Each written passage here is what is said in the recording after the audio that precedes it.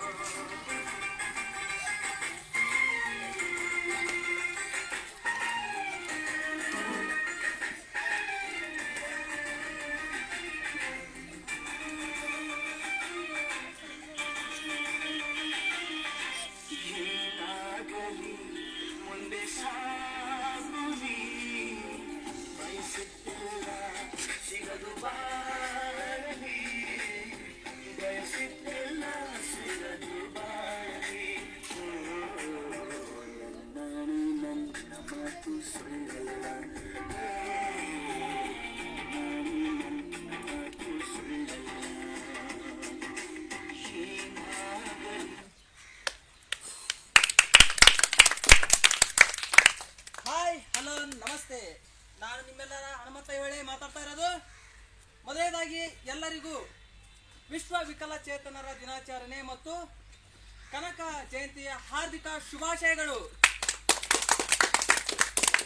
ಸ್ನೇಹಿತರೆ, ಮೊದಲನೇದಾಗಿ ಸಾಧನೆಗೊಂಡು ಸಾಮ್ ನಮ್ಮ ಕಾರ್ಯಕ್ರಮಕ್ಕೆ ನಿಮ್ಗೆಲ್ಲರಿಗೂ ಸ್ವಾಗತ ಸುಸ್ವಾಗತ. ಇಂದಿನ ಕಾರ್ಯಕ್ರಮದ ವಿಶೇಷತೆ ಏನಂದ್ರೆ, ವಿಶೇಷ ಸಾಧಕರನ್ನ ಹುಡುಕಿ ನಿಮ್ಮೆಲ್ಲರಿಗೂ ಪರಿಚಯ ಮಾಡತಕ್ಕಂತ ಒಂದು ಕಾರ್ಯಕ್ರಮವನ್ನು ನಾವು ಮಾಡ್ತಾ ಇದ್ದೇವೆ. ಈ ಕಾರ್ಯಕ್ರಮ ನೋಡಿ ಸ್ಫೂರ್ತಿಗೊಂಡಿರ್ತಕ್ಕಂಥ ಯುವಕರು ಕೂಡ ಮುಂದೆ ಸಾಧನೆಯ ಹಾದಿಯಲ್ಲಿ ಮುನ್ನಡೆದು ದೇಶಕ್ಕೆ ಕೀರ್ತಿ ಪತಾಕೆಯನ್ನ ಹಾರಿಸ್ತಕ್ಕಂಥ ಕೆಲಸ ಮಾಡ್ಬೇಕನ್ನೋದೇ ನಮ್ಮ ಈ ಕಾರ್ಯಕ್ರಮದ ಉದ್ದೇಶ. ಹಾಗಾದ್ರೆ ಇವತ್ತಿನ ಸಾಧಕರು ಯಾರು ಅಂತ ಹೇಳ್ಬಿಟ್ಟು ನೋಡೋಣ. ಈ ಮುಂಚೆ ನಿಮಗೆ ಜಾಹೀರಾತುಗಳಲ್ಲಿ ಆಗಲೇ ತಿಳಿಸಿದ್ದೀವಿ. ನಮ್ಮ ನಿಮ್ಮೆಲ್ಲರ ನೆಚ್ಚಿನ ಭಾರತದ ಪ್ಯಾರಾ ಕಬಡ್ಡಿ ತಂಡದ ನಾಯಕರು, ಸಾಮಾಜಿಕ ಹೋರಾಟಗಾರರು ಹಾಗೂ ವಿಶೇಷ ಸಾಧಕರು. ಇವರಿದ್ದಿರ್ತಕ್ಕಂಥ ಜಾಗ ಸೂಪರು. ಅವರು ಬೇರೆ ಯಾರು ಅಲ್ಲ, ನಮ್ಮ ನಿಮ್ಮೆಲ್ಲರ ನೆಚ್ಚಿನ ಸ್ಟಾರ್ ಕಬಡ್ಡಿ ಆಟಗಾರ ಶ್ರೀ ಶೇಖರ್ ಕಾಕಡಿಕಿ ಸರ್. ಚಪ್ಪಾಳೆ ತಟ್ಟುವ ಮೂಲಕ ಅವರನ್ನು ಸ್ವಾಗತಿಸೋಣ. ಚಪ್ಪಾಳೆ.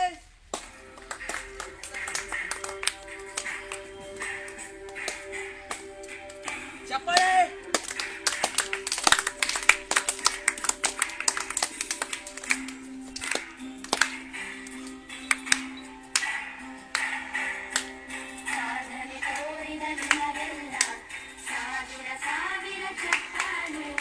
ಸರ್, ಚಪ್ಪಾಳೆ ಬರಲಿ. ಚಪ್ಪಾಳೆ ತಟ್ಟುವ ಮೂಲಕ ಅವರಿಗೆ ನಾವು ಅಭಿನಂದಿಸ್ತಕ್ಕಂಥ ಕೆಲಸ ಮಾಡೋಣ.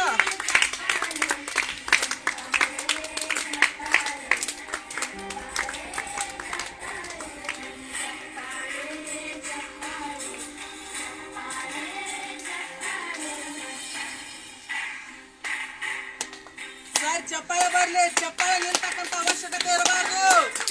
ಚಪ್ಪಾಳೆ ನಿಲ್ಲಕ್ಕೆ ಅವಕಾಶ ಕೊಡಬಾರ್ದು. ಓಕೆ,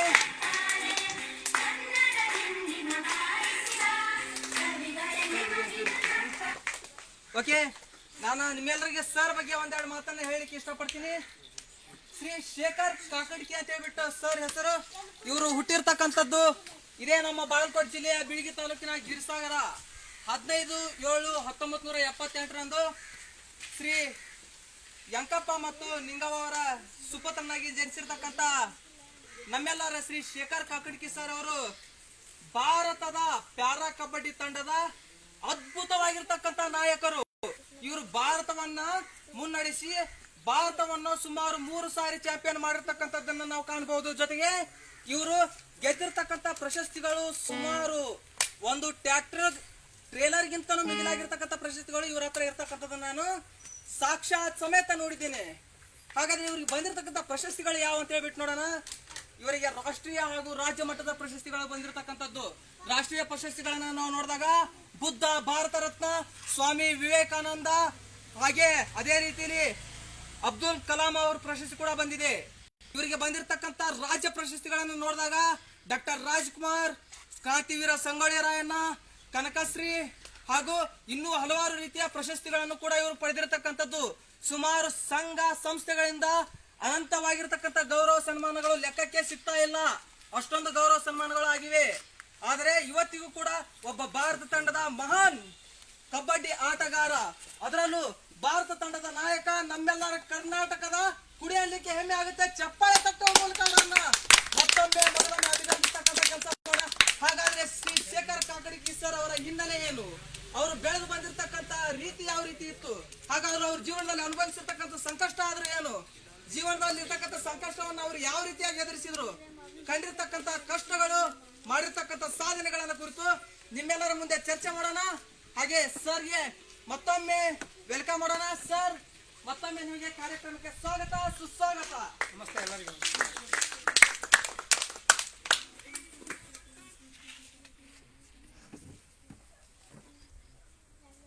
ಸರ್, ಮೊದಲನೇ ಕಾರ್ಯಕ್ರಮಕ್ಕೆ ಮತ್ತೊಮ್ಮೆ ಸ್ವಾಗತ. ನೀವು ನಮ್ಮ ಕಬಡ್ಡಿ ತಂಡದ ಮಹಾನ್ ಆಟಗಾರ ಅಂತಕ್ಕಂಥದ್ದು ನಮ್ಮೆಲ್ಲರ ಹೆಮ್ಮೆ. ಅದರಲ್ಲೂ ಕೂಡ ನಾನು ನಿಮ್ಮ ಸಂದರ್ಶನ ಮಾಡ್ತಕ್ಕಂಥದ್ದು ತುಂಬಾನೇ ಖುಷಿ ಆಗ್ತಕ್ಕಂಥ ಒಂದು ವಿಚಾರ. ನನಗೂ ಕೂಡ ಅದೃಷ್ಟ ಅನ್ಕೊಳ್ತೀನಿ ಸರ್. ಸರ್, ನಿಮ್ಮ ಬಾಲ್ಯವನ್ನು ನಾವು ನೋಡ್ತಾ ಹೋಗೋಣ. ಸರ್, ಬಾಲ್ಯದಲ್ಲಿ ನೀವು ಯಾವ ರೀತಿಯಾಗಿದ್ರಿ ಸರ್? ಏನಾದರೂ ತಂದೆ ತಾಯಿಗಳ ಜೊತೆ ತುಂಟಾಟ, ಆಟ, ಹಾಗೆ ಗೆಳೆಯರ ಜೊತೆ ಯಾವ ರೀತಿಯಾಗಿ ಕಿಡಿಗೇಡಿತನ ಮಾಡ್ತಕ್ಕಂಥದ್ದು ಏನಾದರೂ ಉದಾಹರಣೆ ಇದೆಯಾ ಸರ್? ಸಾಕಷ್ಟು ಉದಾಹರಣೆಗಳಿವೆ. ಹಾಂ ಸರ್. ಬಾಲ್ಯದಂಧೆಯಲ್ಲಿರುವಂಥ ಒಂದು ದಿನಮಾನದಲ್ಲಿ ಆ ಚಿನಿಪನಿ ಆಟ ಹಾಂ ಸರ್. ನಾನು ಅವಾಗ 5-6 ವರ್ಷದ ಬಾಲಕ ಇದ್ದಾಗ ಚಿಂಪನಿ ಆಟ ಆಡ್ತಿದ್ರು. ಹಾಂ ಸರ್. ಸ್ವಲ್ಪ ದೊಡ್ಡ ಇರುವಂಥ ವ್ಯಕ್ತಿಗಳು ಆ ಒಂದು ಚಿಂಪನಿ ಆಟನ ಆಡಕ್ಕೆ ಹೋದಾಗ ಫಸ್ಟ್ ಟೈಮ್ ನಾ ಕಣ್ಣಿಗೆ ಆ ಚಿಂಪನಿ ಆಟ ನನಗೆ ಕೋಲು ಬಿಡಿತಿ. ಮೊದಲ ಆಟದಲ್ಲೇ ನೋವನ್ನು ತಿಂದಿರ್ತಕ್ಕಂಥವ್ರು ಮೊದಲನೇ ವ್ಯಕ್ತಿ ಹಾಂ ಸರ್. ಅವಾಗ ಬಾಲಕ. ಹಾಂ ಸರ್. ಸರ್ ಇನ್ನೊಂದು ನಿಮ್ಮ ಈ ವೈಕಲ್ಯತೆಯನ್ನು ನಾವು ನೋಡ್ತಾ ಇದೀವಿ ಸರ್. ಇದು ಹುಟ್ಟಿದಾಗೇನೋ ವೈಕಲ್ಯತೆ ಇದೆಯೋ ಅಥವಾ ಮಧ್ಯದಲ್ಲಿ ಬಂದಿರತಕ್ಕಂಥದ್ದು? ಮಧ್ಯದಲ್ಲಿ ಬಂದಂಥ ಒಂದು ವೈಕಲ್ಯತೆ. ಯಾವ ರೀತಿಯಾಗಿ ಈ ವೈಕಲ್ಯತೆ ಕಾಣಿಸ್ಕೊಳುತ್ತೆ ಸರ್? ಅವಾಗ ಮಳೆ ಬಂದಾಗ ನನ್ನ ಚಿಕ್ಕ ಬಾಲಕ ಹಾಂ 1ನೇ ತರಗತಿಗೆ ಸ್ಕೂಲಿಗೆ ಹೋಗೋ ಟೈಮ್ದೊಳಗೆ ಮಳೆ ಬಂದಾಗ ಸ್ವಲ್ಪ ಜಾರಿ ಬಿದ್ದು ಕಾಲ ಸ್ವಲ್ಪ ಮಂಡಿಯಾಗಿ ನೋವಾಗಿ ಮನೆಯೊಳಗೆ ತಂದೆ ತಾಯಿ ಗೊತ್ತಾಗ್ಲಕ್ಕ ದವಾಖಾನೆಗೆ ಅಲ್ಲಿ ಹೇಳಿದ್ರು ಗೊತ್ತಾಗಲಿಲ್ಲ. ಕಾಲ ಸ್ವಲ್ಪ ತೊಂದರೆ ಆಗಿತ್ತು. ಅವಾಗ ತಂದೆ ತಾಯಿಗೆ ನೀವು ಎಷ್ಟು ಜನ ಸುಪುತ್ರರು ಸರ್? ಇಬ್ಬರು ಸುಪುತ್ರ. ಒಬ್ಬಕ್ಕೆ ಸುಪುತ್ರ 3 ಜನ. ಸರ್ ಮತ್ತೆ ಹಾಗೆ ಒಂದೊಂದು ಪ್ರಶ್ನೆ ಕೇಳ್ತಾ ಹೋಗ್ತೀನಿ ಸರ್. ನೀವು ಓದಿರ್ತಕ್ಕಂಥದ್ದು ನಿಮ್ಮ ವಿದ್ಯಾಭ್ಯಾಸವನ್ನು ನಾವು ನೋಡಿದಾಗ 10ನೇ ತರಗತಿಯನ್ನು ಓದಿರ್ತಕ್ಕಂಥದ್ದು ಮುಂದೆ ಕಾಲೇಜ್ ಓದೋಕ್ಕೆ ನಿಮ್ಗಿಂದ ಸಾಧ್ಯ ಆಗಲಿಲ್ಲ ಸರ್. ಕಾರಣ ಏನಂತ ಕೇಳ್ಬೋದಾ ಸರ್? ನನ್ನ ತಂದೆ ತಾಯಿ ಕೂಲಿ ಮಾಡ್ಕೊಂಡು ಕೆಲಸ ಮಾಡ್ತಿದ್ರು. ಹಾಂ ಸರ್. ನನ್ನ ತಂದೆ ಇನ್ನೊಬ್ಬರ ಮನೆಯಲ್ಲಿ ಜೀತ ಇಟ್ಕೊಂಡು ನನ್ನ ಸಾರಿಗೆ ಕಳಿಸಿದ್ರು. ಹಾಂ ಸರ್. ಅವರ ಒಂದು ತೊಂದರೆ ಇರೋದ್ರಿಂದ ನನಗೆ ಕಾಲೇಜ್ ಹೋಗೋಕೆ ಆಗಲಿಲ್ಲ. ಹಾಂ ಸರ್. ಮತ್ತು ಇನ್ನೊಂದು ಸರ್, ಇವಾಗ ತಂದೆ ತಾಯಿಗಳ ಜೊತೆ ಒಡನಾಟ ಯಾವ ರೀತಿ ಇತ್ತು ಸರ್ ಬಾಲ್ಯದಲ್ಲಿ ನಿಮ್ಮದು?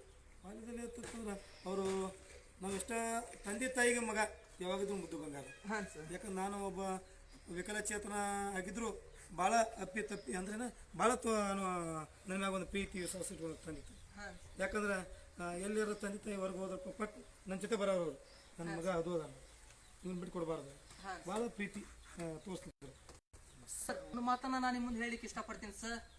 ಎಲ್ಲ ಇರ್ತಕ್ಕಂಥ ಎಷ್ಟೋ ಯುವಕರು ಚಟಾದಿಗಳಿಗೆ ಬಲಿ ಆಗ್ತಾ ಇದಾರ. ಪ್ರೀತಿ ಪ್ರೇಮ ಅಂತಕ್ಕಂಥ ವ್ಯಾಮೋಹಕ್ಕೆ ಬಲಿಯಾಗಿ ತಮ್ಮ ಯೌವನವನ್ನೇ ವೇಸ್ಟ್ ಮಾಡ್ತಾ ಇದಾರ.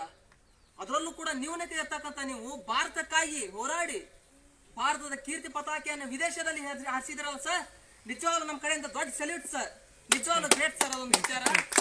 ಅದೇ ರೀತಿ ಸರ್ ನಿಮ್ಮ ಬಾಲ್ಯದಲ್ಲಿ ನಾವು ನೋಡ್ತಾ ಹೋದಾಗ ಸರ್ ಸ್ನೇಹಿತರ ಜೊತೆ ನಿಮ್ಮ ಒಡನಾಟ ಯಾವ ರೀತಿ ಇತ್ತು ಸರ್? ನಿಮ್ಮ ಆಟೋಟಗಳ ಸ್ನೇಹಿತರೊಂದಿಗೆ ಯಾವ ರೀತಿ ಇರ್ತಿದ್ದು ಸರ್? ನನಗೆ ಒಂದೇದು ಜಾತಿ ಭೇದ ಯಾವತ್ತೂ ಇಲ್ಲ. ಹಾಂ ಸರ್. ನನಗೆ ಅದು ಒಂದೇದು ನಿಜ ಸರ್. ಎಲ್ಲರೂ ಇಲ್ಲಿ ಏನಾದಾರಪ್ಪ ಎಲ್ಲರೂ ನಾವು ಒಂದು ಕುಟುಂಬದ ಸದಸ್ಯರಿದ್ದಂಗೆ. ಹಾಂ ಸರ್. ನಾನು ಯಾವತ್ತೂ ನನ್ನ ತಂದೆ ತಾಯಿ ಅಣ್ಣ ತಮ್ಮ ಅಂತೇಳಿ ನಾನು ಯಾವತ್ತೂ ನನ್ನ ಭೇದ ಭಾವ ಮಾಡಿಲ್ಲ. ಬಟ್ ಇಲ್ಲಿ ಇರುವಂಥವ್ರು ಎಲ್ಲರೂ ನನ್ನ ತಂದೆ ತಾಯಿ ಆಮೇಲೆ ನನ್ನ ಅಣ್ಣ ತಮ್ಮರ ಈ ರೀತಿ ಬಂದಂಥ ವ್ಯಕ್ತಿಗಳು. ನಿಜ ಸರ್. ಒಂದು ಜಾತ್ಯತೀತ ಮನೋಭಾವ ಯಾವಾಗ್ಲೂ ಇಲ್ಲ. ವಯಸ್ಸಿನಿಂದಲೇ ನಿಮ್ಮಲ್ಲಿ ಇತ್ತಲ್ಲ ಸರ್. ನಿಜ ಸರ್. ಯಾವುದೇ ರೀತಿಲಿ ಒಬ್ಬ ವ್ಯಕ್ತಿಗೆ ಅಥವಾ ಯಾವುದೇ ಒಂದು ಜೀವಿಯನ್ನ ಕನಿಷ್ಠ ಮಟ್ಟದಲ್ಲಿ ನೋಡ್ತಕ್ಕಂಥ ಒಂದು ಮನೋಭಾವನ ನಾವು ಬಿಡಬೇಕು. ಒಬ್ಬ ವ್ಯಕ್ತಿ ಮತ್ತೊಬ್ಬ ವ್ಯಕ್ತಿಯನ್ನು ಯಾವಾಗ ಗೌರವಿಸೋದನ್ನು ಕಲಿತಾನೋ ಆ ವ್ಯಕ್ತಿ ಅವಾಗಿಂದ ಬೆಳೀತಾ ಹೋಗ್ತಾನ. ನಿಜ ಸರ್ ನಿಮ್ಮ ಮಾತು. ಬಟ್ ಆ ಒಂದು ಸಂಸ್ಕಾರ ನಿಮ್ಗೆ ಚಿಕ್ಕ ವಯಸ್ಸಿನಿಂದ ಇತ್ತಲ್ಲ ಸರ್, ಆ ಸಂಸ್ಕಾರವನ್ನು ಕೊಟ್ಟಿರ್ತಕ್ಕಂಥ ನಿಮ್ಮ ತಂದೆ ತಾಯಿ ಕೂಡ ನಾವು ಒಂದು ಥ್ಯಾಂಕ್ಸ್ ಹೇಳಬೇಕು ಸರ್. ಮತ್ತು ಇನ್ನೊಂದು ಸರ್, ನಿಮ್ಮ ವಿದ್ಯಾಭ್ಯಾಸ ಯಾವ ರೀತಿಯಾಗಿ ಟೀಚರ್ಸ್ ಮತ್ತು ನಿಮ್ಮ ಒಡನಾಟ ಯಾವ ರೀತಿ ಇತ್ತು ಸರ್? ನೀವು ಸ್ಕೂಲಲ್ಲಿ ತುಂಬಾನೇ ವೈಸ್ ಸ್ಟೂಡೆಂಟಾ ಸರ್ ಅಥವಾ? ಸಮಾಜ ಒಂದು ಪುಸ್ತಕ ಭಯಂಕರ ನನ್ನ ಜನರಲ್ ನಾಲೆಜ್ ಭಾರಿ ವೈಸ್ ಅದರಂತೆ ಅಂತ ಈ ರಸಪ್ರಸನ್ನ ಅಂತ ಒಂದು ಕ್ಯೂಸ್ ಕಾರ್ಯಕ್ರಮ ಬರ್ತಿತ್ತು. ಅದ್ರ ಜಾಸ್ತಿ ಸಮಾಜ ವಿಜ್ಞಾನ ಬರ್ತಿತ್ತು. ಅದ್ರ ಬಾಗಲಕೋಟೆ ಜಿಲ್ಲೆ ಇರಲಿಲ್ಲ, ಅಖಂಡ ಬಿಜಾಪುರ ಜಿಲ್ಲೆ ಇತ್ತು.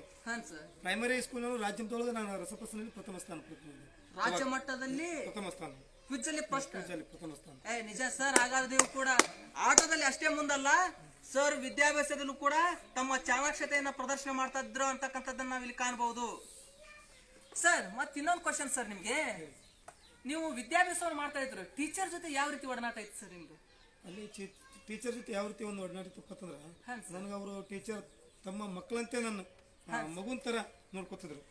ಟೀಚರ್ ನನಗೆ ಯಾವತ್ತೂ ನನ್ನ ಟೀಚರ್ ಅನಿಸಿಲ್ಲ. ಆ ಟೀಚರ್ ನನ್ನ ತಂದೆ ತಾಯಿ ಒಂಥರ ನನಗೆ ತಂದೆ ತಾಯಿ ತರ ಕಾಣಿಸಿದ್ರು. ನಿಜ ಸರ್.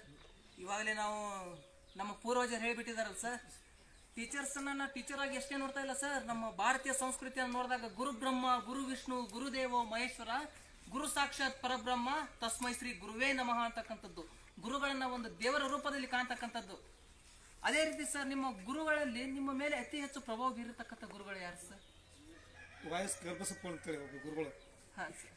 ಇವತ್ತು ನಾನು ಬೇರೆ ಬೇರೆ ದೇಶದೊಳಗೆ ನಾನು ಈ ಭಾರತ ದೇಶದ ಧ್ವಜ ಹಾರಿಸಿರ್ಬೋದು, ಆದ್ರೆ ಒಬ್ಬ ನನ್ನ ಗುರು ಯಾರಪ್ಪ ಇವಾಗ ಟೀ ನಡೆಸುವಂತ ಒಬ್ಬ ಗುರು ಅಂತವ್ರು ಮಾತ್ರ ನನ್ನ ಗುರು. ನಿಜ ಸರ್. ನಿಜವಾಗ್ಲೂ ನಿಮ್ಮಲ್ಲಿ ಇರ್ತಕ್ಕಂಥ ಒಂದು ತಾಳ್ಮೆ, ನಿಮ್ಮಲ್ಲಿ ಇರ್ತಕ್ಕಂಥ ಒಂದು ಧೈರ್ಯ, ನಿಮ್ಮಲ್ಲಿ ಇರ್ತಕ್ಕಂಥ ಛಲ, ನಿಜವಾಗ್ಲೂ ನೀವು ಒಂದು ಸಾಧನೆ ಉನ್ನತ ಮಟ್ಟಕ್ಕೆ ಹೋಗ್ಲಿಕ್ಕೆ ತುಂಬಾನೇ ಸಹಕಾರಿಯಾಗಿರ್ತಕ್ಕಂಥದ್ದು ಸರ್. ಸರ್ ನಾನು ಇನ್ನೊಂದು ಪ್ರಶ್ನೆ ನಿಮ್ಮ ಹತ್ರ ಕೇಳ್ಬೇಕು ಅನ್ಕೊಂಡಿದ್ದೀನಿ ಸರ್. ನಿಮ್ಮಲ್ಲಿ ಒಂದು ವೈಕಲ್ಯತೆ ಅನ್ನೋ ಒಂದು ನ್ಯೂನತೆ ಇತ್ತು ಸರ್, ಬಟ್ ಯಾವತ್ತೂ ಕೂಡ ಇದ್ರ ಬಗ್ಗೆ ನಿಮಗೆ ಬೇಜಾರಾಗಲಿಲ್ಲ ಸರ್? ಅಥವಾ ನಿಮ್ಮ ಫ್ರೆಂಡ್ಸ್, ನಿಮ್ಮ ಸಹಪಾಠಿಗಳು ಯಾವತ್ತಾದ್ರೂ ನಿಮ್ಮನ್ನ ಇದನ್ನ ಕುರಿತು ನಿಮ್ಮ ನ್ಯೂನತೆಯನ್ನ ಹೀಯಾಳಿಸಿ ಮಾತಾಡಿಸಿದ್ದು ಕೂಡ ಉಂಟಾ? ಈ ವೇದಿಕೆ ಬರೋ ಕಾರಣ ವೈಕಲ್ಯತೆ ಒಂದು ಅರ್ಥ ಇರುವುದರಿಂದ ಇವತ್ತು ಈ ವೈಕಲ್ಯತೆ ಕಾರಣ. ನಾನು ಈ ವೈಕಲ್ಯತೆ ಚಾಲೆಂಜ್ ಆಗಿ ನನ್ನ ಒಂದು ಯಾವ ಪುಣ್ಯ ಗೊತ್ತಿಲ್ಲ, ಇವತ್ತೆಲ್ಲ ಇಷ್ಟು ಬೆಲೆ ಬೇಕಪ್ಪ ಅಂದ್ರೆ ಆ ವೈಕಲ್ಯತೆನೇ ಕಾರಣ. ಓ, ಹಾಗಾದ್ರೆ ನೀವು ಹೇಳ್ತಾ ಇರೋದನ್ನ ನ್ಯೂನತೆಯನ್ನ ಚಾಲೆಂಜ್ ಆಗಿ ತಗೊಂಡ್ಬಿಟ್ಟು ಸಾಧನೆ ಮಾಡಿರ್ತಕ್ಕಂಥ ಒಬ್ಬ ಮಹಾನ್ ಸಾಧಕ ನಮ್ಮ ಶ್ರೀ ಶೇಖರ್ ಕಾಕಡ್ಕಿ ಸರ್. ಸರ್ ನೀವು ಚಾಲೆಂಜಿಂಗ್ ತಗೊಳ್ತಾ ಇದ್ರು ಸರ್, ಬಟ್ ಎಲ್ಲ ಒಂದ್ ಕಡೆ ನೋವು ಇರುತ್ತೆ ಸರ್. ಯಾಕಪ್ಪ ನನ್ನನ್ನು ಈ ರೀತಿ ಹೇಳ್ತಾ ಇದ್ದಾರೆ, ನಾನು ಅವ್ರಿಗೆ ಏನ್ ದ್ರೋಹ ಮಾಡಿದೀನಿ ಅಂತಕ್ಕಂಥ ಒಂದು ಮನೋಭಾವ ಇರುತ್ತೆ ಸರ್. ಯಾವತ್ತಾದ್ರೂ ನಿಮ್ಮ ಮನಸ್ಥೈರ್ಯ ಕುಗ್ಗಿದ್ದು ಉಂಟಾ? ಅದು ನನ್ನ ಜೀವನ ಯಾವತ್ತೂ ಮನಸ್ಸು ಕುಗ್ಗಿಲ್ಲ. ಯಾಕಪ್ಪ ಅಂತಂದ್ರೆ ನಾವು ಅವರು ಏನು ಹೇಳಿಸ್ತಾರೆ ಅಂತೇಳಿ ನಾನು ಆ ಪದ ತಿಳ್ಕೊಂಡಿಲ್ಲ. ಬಟ್ ಅವರು ನನ್ನ ಒಂದು ಸಲಹೆ ಹೇಳಿಸೋ ಮುಖಾಂತರ ಒಂದು ಸಲಹೆ ಕೊಡ್ತಾರೆ ಅಂತೇಳಿ ಒಂದು ಗೌರವದಿಂದ ನಾನು ಸ್ವೀಕರಿಸ್ತೀನಿ. ನನ್ನ ತಮ್ಮಂದಿರು, ನನ್ನ ಗೆಳೆಯರು ನನಗೆ ಎಂದೂ ಹೇಳಿಸಿರ್ಬೋದು, ಆದ್ರೆ ನನಗೆ ಮಾತ್ರ ಅಂತಲ್ಲ ಅದೊಂದು ಸಲಹೆ. ನಿಜವಾಗ್ಲೂ ಒಂದು ಮಾತನ್ನ ಹೇಳಿಕ್ಕೆ ಇಷ್ಟಪಡ್ತೀನಿ ಸ್ನೇಹಿತರೆ. ಒಬ್ಬ ವ್ಯಕ್ತಿ ನಮ್ಮನ್ನ ಹೀಯಾಳಿಸ್ತಾ ಇದ್ದಾನ, ನಮ್ಮ ತಪ್ಪನ್ನ ಪದೇ ಪದೇ ಎತ್ತಿ ತೋರಿಸ್ತಾ ಇದ್ದಾನ, ನಮ್ಮ ಎಲ್ಲಾ ಎಡರು ತೊಡರುಗಳನ್ನ ಎತ್ತಿ ನಮ್ಮನ್ನ ಅವಮಾನ ಮಾಡ್ತಕ್ಕಂಥ ಒಂದು ಪ್ರಯತ್ನ ಮಾಡ್ತಾ ಇದ್ದಾನ. ಬಟ್ ಜೀವನದಲ್ಲಿ ಆಗಿರ್ತಕ್ಕಂಥದ್ದು ಸರ್ ಕೂಡ ಇವೆಲ್ಲವುಗಳನ್ನ ಕಂಡಿದಾರ. ಅವರ ಜೀವನದಲ್ಲಿ ಆಗಿರ್ತಕ್ಕಂತಹ ಎಲ್ಲಾ ಅವಮಾನಗಳನ್ನ ಸ್ವೀಕಾರ ಮಾಡಿದ್ರು. ಆ ಸ್ವೀಕಾರ ಮಾಡಿರ್ತಕ್ಕಂಥ ಅವಮಾನಗಳನ್ನ, ಅವ್ರು ಮಾಡಿರ್ತಕ್ಕಂಥ ಎಲ್ಲೋ ಸಣ್ಣ ಪುಟ್ಟ ತಪ್ಪುಗಳನ್ನ ಎತ್ತಿ ತೋರಿಸಿ ಅವಮಾನ ಮಾಡಿರ್ತಕ್ಕಂಥವ್ರನ್ನ ಆ ಸಣ್ಣ ತಪ್ಪುಗಳನ್ನ ಪಾಠವಾಗಿ ತಗೊಂಡು ಅದೇ ಪಾಠಗಳನ್ನ, ಅವರ ಅವಮಾನಗಳನ್ನ ಮೆಟ್ಟಿಲುಗಳನ್ನ ಆಗಿಸ್ಕೊಂಡು ಇವತ್ತು ಸಾಧನೆ ಶಿಖರ ಏರ್ ನಿಂತಿದಾರ ನಮ್ಮ ಶ್ರೀ ಶೇಖರ್ ಕಾಕಡ್ಕಿ ಸರ್. ಸರ್ ಮತ್ತೆ ನೆಕ್ಸ್ಟ್ ಇನ್ನೊಂದು ಸರಿ ಅವ್ರು ಹೀಯಾಳಿಸ್ತಾ ಇದ್ರಲ್ಲ ಸರ್, ನಿಮ್ಗೆ ಅವ್ರು ಪಾಠವಾಗಿ ತಗೊಳ್ತಿದ್ನಿ ಅಂತ ಹೇಳ್ತಿದ್ರು ಸರಿ. ಬಟ್ ತಾಳ್ಮೆಗೂ ಒಂದು ಮಿತಿ ಇರುತ್ತೆ ಸರ್. ಯಾವತ್ತಾದ್ರೂ ನಿಮ್ಮ ತಾಳ್ಮೆಯ ಮಿತಿ ಮೀರಿದ್ದುಂಟಾ?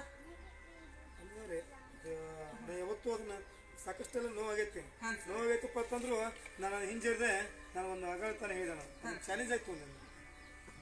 ಆ ಟೈಮ್ನ ನಿಮ್ಮ ಮನಸ್ಥಿತಿ ಒಳಗೆ ಸಾಕಷ್ಟು ನೋವು, ನಾವು ನೋವು ಇನ್ನೊಬ್ಬರ ಬಗ್ಗೆ ನಾನು ಸಮಾಜದೊಳಗೆ ನಾನು ಅವ್ರ ಬಗ್ಗೆ ಒಂದು ಆರೋಪ ಎಂದೂ ಮಾಡಲ್ಲ. ನಾನು ಅವತ್ತಾನೆ ಹೇಳಿದೆ, ಅವರು ನಾನು ಇತಿಹಾಸ ಈ ಮಟ್ಟಿಗೆ ನಾ ಬರತ್ತಿದ್ದೇ ಇಲ್ಲ. ಹಾಗಾದ್ರೆ ನಿಮ್ಮ ಕುತಂತ್ರಿ ಸ್ನೇಹಿತರ ಬಗ್ಗೆ ಹೇಳೋದಾದ್ರೆ ಏನ್ ಹೇಳಲಿಕ್ಕೆ ಇಷ್ಟಪಡ್ತೀರಿ ಸರ್? ಅವರೆಲ್ಲರೂ ನಮ್ಮ ಅಣ್ಣ ತಮ್ಮದಲ್ಲ, ಒಂದ್ ರೀತಿಲಿ ಸ್ನೇಹಿತರು. ನಾನು ಅವಾಗತ್ತೆ ಹೇಳಿದೆ, ನನಗೆ ಜಾತಿ ಇಲ್ಲ, ಎಲ್ಲರೂ ಒಂದೇ ತಾಯಿ ಮಕ್ಕಳು. ಯಾಕಂದ್ರೆ ನಾನು ಇರೋದು ಭಾರತ ತಂಡದ ಒಂದು ವಿಶೇಷ ಚೇತನ ತಂಡದ ನಾಯಕ. ನನಗೆಲ್ಲರೂ ಬೇಕು.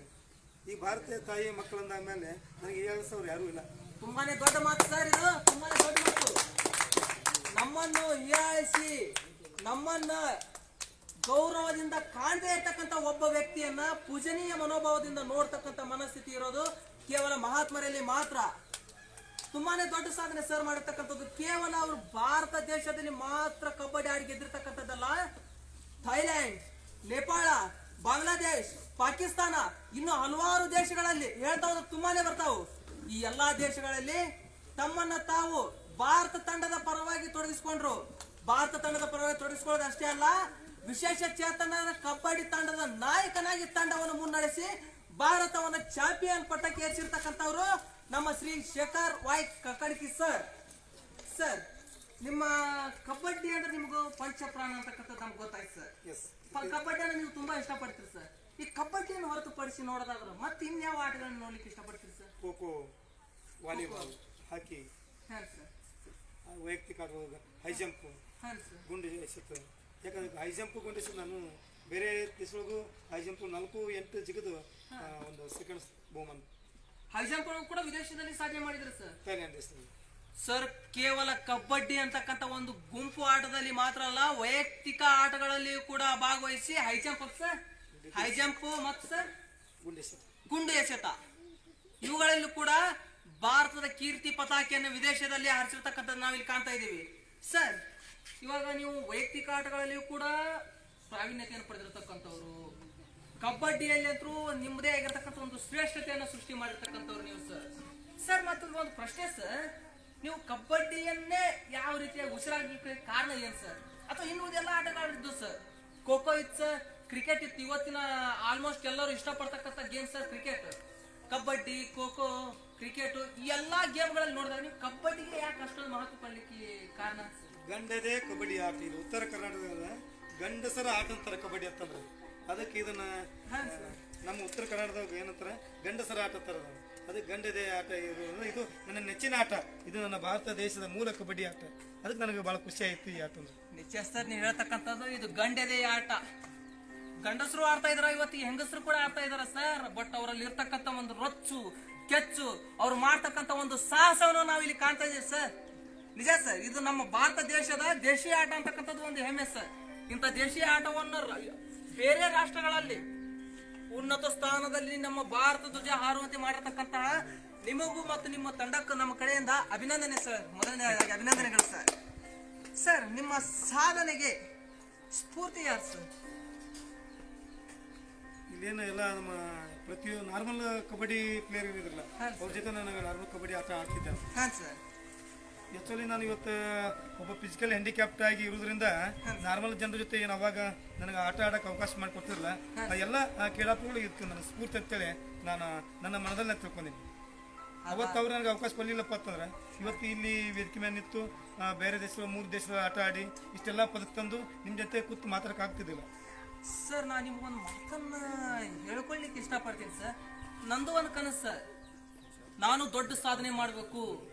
ಸಾಧಕರ ಸಾಲಿನಲ್ಲಿ ನಂದು ಕೂಡ ಒಂದು ಭಾವಚಿತ್ರ ಇರಬೇಕು. ನೋಡಿರ್ತಕ್ಕಂಥ ಪ್ರತಿಯೊಬ್ರು ಕೂಡ ಇವನು ಒಬ್ಬ ಸಾಧಕ ಅಂತಕ್ಕಂಥದ್ದನ್ನ ನಾನು ಗುರುತಿಸ್ತಕ್ಕಂಥ ಒಂದು ಪ್ರಯತ್ನ ಮಾಡಬೇಕು. ಪ್ರತಿಯೊಂದು ಕೂಡ ಕನಸು ಸರ್ ನಂದು.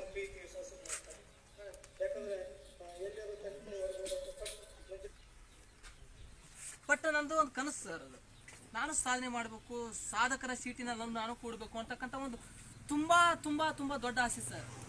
ಆದ್ರೂ ಕೂಡ ಈ ಎಲ್ಲ ಪ್ರಶಸ್ತಿಗಳನ್ನ ನೋಡಿದ ತಕ್ಷಣ ನಾವು ತಂದಿರ್ತಿರ್ತಕ್ಕಂಥ ಕೇವಲ ಪ್ರಶಸ್ತಿಗಳು ಸರ್, ಕೆಲವು ಪ್ರಶಸ್ತಿಗಳು ಸರ್ ನಾವು ಇಲ್ಲಿ ತಂದಿಟ್ಟಿರ್ತಕ್ಕಂಥದ್ದು. ಬಟ್ ಒಂದು ಟ್ರ್ಯಾಕ್ಟರ್ಗಿಂತನೂ ಮಿಗಿಲಾಗಿರ್ತಕ್ಕಂಥ ಪ್ರಶಸ್ತಿಗಳು ನಿಮ್ಮಲ್ಲಿ ಇದಾವೆ ಸರ್. ಒಂದು ಟ್ರ್ಯಾಕ್ಟರ್ನು ಮಿಗಿಲಾಗಿರ್ತಕ್ಕಂಥ ಪ್ರಶಸ್ತಿಗಳು. ಬಟ್ ಅಷ್ಟೆಲ್ಲ ಸಾಧನೆ ಮಾಡಿರ್ತಕ್ಕಂಥವ್ರು ನೀವು ಇವತ್ತಿಗೂ ಕೂಡ ವಿನಯತೆ ವಿನಮ್ರತೆಯಿಂದ ನಡೀತಾ ಇದ್ರಲ್ಲ ಸರ್, ಈ ಸಂಸ್ಕಾರ ಹೇಗೆ ಸಾಧ್ಯ? ಇದೆಲ್ಲ ನಮ್ಮ ಪೂರ್ವ ಒಂದು ತಂದೆ ತಾಯಿ ಒಂದು ಪುಣ್ಯ. ಹಾಂ ಸರ್. ಅವ್ರು ಹಾಕಿ ಕೊಟ್ಟದ ದಾರಿ ಒಳಗೆ ನಾವು ಸಾಗಿದಂಥ ಒಬ್ಬ ವ್ಯಕ್ತಿ. ಅಂತೂ ಇದರ ಕೌಟುಂಬಿಕ ಹಿನ್ನೆಲೆ ಇದೆ ಅಂದಂಗಾಯ್ತು ಸರ್. ಸರ್, ಇನ್ನೊಂದು ನಾ ಕೇಳಲ್ಪಟ್ಟಿನಿ ಸರ್, ನೀವು ಚಿಕ್ಕ ವಯಸ್ಸಿನಲ್ಲೇ ಕುಟುಂಬದಿಂದ ದೂರ ಆಗ್ಬೇಕಾಗಿರ್ತಕ್ಕಂಥ ಸಂದರ್ಭ ಬಂತು ಅಂತೇಳಿ ಕೇಳಲ್ಪಟ್ಟೆ ಸರ್. ಚಿಕ್ಕ ವಯಸ್ಸಿನಲ್ಲೇ ಕುಟುಂಬವನ್ನು ತೊರೆದ್ರಿ, ಕಾರಣ ಏನ್ ಸರ್? ನಾನು 5, 6ನೇ ತರಗತಿ ಇರಕ್ಕೆ ಮನೆ ಬಿಟ್ಟು ಹೊರಗಡೆ ಬಂದೆ. ನಿಜ ಸರ್, ಬಟ್ ತುಂಬಾ ಚಿಕ್ಕ ವಯಸ್ಸು ಸರ್ ಅದು. ಇನ್ನು 10, 11 ವರ್ಷ ಅನ್ಕೊಳ್ತೀನಿ ಸರ್ ಅದು. ಯಾಕಂದ್ರೆ ಆ ವಯಸ್ಸಿನಲ್ಲಿ ನಮ್ಗೆ ಇನ್ನೂ ಯಾವುದೇ ರೀತಿಲಿ ಬುದ್ಧಿ ಇರಲ್ಲ ಸರ್. ಜಗತ್ತನ್ನು ತಿಳ್ಕೊಳ್ತಕ್ಕಂಥ ಒಂದು ಇದನ್ನು ಇರಲ್ಲ ಸರ್ ನಮಗೂ. ಆದ್ರೂ ಕೂಡ 5 ಮತ್ತು 6ನೇ ಇರ್ಬೇಕಾದ್ರೆ ನೀವು ಮನೆಯನ್ನ ಬಿಟ್ಟು ಬಂದ್ರಲ್ಲ ಸರ್, ತುಂಬಾ ಕಷ್ಟ ಆಗಿರ್ಬೋದಲ್ಲ ಸರ್ ನಿಮ್ಗೆ? ಕಷ್ಟ ಅಂತೂ ತುಂಬಾ ಕಷ್ಟ ಆಯ್ತು.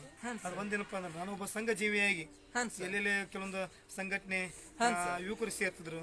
ಆಮೇಲೆ ಜನರಲ್ಲಿ ಜಾಗೃತಿ ಮೂಡಿಸೋ ಸಲ ಬೀದಿ ನಾಟಕ, ಗ್ರಾಮ ಪಂಚಾಯತ್ ಕೆಲವೊಂದು ನಾಟಕ ಆಡ್ತಾರೆ. ಅಂತ ಕಾರ್ಯಕ್ರಮ ಎಲ್ಲಿ ಇರ್ತದೆ ನಾನು ಹೋಗ್ತಿದ್ದೆ. ಅಂತ ಕಾರ್ಯಕ್ರಮ ಭಾಗಿಯಾಗೋದ್ರಿಂದ ಅವ್ರ ಜೊತೆನೇ ಹೋಗ್ತಿದ್ದೆ ನಾನು. ಮನೆ ತಂದೆ ತಾಯಿ ಇಂಥಲ್ಲೆಲ್ಲ ಯಾಕಡೆ ಹೇಳ್ತೀವಿ ಹೋಗ್ಬಾರ್ದು ಅಂತೇಳಿ ಸ್ವಲ್ಪ ಬೈತಿದ್ರು. ಒಂದ್ ರೀತಿಲಿ ನಾವು ನೋಡೋದಾದ್ರ ತಂದೆ ತಾಯಿಗಳ ಅತಿಯಾಗಿರ್ತಕ್ಕಂಥ ಒಂದು ಪ್ರೀತಿನೇ ನಿಮಗೆ ಬಂಧವಾಗಿತ್ತು ಅನ್ಕೊಳ್ತೀನಿ. ಅದೇ ನಿಮ್ಮನ್ನು ಬಂಧಿಸ್ತಿತ್ತು. ಯಾಕೆ ನಾನು ಒಬ್ಬ ಅದು ಇದ್ದಲ್ಲ, ಒಬ್ಬ ನನ್ನ ಮಗ ಮೊದಲ ಒಂದು ಅದು ಸಲಾಗಿ ಅವನು ಇದು ಆಭರಣ ಸಲಾಗಿ ಅವ್ರು ನನ್ನ ಬಗ್ಗೆ ಒಂದು ಪ್ರೀತಿ ಒಂದು ವಿಶ್ವಾಸ ಇಟ್ಕೊಂಡು ಸ್ವಲ್ಪ ಹೊರಗೆ ಬಿಡ್ತಿದ್ದಿಲ್ಲ. ನನಗೆ ಅದು ಯಾಕೆ ಆಗಿ ಬರ್ಲಿಲ್ಲ. ಬಟ್ ನಾ ಇಂಥವೆಲ್ಲ ಕಾರ್ಯಕ್ರಮ ಬಂದ್ರೆ ಆಮೇಲೆ ಇಂಥ ಜನಜಾಗೃತಿ ಸಲುವಾಗಿ ಬೀದಿ ನಾಟಕ ಕಾರ್ಯಕ್ರಮ ಬಂದ್ರೆ ಅವ್ರ ಜೊತೆ ನಾನು ನೋಡಕ್ ಹೋಗ್ತಿದ್ದೀನಿ. ಯಾವುದೇ ಕಾರ್ಯಕ್ರಮ ನಡೆದ್ರು ಕೂಡ ನಿಮ್ಗೂ ಎಲ್ಲೇ ಇಲ್ದೇ ಇರ್ತಕ್ಕಂಥ ಒಂದು ಉತ್ಸಾಹ ಬರ್ತಿತ್ತು ಸರ್. ನಮ್ಗೆ ಇನ್ನೊಂದು ಪ್ರಶ್ನೆ ಸರ್, ಚಿಕ್ಕ ವಯಸ್ಸಿನಲ್ಲೇ ಮನೆ ಬಿಟ್ಟು ಹೊರಗಡೆ ಬಂದ್ಬಿಟ್ಟ ತಕ್ಷಣ ಅಲ್ಲಿ ನಿಮಗೆ ನಿಮ್ದೇ ಆಗಿರ್ತಕ್ಕಂಥ ಸಮಸ್ಯೆಗಳು ಹುಡ್ಕೊಳ್ತಾ ಹೋಗ್ತಾವ ಸರ್. ಬಟ್ ಎಲ್ಲಾ ರೀತಿಯ ಸಮಸ್ಯೆಗಳನ್ನ ಚಿಕ್ಕ ವಯಸ್ಸಿನಲ್ಲೇ ಎದುರಿಸಲಿಕ್ಕೆ ಹೇಗೆ ಸಾಧ್ಯ ಆಗಿದೆ ಸರ್ ನಿಮ್ಗೆ? ವಯಸ್ಸು ಕಲ್ಪಿಸ್ಕೊಳ್ತಾಳೆ ಅಗಳ್ತಾನೆ ಹೇಳಿದ್ದೇನೆ. ಅವರೊಬ್ಬರು ಪಿ ಟೀಚರ್. ಹಾಂ ಸರ್. ಬಟ್ ಅವ್ರಿಗೆ ಇನ್ನು ಅವರು ಸಾಕಷ್ಟು ಬಡವರು. ಬಟ್ ಅವ್ರ ಕೈಯೊಳಗೆ ಸಾಕಷ್ಟು ಇವತ್ತು ಕ್ರೀಡಾಪಟುಗಳು ರಾಜ್ಯ ಮಟ್ಟ ಮತ್ತು ಜಿಲ್ಲಾ ಮಟ್ಟದೊಳಗೆ ಸಾಕಷ್ಟು ಸಾಧನೆ ಮಾಡ್ಯಾರ. ಬಟ್ ಅವರ ಒಂದು ಕಬಡ್ಡಿ ಕ್ರೀಡೆಯೊಳಗೆ ನನಗೇನೋ ಸಲಹೆ ಸೂಚನೆ ಕೊಡ್ತಿಲ್ಲ. ಅವರ ಸಲಹೆ ಸೂಚನೆ ತಗೊಂಡು ಅವರ ಒಂದು ಮಾರ್ಗದರ್ಶನ ಪಡ್ಕೊಂಡು ಇವತ್ತು ನಾನು ಇಷ್ಟೆಲ್ಲ ಸಾಧನೆ ಮಾಡೋಕ್ಕೆ ಕಾರಣ ಆಯಿತು. ಅವರೆಲ್ಲ ನನಗೆ ಹೆಲ್ಪ್ ಮಾಡಿದ್ರು ಆ ಟೈಮ್ದಲ್ಲಿ. ಅದೇ ಸರ್, ನಾ ಕೇಳಪಟ್ಟಿದ್ದೀವಿ ಸರ್, ಅವಾಗಲೇ ಹೇಳ್ತಾ ಇರ್ತಾರ ಮುಂದೆ ಒಂದು ಗುರಿ ಇರಬೇಕು, ಹಿಂದೆ ಗುರು ಇದ್ದೇ ಇರ್ತಾನೆ. ಅಥವಾ ಏಕಲವ್ಯ ಗುರುಗಳನ್ನ ಸ್ಮರಣೆ ಮಾಡ್ತಾ ಮಾಡ್ತಾ ತನ್ನದೇ ಆಗಿರ್ತಕ್ಕಂಥ ಗುರಿ ತಲುಪಿರ್ತಕ್ಕಂಥದ್ದು ನಾವು ಇಲ್ಲಿ ಕಾಣ್ತಾ ಇದ್ದೀವಿ. ಬಟ್ ನಿಮಗೂ ಕೂಡ ಗುರುಗಳ ಸಹಕಾರ ತುಂಬಾನೇ ಇತ್ತು ಅಂತಕ್ಕಂಥದ್ದು ಗೊತ್ತಾಯ್ತು ಸರ್. ಬಟ್ ಆ ಗುರುಗಳೇ ನಿಮ್ಮ ಉನ್ನತ ಸಾಧನೆಗೆ ಕಾರಣೀಕರ್ತರು ಅಂತಕ್ಕಂಥದ್ದು ನಾವು ಮರೆಯಲಿಕ್ಕೆ ಸಾಧ್ಯ ಇಲ್ಲ ಸರ್. ಸರ್, ನಿಮ್ಮ ಆತ್ಮೀಯ ಸ್ನೇಹಿತರ ಬಗ್ಗೆ ನಾವು ತಿಳ್ಕೊಳ್ಳಿಕ್ಕೆ ಇಷ್ಟಪಡ್ತೀನಿ ಸರ್. ನಿಮ್ಮ ಆತ್ಮೀಯ ಸ್ನೇಹಿತರು ನಿಮ್ಮ ಸಂಕಷ್ಟದ ಪರಿಸ್ಥಿತಿಯಲ್ಲಿ ಯಾವ ರೀತಿಯಾಗಿ ಸಹಾಯಕರಾದ್ರು ಸರ್? ಸಾಕಷ್ಟು ನನ್ನ ಆತ್ಮೀಯ ಸ್ನೇಹಿತರು ಇದ್ದಾರೆ. ಹಾಂ ಸರ್. ಬಟ್ ನಾನೊಂದು ಇಂಥ ಒಂದು ಸಾಧನೆ ಒಳಗೆ ಹೋಗ್ಬೇಕಪ್ಪ ಅಂತಂದ್ರೆ ಕೆಲವೊಂದು ರೀತಿ ಆಯ್ತು ಹೆಲ್ಪ್ ಮಾಡ್ತೀನಿ ಸಾಕಷ್ಟು ಜನ ಹೇಳಿದರು. ಬಟ್ ಏನೋ ಒಂದು ಅವಕಾಶ ಸಿಕ್ಕಾಗ ರಾಜ್ಯ ಮಟ್ಟದಾಗಲಿ ರಾಷ್ಟ್ರ ಮಟ್ಟದಾಗಲಿ ಇಂಥವು ಫಸ್ಟ್ ನಾನು 2004ನೇ ಒಳಗೆ ಹೋಗೋ ಟೈಮ್ದಾಗ ನನಗೆ ಒಂದು ನೋವು ಏನಪ್ಪ ಅಂದ್ರೆ ಯಾರು ಸ್ನೇಹಿತರು ಹೆಲ್ಪ್ ಮಾಡಲಿಲ್ಲ. ಅದು ಒಂದು ಖುಷಿ ಏನಪ್ಪ ಅಂದ್ರೆ ನಾನಾ ಬಡವ ಇರೋದ್ರಿಂದ ನನ್ನ ಸ್ನೇಹಿತರು ಕಷ್ಟ ಕಾಲ ಹೋಗಿದ್ರಲ್ಲ ಅಥವಾ ನಾನು ಯಾರನ್ನೂ ಸಾಹಸ ಕೇಳಿಲ್ಲ. ಆದ್ರೂ ನಾನು ಎದೆಗೊಂದಿದೆ. ಅವತ್ತೇ ದಿನಮಾನದೊಳಗೆ ಇವಾಗ ವಿಧಾನ ಪರಿಷತ್ ವಿರೋಧ ಪಕ್ಷ ನಾಯಕರಿದ್ದಾರೆ ಎಸ್ ಎಲ್ ಪಾಟೀಲ್ ಅವ್ರ ಹೊಲಕ್ಕೆ ನಾನು ಕೆಲಸಕ್ಕೆ ಹೋಗ್ತಿದ್ದೆ. ಅವಾಗ 2 ರೂಪಾಯಿ 3 ರೂಪಾಯಿ ಕೂಲಿ ಕೆಲಸ ಮಾಡ್ಕೊಂಡು ಅವ್ರ ಹೊಲಕ್ಕೆ ಕೆಲಸ ಮಾಡ್ತಿದ್ದೆ ನಿಜ ಸರ್, ನೀವು ಹೇಳ್ತಾ ಇರ್ತ ಚಿಕ್ಕ ವಯಸ್ಸಿನಲ್ಲಿ. ನಿಜ ಸರ್, ನೀವು ಹೇಳ್ತಾ ಇರ್ತಕ್ಕಂಥದ್ದನ್ನ ಕೇಳಿದ್ರೆ ಕಣ್ಣಲ್ಲೇ ನೀರು ಬರ್ತಾ ಇದಾವೆ ಸರ್. ತುಂಬಾನೇ ಬೇಜಾರಾಗ್ತಾ ಇದೆ ಸರ್ ನೀವು ಕೇಳ್ತಾ ಇದ್ರೆ. ತುಂಬಾನೇ ಚಿಕ್ಕ ವಯಸ್ಸು ಅಂತಕ್ಕಂಥದ್ದು ಒಂದು ಕಡೆ ಆದ್ರೆ ತುಂಬಾನೇ ಒತ್ತಡ ಅಂತಕ್ಕಂಥದ್ದು ಮತ್ತೊಂದು ಕಡೆ.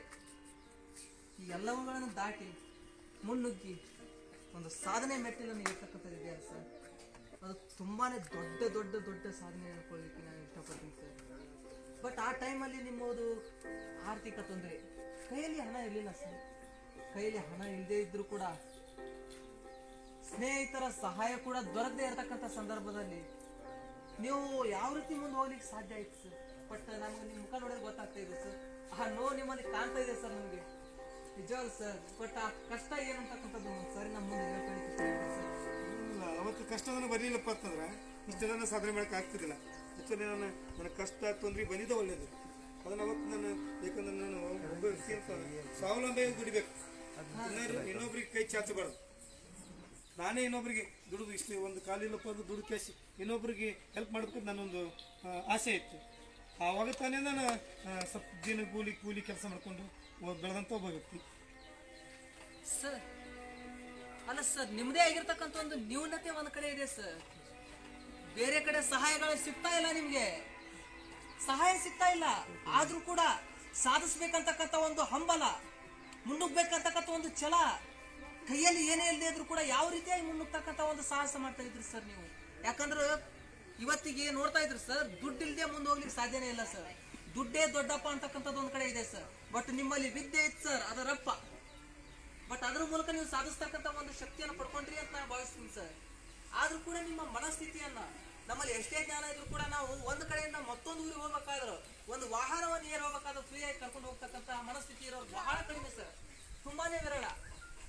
ಆದ್ರೂ ಕೂಡ ನೀವು ಒಂದು ದೇಶಕ್ಕೆ ಹೋಗ್ಬೇಕಾದ್ರು ಅಂತ ಆರ್ಥಿಕ ತೊಂದರೆ ಇದ್ರು ಕೂಡ ಯಾವ ರೀತಿ ಸಾಧ್ಯ ಆಯ್ತು ಸರ್ ಇದು?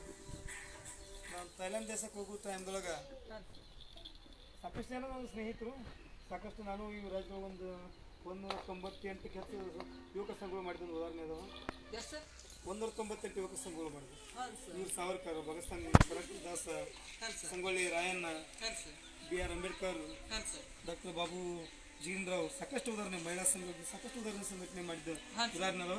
ಆ ಟೈಮ್ದಾಗ ನನಗೆ ಸ್ವಲ್ಪ ಹೆಲ್ಪ್ ಮಾಡ್ಬೇಕಾಗಿತ್ತು. ಯಾಕೆ ಟೈಮ್ ಹೆಲ್ಪ್ ಮಾಡಿ ಗೊತ್ತಾಗಲಿಲ್ಲ.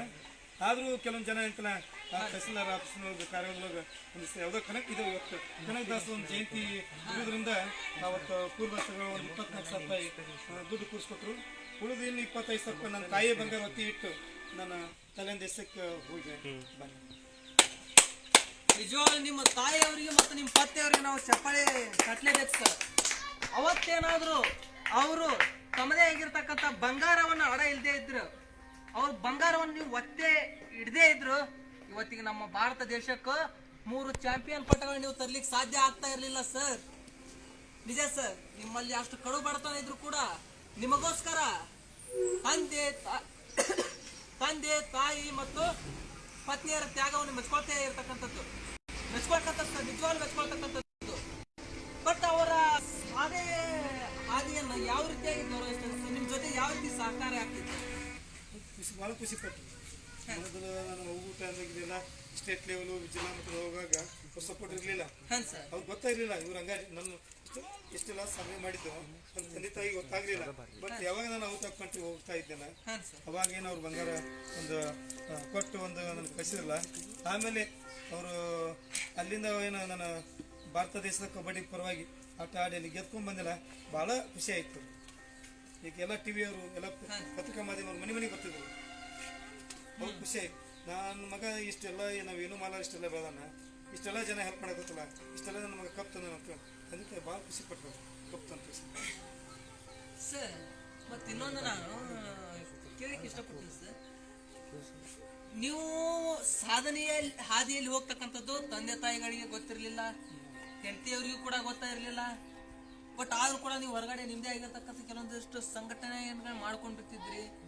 ಅದೇ ರೀತಿಯಲ್ಲಿ ನಿಮ್ಮದೇ ಆಗಿರ್ತಕ್ಕಂಥ ಒಂದು ಸಾಧನೆಯ ಹಾದಿಯಲ್ಲಿ ಹೋಗ್ತಾ ಇದ್ರಿ. ಈ ರೀತಿ ಮುಂದೆ ಹೋಗ್ತಾ ಹೋಗ್ತಾ ಹೋಗ್ತಾ ಹೋಗ್ತಾ ಎಲ್ಲೋ ಒಂದ್ ಕಡೆ ಕುಟುಂಬನ ಮಿಸ್ ಮಾಡ್ಕೊಂಡೆ ಅಂತ ಹೇಳಿ ಫೀಲ್ ಇದೆ ಸರ್. ಸಹಜ ಒಪ್ಕೋತ ನಾವು ಸಾಧನೆ ಮಾಡಬೇಕು, ಒಂದು ಅನಿವಾರ್ಯ ತೊಂದರೆಗಳು ಇರುತ್ತೆ. ಬಟ್ ಸ್ವಲ್ಪ ದೂರ ಮಿಸ್ ಆಗಿತ್ತು. ಆದ್ರೆ ಇವಾಗ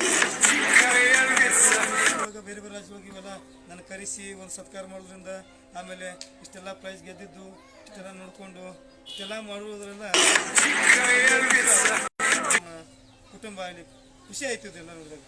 ನಾವೇನು ಇವ್ರು ಹೆಲ್ಪ್ ಮಾಡಲಾರ್ದ ಇಷ್ಟೆಲ್ಲ ಬೆಳೆದ್ರಲ್ಲ, ನಾನು ಇವ್ರಿಗೆ ಸಾಥ್ ಕೊಟ್ಟಿದ್ದು ಇನ್ನೂ ಏನು ಸಾಧನೆ ಮಾಡ್ಬೋದಿತ್ತಲ್ಲ ಅಂತೇಳಿ ಅವ್ರು ಖುಷಿಯಾಗಿ ಇವಾಗ ನಮ್ಮ ಜೊತೆನೇ ಖುಷಿಯಾಗಿ ಕೆಲಸ ಮಾಡ್ತಾರೆ. ನಾ ಏನೇ ಕೆಲಸ ಇದ್ರಿ ಇನ್ನು ತಗೋಲ್ಲ ಸಪೋರ್ಟ್ ಕೊಡ್ತಾರೆ. ಸರ್ ನೀವು ಆಟೋಟಗಳನ್ನು ಮಾತ್ರ ಅಲ್ಲ, ಆಟೋಟಗಳ ಜೊತೆಗೆ ನೀವು ನಿಮ್ಮದೇ ಆಗಿರ್ತಕ್ಕಂಥ ರಾಜಕೀಯ ಜೀವನಕ್ಕೂ ಕೂಡ ನೀವು ಕಾಲಿಟ್ರಿ. ಬಟ್ ನಿಮ್ಮ ರಾಜಕೀಯ ಜೀವನ ಯಾವ ರೀತಿಯಾಗಿ ಆರಂಭವಾಯ್ತು ಸರ್? ನಾವು ಸಾಕಷ್ಟು ಅಂಗವಿಕಲರು ಮತ್ತು ಅನಾಥ ಮಕ್ಕಳನ್ನ ಬಡವ್ರ ಬಗ್ಗೆ ಯಾವಾಗಿದ್ರು ನಾವು ಸಂಘಟನೆ ಮುಖಾಂತರ ನಾನು ಸ್ವಲ್ಪ ಸಾಧ್ಯಷ್ಟು ನಾನು ಹೆಲ್ಪ್ ಮಾಡ್ತೀನಿ.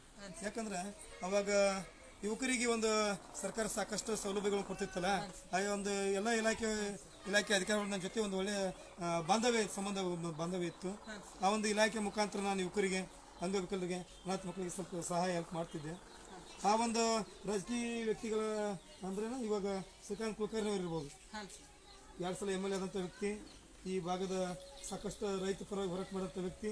ಆ ಶ್ರೀಕಾಂತ್ ಕುಲಕರ್ಣಿ ಅವರ ನೇತೃತ್ವದೊಳಗೆ ನಾನೊಂದು ಈ ರಾಜಕೀಯ ಬರಬೇಕಾಯ್ತು. BJP ಪಕ್ಷ ಆ ಒಂದು ಉತ್ತರ ಕನ್ನಡ ಸೈಕಲ್ ಮುಖಾಂತರ ಸೈಕಲ್ ಹತ್ತಿ ಬೆಳೆದಂಥ ವ್ಯಕ್ತಿ. ಆದ್ರೆ ಒಂದೇನಪ್ಪ, ಆ ಟೈಮ್ದೊಳಗೆ ಅಟಲ್ ಬಿಹಾರಿ ವಾಜಪೇಯಿ ಅವರ ಒಂದು ಕಿರು ಪರಿಚಯ ಪುಸ್ತಕ ನಾನು ಓದಿ ಆ ಒಂದು BJPಗೆ ಒಂದು ಅಭಿಮಾನ ಬಂತವಾಗ. ನೀವು ಕೂಡ ಒಂದು ರಾಜಕೀಯ ಪಕ್ಷದ ಸದಸ್ಯತ್ವವನ್ನು ಪಡ್ಕೊಂಡ್ರಿ ಸರ್? ಪಡ್ಕೊಂಡು ನಾನು ಸಾಕಷ್ಟು ಒಂದು 15 ವರ್ಷ ನಾನು ಕೆಲಸ ಮಾಡಿದೆ ಆ ಪಕ್ಷಗಳು. ಓ, ನೀವು ರಾಜಕೀಯ ಜೀವನದಲ್ಲಿ ಪಾಲ್ಗೊಂಡಿದ್ರಿ ಅಂತ ಗೊತ್ತಿತ್ತು ಸರ್. ಬಟ್ 15 ವರ್ಷ ಕೆಲಸ ಮಾಡಿರೋದು ಸರ್ ರಾಜಕೀಯ ಜೀವನದಲ್ಲಿ. ಸರ್ ನಿಮ್ಮಲ್ಲಿ ಅಷ್ಟು ಬಡತನ ಇದ್ರು ಕೂಡ, ಹಣದ ಕೊರತೆ ಇದ್ರು ಕೂಡ, ರಾಜಕೀಯ ಜೀವನದಲ್ಲಿ ಇವೆಲ್ಲ ಇಲ್ದೇನೆ 1 ವರ್ಷ ಮುಂದೆ ಹೋಗೋದು ಕೂಡ ಕಷ್ಟ ಸರ್. ಬಟ್ ನೀವು ಬಡತನ ಬೇರೆ, ಯಾವುದೇ ರೀತಿಯಾಗಿರ್ತಕ್ಕಂಥ ದುಡ್ಡಿಲ್ಲ, ಜನರ ಬೆಂಬಲ ಅಂತಕ್ಕಂಥದ್ದು ಮೋಸ್ಟ್ಲಿ ನಿಮ್ಗೆ ಸಂಘಟನೆ ಮೂಲಕ ಸಿಕ್ಕಿರೋದು ಅನ್ಕೊಳ್ತೀನಿ ಸರ್. ನಾನು ಸಂಘಟನಾ ಜೀವಿ ಆಗಿರೋದ್ರಿಂದ ನೀವು ಸಾಕಷ್ಟು ಜನರ ಬೆಂಬಲವನ್ನು ಪಡ್ಕೊಂಡ್ರಿ ಸರ್. ಖಂಡಿತ ಸರ್. ಮತ್ತು ಹಾಗಾದ್ರೆ ರಾಜಕೀಯ ಜೀವನದಲ್ಲಿ ನೀವು ದುಡ್ಡಿಲ್ದೇನೆ ಮುಂದೆ ಹೋಗ್ಲಿಕ್ಕೆ ಯಾವ ರೀತಿ ಸಾಧ್ಯ ಆಯ್ತು ಸರ್? ನೋಡ್ರಿ, ರಾಜಕೀಯಗಳು ಬೆಳಿಬೋದು, ಸಂಘಟನೆ ಪದಾಧಿಕಾರಿಗಳು ಬೆಳಿಬೋದು. ಬಟ್ ಇವಾಗಿನ ರಾಜಕೀಯ ಒಬ್ಬ ಜನಪ್ರತಿನಿಧಿ ಆಗ್ಬೇಕಪ್ಪ ಅಂತಂದ್ರೆ ದುಡ್ಡು ಬೇಕಾ ಇವಾಗ. ಆಗ ಸಂಘಟನೆ ಮಾಡೋದು ನೋಡಲ್ಲ ಜನ. ಇವತ್ತು ಏನಪ್ಪ ಅಂತಂದ್ರೆ ಇದು ಹಣದ ಆಸೆ, ಹೆಂಡದಿಂದ ಮುಕ್ತರಾಗಬೇಕು. ಇದು ನಮ್ಮ ರಾಜ್ಯದೊಳಗೆ ಇದು ಹೆಂಡ ಅನ್ನೋದು ಬಂದಾಗಬೇಕು. ಇದರಿಂದ ನಿಜವಾದ ರಾಜಕೀಯ ವ್ಯಕ್ತಿಗಳಿಗೆ ಅವಕಾಶ ಸಿಗೋಲ್ಲ. ಯಾಕಂದ್ರೆ ಇವತ್ತು ಜನ ಬಂಡವಾಳಶಾಹಿಗಳ ಕೈಯಾಗ ಕೈಗೊಂಬೆ ಆಗಿರ್ತಾರೆ. ಬಂಡವಾಳಶಾಹಿಗಳ ಕೈಗೊಂಬೆ ಆಗ್ತಾ ಇದಾರೆ ಸರ್. ಮತ್ತೆ ಸರ್ ಇನ್ನೊಂದು ಸರ್, ಇವಾಗ ನೀವು ಹೆಂಡ ಅಂತಕ್ಕಂಥದ್ದು ಬಂದ್ ಮಾಡ್ಬೇಕು, ಈ ಮದ್ಯ ಅಂತಕ್ಕಂಥದ್ದನ್ನು ಬಂದ್ ಮಾಡ್ಬೇಕು ಅಂತ ಹೇಳ್ತಾ ಇದ್ರಿ ಸರ್. ಮತ್ತೆ ಇವಾಗ ನಮ್ಮ ದೇಶಕ್ಕೆ ಅತಿ ಹೆಚ್ಚು ಆದಾಯ ಬರ್ತಾ ಇರೋದೇ ಈ ಮದ್ಯದಿಂದ ಅಲ್ಲ ಸರ್. ಮತ್ತೆ ಇದನ್ನ ಬಿಟ್ಟು ಬೇರೆ ಬೇರೆ ಫ್ಯಾಕ್ಟ್ರಿ ಯುವಕರು, ಸಾಕಷ್ಟು ಜನ ಯುವಕರು ಇದ್ದಾರೆ ಈ ರಾಜ್ಯದೊಳಗೆ. ಬೇರೆ ಬೇರೆ ಕೈಗಾರಿಕೆ ಇಲಾಖೆ ತೆಗೆದಪ್ಪ ಅಂದ್ರೆ ಆ ಯುವಕರಿಗೆ ಕೆಲಸ ಹಚ್ಚಿದಪ್ಪ ಅಂದ್ರೆ ಯುವಕರಿಂದ ಸಾಕಷ್ಟು ಸರ್ಕಾರಕ್ಕೆ ಒಂದು ಅನುಕೂಲ ಆಗತ್ತೆ. ಮದ್ಯ ಬಂದ್ ಮಾಡಿದ್ರಪ್ಪ ಅಂದ್ರೆ ಮದ್ಯ ಕುಡಿದ್ರೆ ಸಾಕಷ್ಟು ಇವತ್ತು ಯುವಕರು ಬೀದಿ ಪಾಲಾಗಿ ಎಲೆಬೇಕಲ್ಲಿ ರೋಡ್ ಮೇಲೆ ಬಿದ್ದು ಅಲ್ಲಾಡುತ್ತಾರೆ. ಇಂಥವೆಲ್ಲ ಕೈಗಾರಿಕೆ ಇಲಾಖೆ ಫ್ಯಾಕ್ಟ್ರಿ ಅದಪ್ಪ ಅಂದ್ರೆ ಯುವಕರಿಗೆ ಕೆಲಸ ಕೊಟ್ಟರೆ ಯುವಕರು ಆದಾಯ ಈ ದೇಶಕ್ಕೆ ಬರ್ತದೆ. ಮತ್ತೆ ಇನ್ನೊಂದು ಸರ್, ನಿಮ್ಗೆ ಇನ್ನೊಂದು ಪ್ರಶ್ನೆ ಸರ್. ನೀವು ಕಬಡ್ಡಿ ಇವತ್ತಿನ ಭಾರತ ತಂಡದ ಮಹಾನಾಯಕ ಸರ್. ಯಾಕಂದ್ರೆ ಒಂದು ಸಾರಿ ಚಾಂಪಿಯನ್ ಮಾಡ್ಬೇಕಾದ್ರೆ ಒದ್ದಾಡ್ಬಿಡ್ತೀವಿ ಸರ್ ನಾವು. ಭಾರತ ತಂಡವನ್ನು ಮುನ್ನಡೆಸೋದೇ ಒಂದು ದೊಡ್ಡ ಹೆಮ್ಮೆ ಒಂದು ಕಡೆ ಸರ್. ಬಟ್ ನೀವು ಭಾರತ ತಂಡದ ನಾಯಕರಾಗಿ ಭಾರತನ ಚಾಂಪಿಯನ್ ಪಟ್ಟಕ್ಕೇರಿಸಿ ದೇಶ ವಿದೇಶಗಳಲ್ಲೆಲ್ಲ ನಮ್ಮ ಭಾರತ ದೇಶದ ಮಹಾನ್ ಮಹಾನ್ ಮಹಾನ್ ಮಹಾನ್ ಮೇಧಾವಿಗಳ ಮುಂದೆ ಭಾರತ ದೇಶದ ಹೆಸರನ್ನು ಪಸರಿಸಿರ್ತಕ್ಕಂಥದ್ದು ಸರ್. ಅದು ಒಂದು ಹೆಮ್ಮೆ ಸರ್. ಬಟ್ ಯಾವತ್ತಾದರೂ ನಿಮಗೆ ನಿಮ್ಮ ಸಹ ಆಟಗಾರರಿಂದ ಅವಮಾನ ಆಗಿರ್ತಕ್ಕಂಥದ್ದು ಉಂಟಾ? ಭಾರತ ತಂಡದಲ್ಲಿ ಅಂತಲ್ಲ ಸರ್ ನಾನು ಕೇಳ್ತಾ ಇರೋದು, ನೀವು ಚಿಕ್ಕ ವಯಸ್ಸಿನಲ್ಲಿ ಆಡ್ತಾ ಇದ್ರಲ್ಲ ಸರ್. ನೀವು ಆಡ್ತಾ ಇರ್ಬೇಕಾದ್ರೆ ಫಾರ್ ಎಕ್ಸಾಂಪಲ್ ಇವಾಗ ಕಬಡ್ಡಿ ಆಡ್ತಿರ್ತಾರೆ ಸರ್, ಎಲ್ಲ ಅಂಗಾಂಗಗಳು ಸರಿ ಇರ್ತಕ್ಕಂಥವ್ರು ಆಡ್ತಿರ್ತಾರೆ ಸರ್. ಬಟ್ ನೀವೊಬ್ರು ವಿಕಲಾಂಗ ಆಗಿರೋದ್ರಿಂದ ಏನು ನೀವು ಹೋದ ತಕ್ಷಣನೇ ನಿಮ್ಗೆ ಹಂಗೆ ನಿನಗೇನು ಆಡಕ್ಕೆ ಬರ್ತದೆ ಸರಿ ಕಡೆ ನಾವು ಸುದ್ದಿದ್ದವ್ರು ಆಡ್ಬೇಕಾದ್ರೆ ಹಿಂಗಾಗ್ತೀವಿ ಅಂತ ಹೇಳ್ಬಿಟ್ಟು ಯಾವತ್ತಾದ್ರೂ ಹೀಯಾಳಿಸಿ ಅವಮಾನ ಮಾಡಿರ್ತಕ್ಕಂಥದ್ದು ಉಂಟಾ ಸರ್? ನಾ ಹೀಯಾಳಿಸುವ ಅವಮಾನ ಅಂತ ಮಾತು ಇನ್ನೊಂದು ಇರಲ್ಲ. ಬಟ್ ಆ ಟೈಮ್ದಾಗ ಐತಲ್ಲ ನಾನು ಸಾಕಷ್ಟು ಆಟದ ಹೊರಗೆ ಹಾಕಿದ್ದೆ ಉದಾಹರಣೆ ಸಾಕಷ್ಟು ಅದಾವೆ. ನಾನು ಆಗತ್ತಾನೆ ಮೊದಲು ಹೇಳಿದೆ ನಿಮಗೆ, ಅವರು ಹೊರಗೆ ಆಟ್ಲಿಂದ ಹೊರಗೆ ಹಾಕ್ಲಿಲ್ಲಪ್ಪ ಅಂತಂದ್ರೆ ಸರಿ ನೀನು ವಿಕಲಚೆ ಇದ್ದಾನೆ ಆ ಟೈಮ್ದಾಗ ಕುಂಟ ಅಂತಿದ್ರು, ಸರಿ ಕಾಲಿಲ್ಲ ಅಂತಿದ್ರು, ಹಾಗೆಲ್ಲ ಅಂತಿದ್ರು. ಬಟ್ ನಾನು ಅದನ್ನು ಯಾವತ್ತೂ ಅವರು ಯಾಕಂದ್ರೆ ಸ್ನೇಹಿತರು ಅವರೆಲ್ಲ ಆಟ ಆಡೋರು. ನಾನು ಯಾಕಂದ್ರೆ ಕಬಡ್ಡಿ ಅಪ್ಪ ಅಂತಂದ್ರೆ ಏನಪ್ಪ ಅಂತಾರೆ 9 ಜನ 7 ಜನ ಆಟಗಾರ ಇರ್ತಾರೆ, ಇಬ್ಬರಷ್ಟ ಅವರೆಲ್ಲ ನನ್ನ ಫ್ಯಾಮಿಲಿ ಮೆಂಬರ್ಸ್ ಅಂತ ತಿಳ್ಕೊಂಡಂಥ ವ್ಯಕ್ತಿ. ಸಾಮಾನ್ಯ ಅಣ್ಣ ತಮಗೆ ಹೇಳೋದು ತಮ್ಮ ಅಣ್ಣಗೆ ಹೇಳೋದು ಇದು ಸಹಜ. ಅವರು ಅವಮಾನಿಸಿದಂತೆ ನಾನು ವಿಚಾರ ಪಡಲ್ಲ ಸರ್. ನನಗೆ ನಿಜವಾಗ್ ನಿಮ್ಮ ಬಗ್ಗೆ ಏನು ಹೇಳ್ಬೇಕಂತ ಹೇಳ್ಬಿಟ್ಟು ಅರ್ಥನೇ ಆಗ್ತಲ್ಲ ಸರ್. ಅಲ್ಲ ಸರ್, ನೀವು ಬೈದ್ರು ಒಳ್ಳೇದಕ್ಕೆ ಬೈತಾರ ಅನ್ಕೊಳ್ತೀರ ಸರ್, ಹೀಯಾಳಿಸಿದ್ರು ಅದನ್ನ ಒಂದು ಪಾಠವಾಗಿ ತಗೊಳ್ತೀರಿ ಸರ್. ಯಾರಾದ್ರೂ ಏನಾದರೂ ಮಾಡ್ತಾ ಇದ್ರೆ ಅದನ್ನ ಒಟ್ಟಿನಲ್ಲಿ ನೀವು ಒಂದು ಸನ್ಮಾರ್ಗಕ್ಕೆ ಯೂಸ್ ಮಾಡ್ಕೊಳ್ತಾ ಹೋಗ್ತಾ ಇರುತ್ತೆ. ಬಟ್ ಯಾವತ್ತೂ ಕೂಡ ನಿಮ್ಗೆ ಸಿಟ್ಟು ಬರ್ತಾನೆ ಇರಲಿಲ್ವಾ? ಅದು ಬಡವನ ಅದು ಅಂತಾರೆ ಬಡವನ ಸಿಟ್ಟು ದವಡೆಗೆ ಮೂಲ ಅಂತಕ್ಕಂಥದ್ದು. ಅದು ಯಾಕೆ ಆ ಒಂದು ಗಾದೆ ನನ್ನ ಸಾಕಷ್ಟೆಲ್ಲ ನೆನಪಾಗ್ತಾ ಇದೆ. ಸಿಟ್ಟು ಬರ್ತೈತೆ ಅನಿವಾರ್ಯ, ತಾಳ್ಮೆ ತರ್ಕೋಬೇಕು ನಾವು. ತಾಳಿದವನು ಬಾಳಿಯನ್ ಅಂತ ಹೇಳ್ತಾರೆ. ನಾನು ತರ್ಕೊಂಡು ಇವತ್ತು ಇಷ್ಟೆಲ್ಲ ಅನಿವಾರ್ಯ ನುಂಗ್ಬೇಕಾಗುತ್ತೆ. ಜೀವನದಲ್ಲಿ ಸಿಹಿ ಕಹಿ ಎಲ್ಲ ಬೇಕು. ಹಾಂ ಸರ್, ನಿಜವಾಗ್ಲಿ ಅಂತ ಮಾತು ಹೇಳಿದ್ರಿ ಸರ್ ನೀವು. ತಾಳಿದವನು ಬಾಳಿಯಾನು, ನಿಜ ಸರ್. ಈ ತಾಳ್ಮೆ ಅಂತಕ್ಕಂಥದ್ದು ನಮ್ಮಲ್ಲಿ ಇರ್ತಕ್ಕಂಥ ಸಹನೆ ನಮ್ಮನ್ನ ಉನ್ನತ ಮಟ್ಟಕ್ಕೆ ಒಯ್ಲಿಕ್ಕೆ ಕಾರಣ ಆಗುತ್ತೋ ಅನ್ಲಿಕ್ಕೆ ನೀವೊಂದು ಜೀವಂತ ಉದಾಹರಣೆ ಸರ್. ಸರ್, ನಿಮ್ಗೆ ಇವಾಗ ಕೇಳ್ತಕ್ಕಂಥ ಪ್ರಶ್ನೆ ಸರ್, ಇದು ಮುಖ್ಯವಾಗಿರ್ತಕ್ಕಂಥ ನನ್ನ ಪ್ರಶ್ನೆ ಕೂಡ ಹೌದು ಸರ್. ಪ್ರಶ್ನೆ ಏನಪ್ಪಾ ಅಂದ್ರೆ ಸರಿ, ನೀವು ಭಾರತ ತಂಡಕ್ಕೆ ಆಯ್ಕೆ ಆಗಿದ್ದೀರಾ ಅಂತ ಹೇಳ್ಬಿಟ್ಟು ತಿಳಿದ ತಕ್ಷಣ ನಿಮ್ಮ ಮನಸ್ಥಿತಿ ಆ ಕ್ಷಣಕ್ಕೆ ಯಾವ ರೀತಿ ಇತ್ತು ಸರ್? ಅದು ಏನು ಇಷ್ಟು ದಿವಸ ನಾನು ಚಿಕ್ಕವನಿರಕ್ಕೆ ಏನು ನಾವು ಕೆಲವೊಂದು ತೊಂದರೆಗಳನ್ನು ಅನುಭವಿಸಿದ್ದೆ, ಸಾಕಷ್ಟು ನೋವುಗಳನ್ನು ನುಂಗಿದ್ದೆ. ಅವೇನು ಒಂದು ಭಾರತದ ಕಬಡ್ಡಿ ಪ್ರತಿನಿಧಿಯಾಗಿ ನಾನು ಆಯ್ಕೆ ಆದಾಗ ನನಗೆ ಭಾಳ ಖುಷಿ ಆಯಿತು. ಇವೆಲ್ಲ ನೋವುಗಳು ಒಂಥರ ಮಾಯವಾದಂಗಾಗ್ತವೆ. ಈ ದೇಶಕ್ಕೆ ಒಂದು ಅವಕಾಶ ಸಿಕ್ತಿರ್ಕೊ ನಾನು ಆಟ ಆಡೋಕ್ಕೆ. ಒಬ್ಬ ದೇಶದ ಪ್ರತಿನಿಧಿಯಾಗಿ ಆಟ ಆಡ್ತಿಲ್ಲ, ಬೇರೆ ದೇಶದಲ್ಲಿ ಭಾಗವಹಿಸ್ತಿಲ್ಲ, ಭಾಳ ಖುಷಿ ಆಯ್ತು. ಭಾರತ ತಂಡಕ್ಕೆ ಆಯ್ಕೆ ಆಗಿದ್ದೀನಿ ಅಂದ ತಕ್ಷಣ ನಿಮ್ಮ ಜೀವನದಲ್ಲಿ ನಿಮ್ಮನ್ನು ಹೀಯಾಳಿಸಿರ್ತಕ್ಕಂಥ ಎಲ್ಲ ವ್ಯಕ್ತಿಗಳ ಕಣ್ಮುಂದೆ ಬಂದು ಹೋಗಿರ್ಬೋದಲ್ಲ ಸರ್ ಆ ಕ್ಷಣಕ್ಕೆ? ಎಲ್ಲರೂ ಬಂದಾಗ ಯಾರೇ ಯಾವತ್ತು ಹೇಳಿದೆ ನನ್ನ ಆ ಪದ ಯಾವತ್ತೂ ಬಳಸಲ್ಲ. ಬಟ್ ಅವರನ್ನು ಸಲಹೆ ಅಂತ ಸ್ವೀಕರಿಸಿ ಅವರೊಂದು ಪಾಠ ಅಂತೇಳಿ ತಿಳ್ಕೊಂಡು ನಾನು ಸ್ಟಡಿ ಮಾಡಿದಂಥ ವ್ಯಕ್ತಿ. ಅದನ್ನು ಆಡೋದ್ರ ಮುಖಾಂತರ ಅವ್ರಿಗೆಲ್ಲ ನಾನು ತೋರಿಸ್ಕೊಟ್ಟಿದ್ದೀನಿ ಸರ್. ನಿಜ ಸರ್, ನೀವು ಹೇಳ್ತಕ್ಕಂಥ ಮಾತಿನಲ್ಲಿ 100% ಸತ್ಯ ಇದೆ ಸರ್. ಯಾವ ವ್ಯಕ್ತಿ ನಾವು ತಲೆ ತಗ್ಗಿಸಿ ನಡೀಲಿ ಅಂತ ಹೇಳ್ಬಿಟ್ಟು ನಮ್ಮ ಮೇಲೆ ಪ್ರೆಷರ್ ಆಗ್ತಾನೆ ಸರ್, ನಮಗೆ ಕಷ್ಟ ಕೊಡ್ತಾನೆ ಸರ್, ಮುಂದೆ ಅದೇ ವ್ಯಕ್ತಿ ಮುಂದೆ ನಾವು ಆತ ನಮ್ಮನ್ನು ತಲೆ ಎತ್ತಿ ನೋಡಬೇಕು. ಆ ರೀತಿ ಬದುಕ್ತಕ್ಕಂಥ ಒಂದು ಜೀವನನೇ ಮಹಾನ್ ಜೀವನ ಅನಿಸ್ಕೊಳ್ತದೆ ಸರ್. ನೀವು ಹೇಳ್ತಕ್ಕಂಥ ಸತ್ಯ ಇವತ್ತು ನಿಮ್ಮ ಜೀವನದಲ್ಲಿ ನೀವು ಅದನ್ನು ಮಾಡಿ ತೋರಿಸಿದ್ರ ಸರ್. ಸರ್, ಮತ್ತೆ ಇನ್ನೊಂದು ಸರ್, ನಿಮ್ಮ ಹಿತಶತ್ರುಗಳ ಬಗ್ಗೆ ಹೇಳೋದಾದ್ರೆ ಅಂದ್ರೆ ಅವರೇ ನನ್ನ ಆತ್ಮೀಯರು ಅಂತ ಹೇಳ್ತೀರಿ ಸರ್. ಬಟ್ ಆತ್ಮೀಯರು ಅಂತ ಹೇಳ್ಬಿಟ್ಟು ಏನು ಹೇಳ್ಕೊಳ್ತಾ ಇದ್ರಲ್ಲ ಸರ್, ನಿಮಗೆ ತೊಂದರೆ ಕೊಟ್ಟಿರ್ತಕ್ಕಂಥ ಆತ್ಮೀಯರ ಬಗ್ಗೆ ಹೇಳೋದಾದ್ರೆ ಏನು ಹೇಳಲಿಕ್ಕೆ ಇಷ್ಟಪಡ್ತೀರಿ ಸರ್?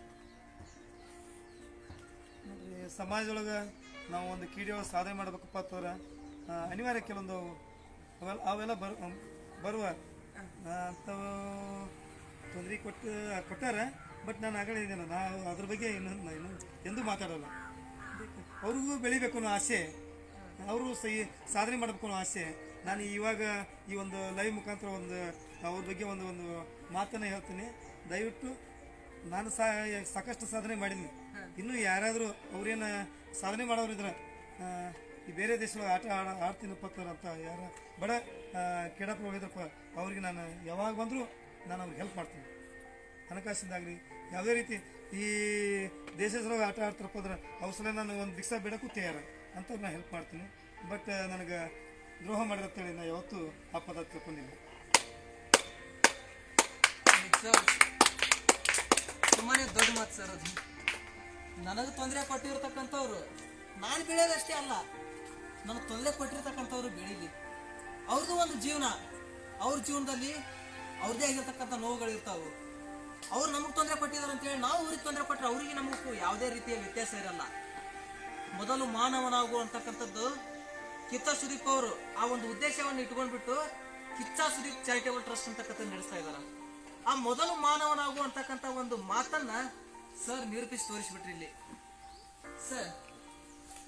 ಬಟ್ ಇಷ್ಟೆಲ್ಲ ಒಳ್ಳೆ ಗುಣ ಇರ್ತಕ್ಕಂಥವ್ರು ನಿಮಗೆ ಸರ್ ಯಾರಾದ್ರೂ ದ್ರೋಹ ಬಗೆದಿದ್ದು ಉಂಟಾ ಸರ್? ನಿಮ್ಮ ಒಂದು ನಿಯತ್ತಿಗೆ, ನಿಮ್ಮ ಒಂದು ಸಹಾಯಕ್ಕೆ, ನಿಮ್ಮ ಒಂದು ವ್ಯಕ್ತಿತ್ವಕ್ಕೆ ಯಾರಾದ್ರೂ ದ್ರೋಹ ಬಗೆದ್ದು ಉಂಟಾ ಸರ್? ಸಾಕಷ್ಟು ದ್ರೋಹ ಆಗೈತಿ, ನೋವು ನುಂಗಿದ್ದೆ, ಉದಾಹರಣೆ ಸಾಕಷ್ಟು ಅದಾವೆ. ಆದರೂ ನಾನು ಅವ್ರ ಹೆಸರು ಇವಾಗ ಹೇಳಲ್ಲ. ಬಟ್ ಅವರು ಸಾಧನೆ ಮಾಡಬೇಕು, ನಾವು ಇವನ್ಕಿಂತ ಸಾಧನೆ ಮಾಡಬೇಕು ಅನ್ನೋ ಒಂದು ಆಸೆ, ಒಂದು ಮನೋಭಾವನೆ ಇಟ್ಕೊಂಡು ಕೇಸಿ ಅವ್ರು ದ್ರೋಹ ಮಾಡಿರ್ಬೇಕು. ಬಟ್ ಅವ್ರು ದ್ರೋಹ ಮಾಡಲಿಲ್ಲ ಅಂದ್ರೆ ಇಷ್ಟೆಲ್ಲ ನಾ ಗೆಲ್ಲಕ್ಕೆ ಆಗ್ತಿದ್ದಿಲ್ಲ. ಅದೇ ನಿಮಗೊಂದು ಛಲ, ಅದೇ ಒಂದು ನಿಮಗೊಂದು ಬಲ, ಅದೇ ನಿಮ್ಮಲ್ಲಿ ಮನೋಸ್ಥೈರ್ಯವನ್ನು ನಿಲ್ಲಿಸಿರ್ತಕ್ಕಂಥದ್ದು ಅಂತ ಅನ್ಕೊಳ್ತೀನಿ ಸರ್. ಸರ್ ನಮ್ದು ಒಂದೇ ಒಂದು ಆಸೆ ಸರ್, ಈಡೇರಿಸ್ಬೇಕು ಸರ್. ನೀವು ಭಾರತ ತಂಡದ ಮಹಾನ್ ಕಬಡ್ಡಿ ಆಟಗಾರ, ಭಾರತ ತಂಡವನ್ನು ಮುನ್ನಡೆಸ್ತಕ್ಕಂಥವ್ರು ಸರ್. ಬಟ್ ಒಂದೇ ಒಂದು ಆಸೆ ಸರ್, ತಮಾಷೆಗಾಗಿ ಕೇಳ್ತಾ ಇದ್ದೀನಿ ಸರ್. ಬಟ್ ಇದೊಂದು ರಿಕ್ವೆಸ್ಟ್ ಸರ್, ಒಂದೇ ಒಂದು ಸರಿ ಸ್ಟೇಜ್ ಮೇಲೆ ಕಬಡ್ಡಿ ಆಡಿಬಿಡೋಣ ಸರ್. ಬರೀ ಯಾವಾಗ ಬೇಕಾದ್ರೆ ಕಬಡ್ಡಿ ಯಾವಾಗ ಈ ಕ್ಷಣ ಸರ್ ನಮ್ಮ ಪ್ರೇಕ್ಷಕರು ಕೂಡ ನೋಡ್ತಾ ಇದ್ದಾರೆ. ಏನಪ್ಪ ನಾನು ಸರ್ ಜೊತೆ ಒಂದ್ಸರಿ ಕಬಡ್ಡಿ ಆಡ್ಬೋದಾ? ಹಾ ಓಕೆ ಸರ್ ಜೊತೆ ಕಬಡ್ಡಿ ಆಡ್ತೀವಿ ನೋಡ್ರಿ. ಈಗ ಸರ್ ರೈಡ್ ಯಾರು ಹಾಕದ್ ನೋಡ್ರಿ, ನಾನೇ ರೈಡರ್. ಒಂದ್ ನಿಮಿಷ ಸರ್ ಸಿಟ್ಕೊಳ್ತೀವಿ, ಬರ್ರಪ್ಪ ಯಾರಾದ್ರ ಬರ್ರಿ. ಇದನ್ನ ಸ್ವಲ್ಪ ನೋಡ್ತಾ ಇರ್ರಿ ಸರ್ ಜೊತೆ, ಅದು ಭಾರತ ತಂಡದ ಕ್ಯಾಪ್ಟನ್ ಜೊತೆ ಕಬಡ್ಡಿ ಆಡ್ತಾ ಇದ್ದೀನಿ. ಅದೃಷ್ಟ, ಇದೊಂದು ವಿನಂತಿ, ಅತಿಶಯೋಕ್ತಿ ಅಂತ ಅನ್ಕೋಬೇಡ್ರಿ, ಒಂದೇ ಒಂದು ಆಸೆ. ನಿಧಾನವಾಗಿ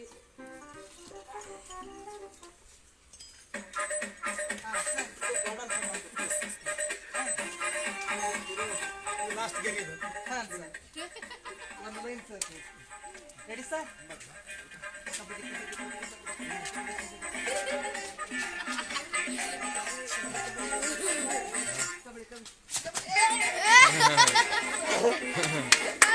ಚಪ್ಪಾಳೆ ಚಪ್ಪಾಳೆ ಹೊಡ್ರಿ. ಇನ್ನೊಂದು ಸಾರಿ, ಇನ್ನೊಂದು ಸಾರಿ.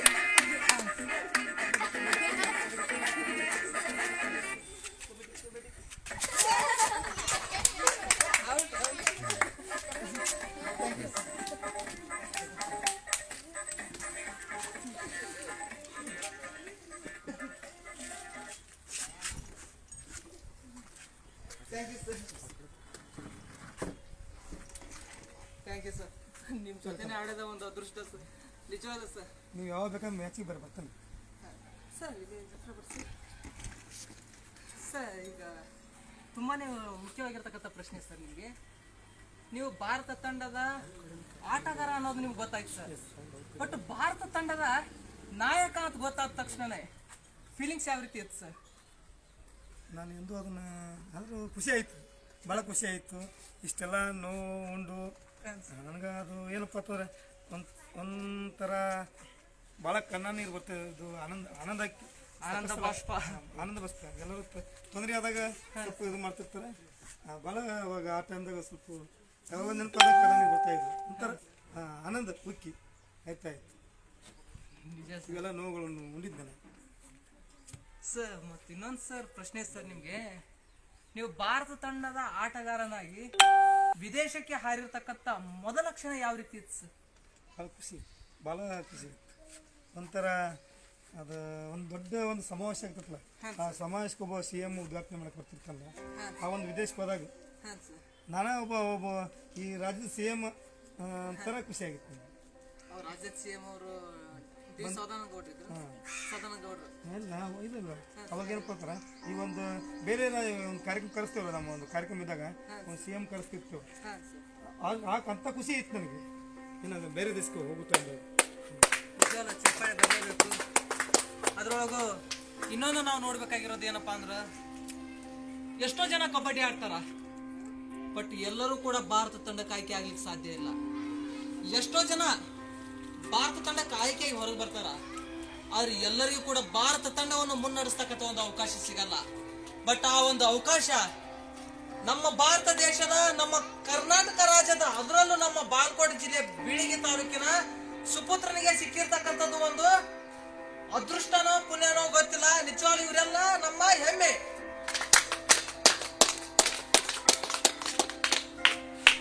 ಸರ್, ನೀವು ಫಸ್ಟ್ ಟೈಮ್ ಆಲ್ಮೋಸ್ಟ್ ಥೈಲ್ಯಾಂಡ್ಗೆ ಹೋದ್ರೆ ಅನ್ಕೊಳ್ತೀನಿ ಸರ್. ಥೈಲ್ಯಾಂಡ್ ಸರ್ ನಿಮ್ ಫಸ್ಟ್ ವಿದೇಶ ಪಯಣ.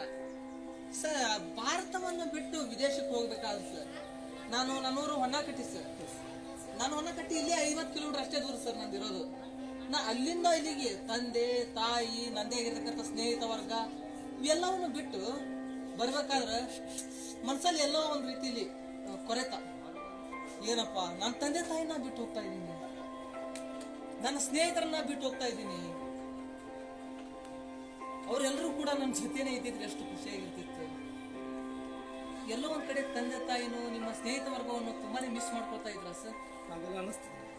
ಹೋಗೋ ಟೈಮ್ನಾಗ ಭಾಳ ದುಃಖ ಆಯಿತು. ಬಟ್ ತಂದೆ ತಾಯಿ ಬಿಟ್ಟು ಹೋಗ್ತಾರೆ ಒಂಥರ ಹಾಗೆ ನಾನು, ಯಾಕಂದ್ರೆ ಸಾಕಷ್ಟು ವಿಮಾನದಲ್ಲಿ ಹೋದಂಥವರು ಇವತ್ತು ಏನು ಅಪಘಾತ ಆದಂಥ ಸಾಕಷ್ಟು ಸನ್ನಿವೇಶಗಳು. ಆ ಟೈಮಿಗೆ ಬರ್ಸಕ್ಕೆ ಹೋಗೋ ಟೈಮ್ ಭಾಳ ನೋವಾಯಿತು.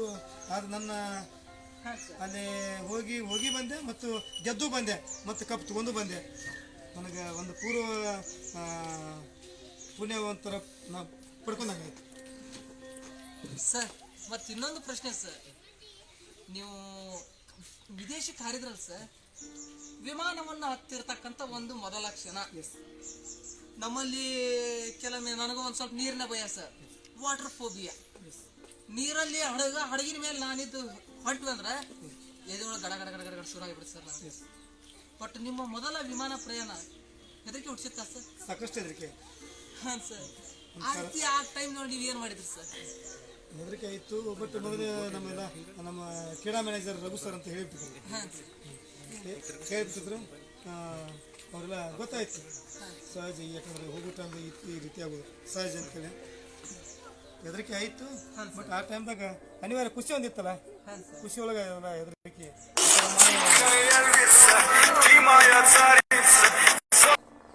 ಮತ್ತೆ ಇನ್ನೊಂದು ಸರ್, ನೀವು ಭಾರತ ತಂಡವನ್ನ ಈಗ ನೀವು ಇಲ್ಲಿ ಜಿಲ್ಲಾ ಮಟ್ಟ ಆಡಿದ್ರಿ ಸರ್, ರಾಜ್ಯ ಮಟ್ಟವನ್ನು ಆಡಿದ್ರಿ ಸರ್, ಅದೇ ರೀತಿಯಲ್ಲಿ ನಮ್ಮ ರಾಷ್ಟ್ರೀಯ ತಂಡಗಳ ಒಳಗೂ ಕೂಡ ಆಡಿದ್ರಿ ಸರ್. ಬೇರೆ ಬೇರೆ ರಾಜ್ಯಗಳು, ನಮ್ಮ ಬಾಗಲಕೋಟೆ ಜಿಲ್ಲೆ ಕರ್ನಾಟಕ ರಾಜ್ಯ ಅಷ್ಟೇ ಅಲ್ಲ ಸರ್, ನಮ್ಮ ಬಾಗಲಕೋಟೆ ಜಿಲ್ಲೆ, ಹಾವೇರಿ, ಹಾಸನ, ಬೆಂಗಳೂರು ಇಲ್ಲೆಲ್ಲ ಆಡಿದ್ರಿ ಸರ್. ಮತ್ತೆ ನೆಕ್ಸ್ಟ್ ಒಂದು ಸರ್, ನೀವು ಬೇರೆ ರಾಜ್ಯಗಳು ಅಂತ ನೋಡಿದಾಗ ಆಂಧ್ರ ಪ್ರದೇಶ, ಉತ್ತರ ಪ್ರದೇಶ, ಮಹಾರಾಷ್ಟ್ರ, ದೆಹಲಿ, ಹಲವಾರು ರಾಜ್ಯಗಳಲ್ಲಿ ಆಡಿದ್ರಿ ಸರ್. ಬಟ್ ಅಲ್ಲಿ ಆಡ್ತಾ ಇರ್ಬೇಕಾದ್ರೆ ನಮ್ಮ ದೇಶದ ಆಡ್ತಾ ಇದೀವಿ ಅಂತಕ್ಕಂಥದ್ದು. ನಾವು ಮುಂದೆ ಬೇರೆ ದೇಶದಕ್ಕೆ ಹೋಗ್ತೀವಿ, ಅದು ಭಾರತ ತಂಡದ ನಾಯಕನಾಗಿ ಬೇರೆ ದೇಶಕ್ಕೆ ಹೋದ್ರಿ ಸರ್. ಬೇರೆ ದೇಶಕ್ಕೆ ಹೋಗಿದ್ದೀರಾ, ಭಾರತ ತಂಡದ ನಾಯಕ, ಮೊದಲ ಪಂದ್ಯ ಇನ್ನೇನು ಶುರು ಆಗುತ್ತೋ ಆ ಕ್ಷಣ ನಿಮ್ಗೆ ಟೆನ್ಷನ್ ಯಾವ ರೀತಿ ಇತ್ತು ಸರ್? ಟೆನ್ಷನ್ ಸಾಕಷ್ಟು. ಗೆಲ್ಲಬೇಕು ಇಲ್ಲ ಸಾಯ್ಬೇಕು, ಮಾಡು ಇಲ್ಲವೇ ಮಡಿ ಅಂತ ಹಿರಿಯರು ಮಾಡು ಇಲ್ಲವೇ ಮಡಿ ಅಂತ ಹೇಳ್ಯಾರಲ್ಲ. ಅಲ್ಲಿ ಮ್ಯಾಚ್ನ ಗ್ರೌಂಡಿಗೆ ಇಳಿದಾಗ ನಮ್ಮೆಲ್ಲ ತಂಡದ ನಾಯಕರು ಹುಡುಗರು ಹೇಳ್ಬಿಟ್ಟಾರಪ್ಪ, ಗೆದ್ರೆ ಊರಿಗೆ ಈ ದೇಶಕ್ಕೆ ಹೋಗ್ಬೇಕು, ಇಲ್ಲಂದ್ರೆ ಇಲ್ಲೇ ಮಣ್ಣಾಗ್ಬೇಕು ನಾವು. ಈ ಚಾಲೆಂಜ್ ಆಗಿ ಅದು ಒಂದು ಹಂಬಲ ಇರ್ತಪ್ಪ, ಗೆದ್ದೇ ಗೆಲ್ತೇವೆ ಒಂದು ಹಂಬಲ ಇರ್ತದೆ. ಯಾಕೆ ಹಂಬಲ ಇರ್ತಪ್ಪ, ಇದು ನಮ್ಮ ದೇಶೀಯ ಮೂಲ ಕಬಡ್ಡಿ ಕ್ರೀಡೆ, ಇದು ಹುಮ್ಮೆಸುತ್ತೆ ನಮಗೆ ಗೆಲ್ತೇವೆ, ಗೆಲ್ಲೋ ವಿಶ್ವಾಸ ತುಂಬಾ ಇತ್ತು ಸರ್ ನಿಮ್ಗೆ. ಖಂಡಿತ. ಭಾರತ ದೇಶವನ್ನು ಕೊನೆಗೂ ಹೋಗಿ ಭಾರತವನ್ನ ಗೆಲುವಿನ ದರ ಮುಟ್ಟಿಸಿ ಭಾರತವನ್ನ ವಿಶ್ವ ಚಾಂಪಿಯನ್ ಆಗಿಸಿದ್ರು ಸರ್. ನಿಜ ಸರ್, ಎಲ್ಲೋ ಒಂದ್ ಕಡೆ ತಂದೆ ತಾಯಿ ಬಂಧು ಬಳಗ ಇವರೆಲ್ಲ ಬಿಟ್ಟು ಹೋಗ್ತಾ ಇದೀವಿ ಅಂತಕ್ಕಂಥದ್ದು ಒಂದ್ ಕಡೆ ಇದ್ರು, ನಮ್ಮ ಭಾರತ ದೇಶದ ಬಾವುಟವನ್ನ ವಿದೇಶದಲ್ಲಿ ಬಾನೆತ್ರ ಕಾರಿಸಿದ್ರಲ್ಲ ಸರ್, ನಿಜವಾಗ್ಲೂ ಅದು ಕೂಡ ನಮ್ಮ ಹೆಮ್ಮೆ ಸರ್. ಧನ್ಯವಾದಗಳು ಸರ್, ತುಂಬಾನೇ ಧನ್ಯವಾದ ಭಾರತದ ಬಾವುಟವನ್ನು ಬಾಣೆತ್ತರಕ್ಕೆ ಹಾರಿಸಿದ್ದಕ್ಕೂ ಸರ್. ಮತ್ತೆ ಇನ್ನೊಂದು ಸರ್, ನೀವು ಭಾರತ ದೇಶದ ಬಾವುಟವನ್ನು ಬಾಣೆತ್ತರಕ್ಕೆ ಹಾರಿಸಿದ್ರಿ ಸರ್. ಚಾಂಪಿಯನ್ ಆಗಿರ್ತಕ್ಕಂಥ ಆ ಮೊದಲ ಕ್ಷಣ ನಿಮ್ಮ ತಲೆಯಲ್ಲಿ ಏನ್ ಓಡ್ತಾ ಇತ್ತು ಸರ್? ಈ ಕಪ್ಪು ತೊಗೊಂಡು ನನ್ನ ದೇಶಕ್ಕೆ ನಾನು ತೊಗೊಂಡು ಹೋಗ್ಬೇಕು, ಮೊದಲು ನನ್ನ ದೇಶಕ್ಕೆ ಮುಟ್ಟಿಸ್ಬೇಕು. ನನಗೆಲ್ಲ ನನ್ನ ಎಲ್ಲ ಸ್ನೇಹಿತರು, ನನ್ನ ಏನು ನಾರ್ಮಲ್ ಇರುವಂಥ ಒಂದು ಕ್ರೀಡಾಪಟುಗಳು ಏನು ಮೊದಲಿಂದ ನನಗೇನು ಹೇಳಿದ್ರಲ್ಲ, ಅವರೆಲ್ಲ ನನಗೆ ಆ ಟೈಮ್ದಾಗ ಸ್ವಲ್ಪ ಸಹಕಾರ ಕೊಟ್ಟಲ್ಲ, ಅವ್ರಿಗೆಲ್ಲ ತೋರಿಸ್ಬೇಕು. ಮೊದಲು ನಮ್ಮ ದೇಶಕ್ಕೆ ನನಗೆ ಕಪ್ಪು ಒಯ್ಯಬೇಕು ಸರ್. ನೀವು ಜೀವನದಲ್ಲಿ ನೀವು ಅತಿ ಹೆಚ್ಚು ನೋವು ಪಟ್ಟಿರ್ತಕ್ಕ ತಕ್ಷಣ ಯಾವ್ದು ಸರ್? ಸಖತ್ ಚೆನ್ನಾಗಿ ಇನ್ನೂ ನೋವು ಪಡುವಂಥ ಸ್ಥಿತಿ ಈಗಲೂ ಅದಾವ ಸರ್. ಈಗ ನೀವು ಭಾರತ ದೇಶವನ್ನು ಪ್ರತಿನಿಧಿಸಿದ್ರಿ ಸರ್. ಭಾರತ ದೇಶವನ್ನು ಪ್ರತಿನಿಧಿಸಿ ನಮ್ಮ ದೇಶಕ್ಕೆ ಚಾಂಪಿಯನ್ ಪಟ್ಟವನ್ನು ತಂದುಕೊಟ್ರಿ.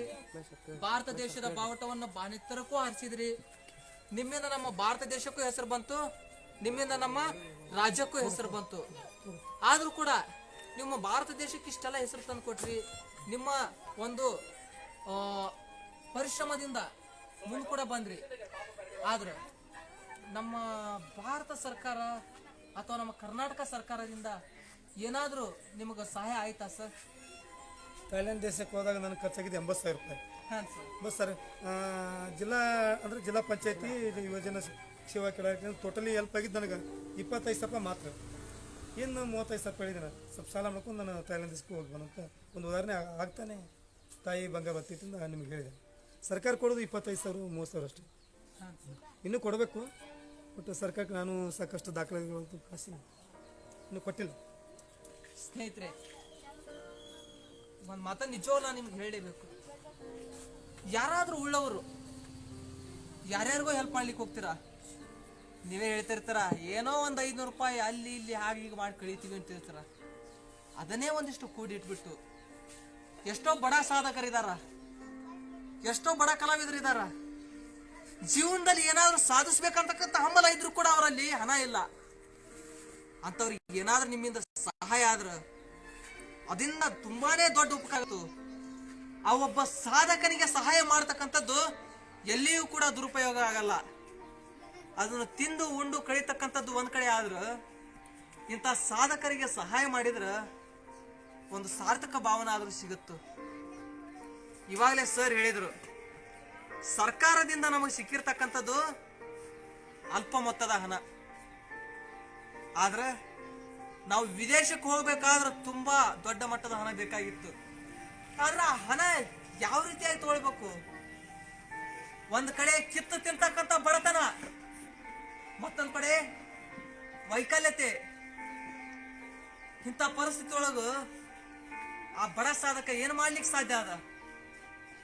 ನಿಜವಾಗ್ಲು ಅನಿವಾರ್ಯ ಒಂದು ಸಾಲ ಮಾಡ್ಬೇಕಾಗತ್ತು, ಇಲ್ಲ ಮನೆಯಲ್ಲಿ ಇರ್ತಕ್ಕಂಥ ಯಾವುದೋ ಒಂದು ವಸ್ತುವನ್ನು ಮಾರ್ಬೇಕಾಗತ್ತು. ಪರಿಸ್ಥಿತಿ ನೋಡಿ ಯಾವ ರೀತಿ ಬಂತು. ದುಡ್ಡು ಸಾಲದೆ ಇರೋದಕ್ಕೂ ತನ್ನ ಹೆತ್ತ ತಾಯಿ ಮತ್ತು ಪತ್ನಿಯ ಬಂಗಾರವನ್ನು ಅಡವಿಡಬೇಕಾಗ್ತಕ್ಕಂಥ ಅನಿವಾರ್ಯತೆ ಬಂತು. ಬಟ್ ಅವ್ರು ಬೇರೆ ಯಾವ ಉದ್ದೇಶಕ್ಕೂ ಕೂಡ ಅಡ ಇಟ್ಟಿಲ್ಲ. ನಮ್ಮ ಭಾರತ ದೇಶದ ಕೀರ್ತಿ ಪತಾಕೆಯನ್ನು ಎತ್ತರಿಸೋದಕ್ಕೋಸ್ಕರ ತಮ್ಮ ಹೆಂಡತಿ ಮತ್ತು ತಾಯಿಯ ಬಂಗಾರವನ್ನು ಅಡವಿಡತಕ್ಕಂಥ ಒಂದು ಪ್ರಸಂಗ ಬಂತು. ಸರ್, ನಿಜವಾಗ್ಲೂ ಇದೊಂದು ಖುಷಿ ಸರ್ ನಮ್ಗೆ. ಎಲ್ಲೋ ಒಂದ್ ಕಡೆ ಹೆಂಡತಿ ಮತ್ತು ಪತ್ನಿಯ ಬಂಗಾರವನ್ನ ಸಾಧಕರಾಗ್ತಕ್ಕಂಥ ನೀವು ಅಡವಿಟ್ರಿ ಅಂತಕ್ಕಂಥ ನೋವು ನಮ್ಮಲ್ಲಿ ಇದೆ ಸರ್. ಬಟ್ ಇಷ್ಟೆಲ್ಲಾ ಬಡತನ ಇದ್ರು, ಇಷ್ಟೆಲ್ಲಾ ನೋವು ಇದ್ರು, ಇಷ್ಟೆಲ್ಲಾ ತೊಂದರೆಗಳನ್ನ ಅನುಭವಿಸ್ತಾ ಇದ್ರು ಕೂಡ ಛಲ ಬಿಡದೆ ಮುನ್ನುಗ್ಗಿ ಧೈರ್ಯದಿಂದ ಬಂದಿರತಕ್ಕಂಥ ಎಲ್ಲ ಅಡೆತಡೆಗಳನ್ನ ಮೆಟ್ಟಿ ಸಾಧನೆ ಅಂತಕ್ಕಂಥ ಶಿಖರ ಏರಿದ್ರಲ್ಲ ಸರ್, ಮೆಚ್ಚತಕ್ಕಂಥದ್ದು. ನಿಜವಾಗ್ಲೂ ಅವ್ರು ಮೆಚ್ಚತಕ್ಕಂಥದ್ದು ಸರ್. ನೆಕ್ಸ್ಟ್ ನಿಜವಾಗ್ಲೂ ಇದನ್ನ ಯಾವ ರೀತಿ ಕೇಳಬೇಕು ಅಂತ ಹೇಳ್ಬಿಟ್ಟು ಗೊತ್ತಿಲ್ಲ ಸರ್. ಆ ಬಡತನ ಸಂದರ್ಭದಲ್ಲಿ ದುಡ್ಡಿಲ್ಲ ಕೈಯಲ್ಲಿ, ಭಾರತ ತಂಡದ ನಾಯಕ, ಬಟ್ ಎಲ್ಲೋ ಒಂದ್ ಕಡೆ ಯಾವ ರೀತಿಯಾಗಿ ಸಹಿಸ್ಕೊಂಡ್ರಿ ಸರ್ ಅದನ್ನ? ಸಾಕಷ್ಟು ಅನಿವಾರ್ಯ, ನೋವು ಸಾಕಷ್ಟಿತ್ತು. ಬಟ್ ನೋವು ಹೇಳ್ಕೊಂಡ್ರೆ ನಮ್ದು ಸಾಧನೆ ಮಾಡೋಕ್ಕೆ ಸಾಧ್ಯನೇ ಇಲ್ಲ. ಆದರೆ ಆ ಎಲ್ಲ ನೋವುಗಳು ನುಂಗ್ಕೊಂಡು ನಾನು ದಿನ ಬಿಡದೆ ಕೂಲಿ ಕೆಲಸ ಮಾಡ್ಕೊಂಡು ಬೇರೆ ಬೇರೆ ಬಾಗಲಕೋಟು ಸೀಮಿಕರಿ ಬೈಪಾಸ್ ಎಲ್ಲ ಕೂಲಿ ಕೆಲಸ ಮಾಡ್ಕೋತ ಸ್ವಲ್ಪ ದುಡ್ಡು ಉಳಿತಾಯ ಮಾಡುತ್ತೆ. ನಾ ಅದೇ ಸ್ಪೋರ್ಟ್ಸ್ ಕಾರ್ಯಕ್ರಮ ಇದ್ದಾಗ ಅಲ್ಲಿ ಭಾಗಿಯಾಗಿ ಕೆಲವೊಂದು sports state level national leaders ಭೇಟಿಯಾಗಿ ನನಗೊಂದು ಅವಕಾಶ ಕೊಡ್ರಿ, ಇಷ್ಟೆಲ್ಲ ಆಟ ಆಡ್ತೀನಿ ಅಂತ ಸಾಕಷ್ಟು ಜನರಲ್ಲಿ ನಾನು ಅವ್ರ ಭಾಗಿಯಾದೆ. ನಾನು ಅವರೆಲ್ಲ ನೋಡಿ ಇಲ್ಲ ಈ ಹುಡುಗ ಒಂದು ಒಳ್ಳೆ ಭಾಳ ಬರ್ತಾನೆ ಮತ್ತು ಕಬಡ್ಡಿ ಬಗ್ಗೆ ಭಾಳ ಒಂದು ಉತ್ಸಾಹಕತೆ ಒಂದು ಇಟ್ಕೊಂಡಾನ. ಅದಕ್ಕೆ ಅಂಥವೆಲ್ಲ ಅಧಿಕಾರಿಗಳನ್ನ ಭೇಟಿ ಆದಾಗ ಸ್ವಲ್ಪ ಅವಾಗ ತಾನೇ ನನಗೆ ಹೆಲ್ಪ್ ಮಾಡಿದ್ರು ಅವರು. ತುಂಬಾನೇ ಬಟ್ ಅವ್ರು ಮಾಡಿರ್ತಕ್ಕಂಥ ಒಂದು ಸಹಾಯ ಸಾಧನೆ ರೂಪದಲ್ಲಿ ನಿಮ್ಮಿಂದ ಹೊರಬಂತು ಸರ್. ನಿಜ ಸರ್, ಅವರ ನಿರೀಕ್ಷೆ ಸುಳ್ಳು ಆಗಲಿಲ್ಲ. ನೀವು ಏನೋ ಒಂದು ಮಾಡ್ತೀರಾ, ಆ ಸಾಧನೆ ಮಾಡ್ತಕ್ಕಂಥ ಶಕ್ತಿ ನಿಮ್ಮಲ್ಲಿ ಅದ. ಬಟ್ ಅವಕಾಶ ಕೊಟ್ಟು 100% ಸಾಧಿಸ್ತೀರಿ ಅಂತಕ್ಕಂಥ ಒಂದು ನಿರೀಕ್ಷೆ ಅವರಲ್ಲಿ ಇತ್ತಲ್ಲ ಸರ್, ಅದನ್ನು ನೀವು ಹುಸಿ ಮಾಡಲಿಲ್ಲ ಸರ್, ನಿಜವಾಗ್ಲು ಸರ್. ಮತ್ತು ಇನ್ನೊಂದು ಸರ್, ನೀವು ಆಗಾಗ ಇವಾಗ ವಿದೇಶಕ್ಕೆ ಹೋಗ್ತೀರಾ, ನಮ್ಮ ದೇಶಕ್ಕೆ ಬರ್ತೀರಾ, ವಿದೇಶಕ್ಕೆ ಹೋಗ್ತೀರಾ, ನಮ್ಮ ದೇಶಕ್ಕೆ ಬರ್ತೀರಾ, ಎಮೋಷನ್ಸ್ ಯಾವ ರೀತಿ ಇರ್ತಾವೆ ಸರ್ ಆ ಟೈಮ್ ಒಳಗೆ? ಈಗ ವಿದೇಶದ್ರೆ ಸ್ವಲ್ಪ ಯಾಕಂದ್ರೆ ವಿದೇಶ ಹೋಗ್ತಂದ್ರೆ ಸ್ವಲ್ಪ ಭಾಳ ಖುಷಿ. ಹಾಂ ಸರ್. ಮತ್ತೆ ಅದ್ರಾಗ ವಿದೇಶದಲ್ಲಿ ಮತ್ತೆ ಬರ್ತಿಲ್ಲ ನಮ್ಮ ದೇಶಕ್ಕೆ, ಅದು ತೀರಾಗ ತುಂಬ ಖುಷಿ. ಹಾಂ ಸರ್. ಅಲ್ಲಿ ಇರುವಂಥ ಆಕ್ಟಿವಿಟಿ ಏನೈತಿ, ಹಾಂ ಸರ್. ಯುವಕರಿಗಾಗಿರುವಂಥ ಮಾದರಿ ಏನದವ, ಹಾಂ ಸರ್. ಆಮೇಲೆ ಏನು ಕೆಲವೊಂದು ಕಲೆ ಸಾಹಿತ್ಯ ಬಗ್ಗೆ ಇಲ್ಲಿ ನಮ್ಮ ದೇಶ ಯುವಕರಿಗೆ ಕಲೆ ಸಾಹಿತ್ಯ ಬಗ್ಗೆ ಏನು ಹೇಳ್ಬೇಕು ಅಂಥವೆಲ್ಲ ಕೆಲವೊಂದು ಪಾಠವನ್ನು ಕಲ್ಕೊಂಡು ಇಲ್ಲಿ ನನಗೆ ಹೇಳಕ್ಕೆ ಒಂದು ಭಾಳ ನಿಜ ಸರ್. ಸರ್ ನಾನು ಇನ್ನೊಂದು ಕೇಳಲ್ಪಟ್ಟಿನಿ ಸರ್, ಬಟ್ ನಿಮ್ಗೆ ಆರ್ಥಿಕ ತೊಂದರೆ ಸಿಕ್ಕಾಪಟ್ಟೆ ಇದೆ ಸರ್. ಬಟ್ ಇಷ್ಟೆಲ್ಲ ತೊಂದರೆ ಇದ್ರೂ ಕೂಡ ನೀವು ಎಷ್ಟೋ ಜನರಿಗೆ ಸಹಾಯ ಮಾಡ್ತಕ್ಕಂಥದ್ದನ್ನು ನಾನು ಜೀವಂತವಾಗಿ ಇಲ್ಲೇ ಸಾಕ್ಷ್ಯ ಸಮೇತ ನೋಡಿದ್ದೀನಿ ಸರ್, ಸಾಕ್ಷ್ಯ ಸಮೇತವಾಗಿ ನೋಡಿದೆ. ನಿಮ್ಮಲ್ಲೇ ಇಷ್ಟು ತೊಂದರೆ ಇದ್ರೂ ಕೂಡ ಮತ್ತೊಬ್ಬರಿಗೆ ಸಹಾಯ ಮಾಡ್ತಕ್ಕಂಥದ್ದು ಸರ್. ಅದರಲ್ಲಿ ಕೂಡ ನೀವು ಈಗ ತಾನೇ ಹೇಳಿದ್ರಿ, ಒಬ್ಬ ಸಾಧಕ ಮುಂದೆ ಸಾಧನೆ ಮಾಡ್ತಾನೆ ಅಂದ್ರೆ ಅದ್ರ ಭಿಕ್ಷೆ ಬೇಡಿ ಮಾಡ್ಲಿಕ್ಕೆ ಕೂಡ ತಯಾರಂತ ಹೇಳಿದ್ರಿ ಸರ್. ಬಟ್ ಇದೆಲ್ಲ ಇಂಥ ಮನಸ್ಥಿತಿ, ಇಂಥ ಮನೋಭಾವ, ಇಂಥ ಕಾಳಜಿ ಇರ್ತ ಮನೋಭಾವ ಹೇಗೆ ಸಾಧ್ಯ ಸರ್? ಇದು ಅವ್ರ ಕರ್ತವ್ಯ. ಈಗ ಒಬ್ಬ ಕ್ರೀಡಾಪಟುಗಳು ಇರುವಂಥ ಒಂದು ಕರ್ತವ್ಯ. ಹಾಂ ಸರ್. ಯಾಕಂತಂದ್ರೆ ನನಗೆ ಸಾಕಷ್ಟು ಜನ ಒಂದು ಟೀಮ್ ವೈಸ್ ನಾನು ಕಬಡ್ಡಿ ಆದಂಥ ವ್ಯಕ್ತಿ. ಹಾಂ ಸರ್. ಅವರು ನಾನು ಆಗತ್ತಾನೆ ಹೇಳಿದೆ, ನನಗೆ ಯಾರು ಸ್ನೇಹಿತರು, ಆಮೇಲೆ ಫ್ಯಾಮಿಲಿ ಮೆಂಬರ್ಸು, ಆಮೇಲೆ ಎಲ್ಲರೂ ಇವರೆಲ್ಲ ಬೇಕಂತ ಹೇಳಿದ. ನನಗೆ ಇವಾಗಲೂ ಹೇಳ್ತೀನಿ, ಯಾವತ್ತೂ ನನಗೆ ಜಾತಿ ಇಲ್ಲ, ಇಲ್ಲೇನು ಸೇರಿಲ್ಲ, ನಾವೆಲ್ಲರೂ ಒಂದು ಕುಟುಂಬದ ಸದಸ್ಯರಿದ್ದಂಗೆ. ಹೀಗಾಗಿ ಅವರೊಂದು ಸರ್ ನನಗೆ ಇನ್ನೊಂದು ಸರ್, ಒಂದೇ ಒಂದು ಕ್ವಶನ್ ಸರ್. ಇವಾಗ ನಾನು ಇದಕ್ಕೆ ನೀವು ಯಾವ ರೀತಿ ಉತ್ತರ ಕೊಡ್ತೀರಿ ಅಂತಕ್ಕಂಥದ್ದು ಒಂದು ಇದು ಸರ್. ಬಟ್ ಅದಕ್ಕಿಂತ ಮುಂಚೆ ನಾನು ನಮ್ಮ ಸ್ನೇಹಿತರಿಗೆ ಒಂದು ಮಾತನ್ನು ಹೇಳಲಿಕ್ಕೆ ಇಷ್ಟಪಡ್ತೀನಿ ಸರ್. ಸ್ನೇಹಿತರೆ, ಸರ್ ಈಗ ತಾನೇ ಹೇಳಿದರು, ಒಬ್ಬ ಕ್ರೀಡಾಪಟು ಮುಂದೆ ಹೋಗ್ತಾ ಇದ್ದಾನೆ ಅಂದ್ರೆ ಅದು ಸಹಾಯ ಮಾಡ್ತಕ್ಕಂಥದ್ದು ನನ್ನ ಆದ್ಯ ಕರ್ತವ್ಯ. ಒಬ್ಬ ಆಟದಲ್ಲಿ ಪ್ರಾವೀಣ್ಯತೆಯನ್ನು ಪಡೆದು ಆಟದಲ್ಲಿ ಏನೋ ಒಂದು ಸಾಧನೆ ಮಾಡ್ತಾ ಇದ್ದಾನೆ ಅಂದ್ರೆ ಅರ್ಥವನ್ನ ಬೆಳೆಸ್ತಕ್ಕಂಥದ್ದು ನಮ್ಮ ಆದ್ಯ ಕರ್ತವ್ಯ ಅಂತ ಹೇಳಿದ್ರು. ಹಾಗಾದ್ರೆ ಭಾರತ ದೇಶವನ್ನು ಪ್ರತಿನಿಧಿಸ್ತಕ್ಕಂಥ ಇಂಥವರ ಬೆಳವಣಿಗೆಗೆ ಸಹಾಯ ಮಾಡ್ತಕ್ಕಂಥದ್ದು ನಮ್ಮ ಮೂಲಭೂತ ಕರ್ತವ್ಯ ತಾನೇ? ಮೂಲಭೂತ ಕರ್ತವ್ಯ ರೀ. ಇವತ್ತಿಗೂ ಕೂಡ ಇವ್ರ ಪರಿಸ್ಥಿತಿಯನ್ನು ನೋಡ್ಲಿಕ್ಕೆ ಆಗ್ತಾ ಇಲ್ಲ. ಭಾರತ ದೇಶವನ್ನು ಪ್ರತಿನಿಧಿಸ್ತಕ್ಕಂಥವ್ರು ಸಹಸ್ರ ಪ್ರಶಸ್ತಿಗಳನ್ನು ಪಡ್ಕೊಂಡಿದ್ದಾರೆ. ನೀವು ನೋಡ್ತಾ ಇರೋದು ಪ್ರಶಸ್ತಿಗಳು ಬಹಳ ಅಲ್ಲ, ನಮಗೆ ಇಡ್ಲಿಕ್ಕೆ ಜಾಗ ಇಲ್ಲದೆ ಇರೋದ್ರಿಂದ ಕೇವಲ ಪ್ರಶಸ್ತಿ ಇಷ್ಟೇ ಎಷ್ಟು, ಅದು ಸಣ್ಣ ಪುಟ್ಟ ಪ್ರಶಸ್ತಿಗಳನ್ನ ಇಟ್ರಾಯ್ತು ಅಂತೇಳಿ ಸಣ್ಣ ಪುಟ್ಟವುಗಳನ್ನು ತಂದಿದ್ದೀವಿ. ಬಟ್ ಇಷ್ಟೆಲ್ಲ ಪ್ರಶಸ್ತಿಗಳನ್ನು ಪಡ್ಕೊಂಡ್ರು ಕೂಡ ಅನಿವಾರ್ಯ ಕೆಲವೊಮ್ಮೆ ಪರಿಸ್ಥಿತಿಗೂ ಕೂಡ ಒದ್ದಾಡಬೇಕಾಗಿರ್ತಕ್ಕಂಥದ್ದು.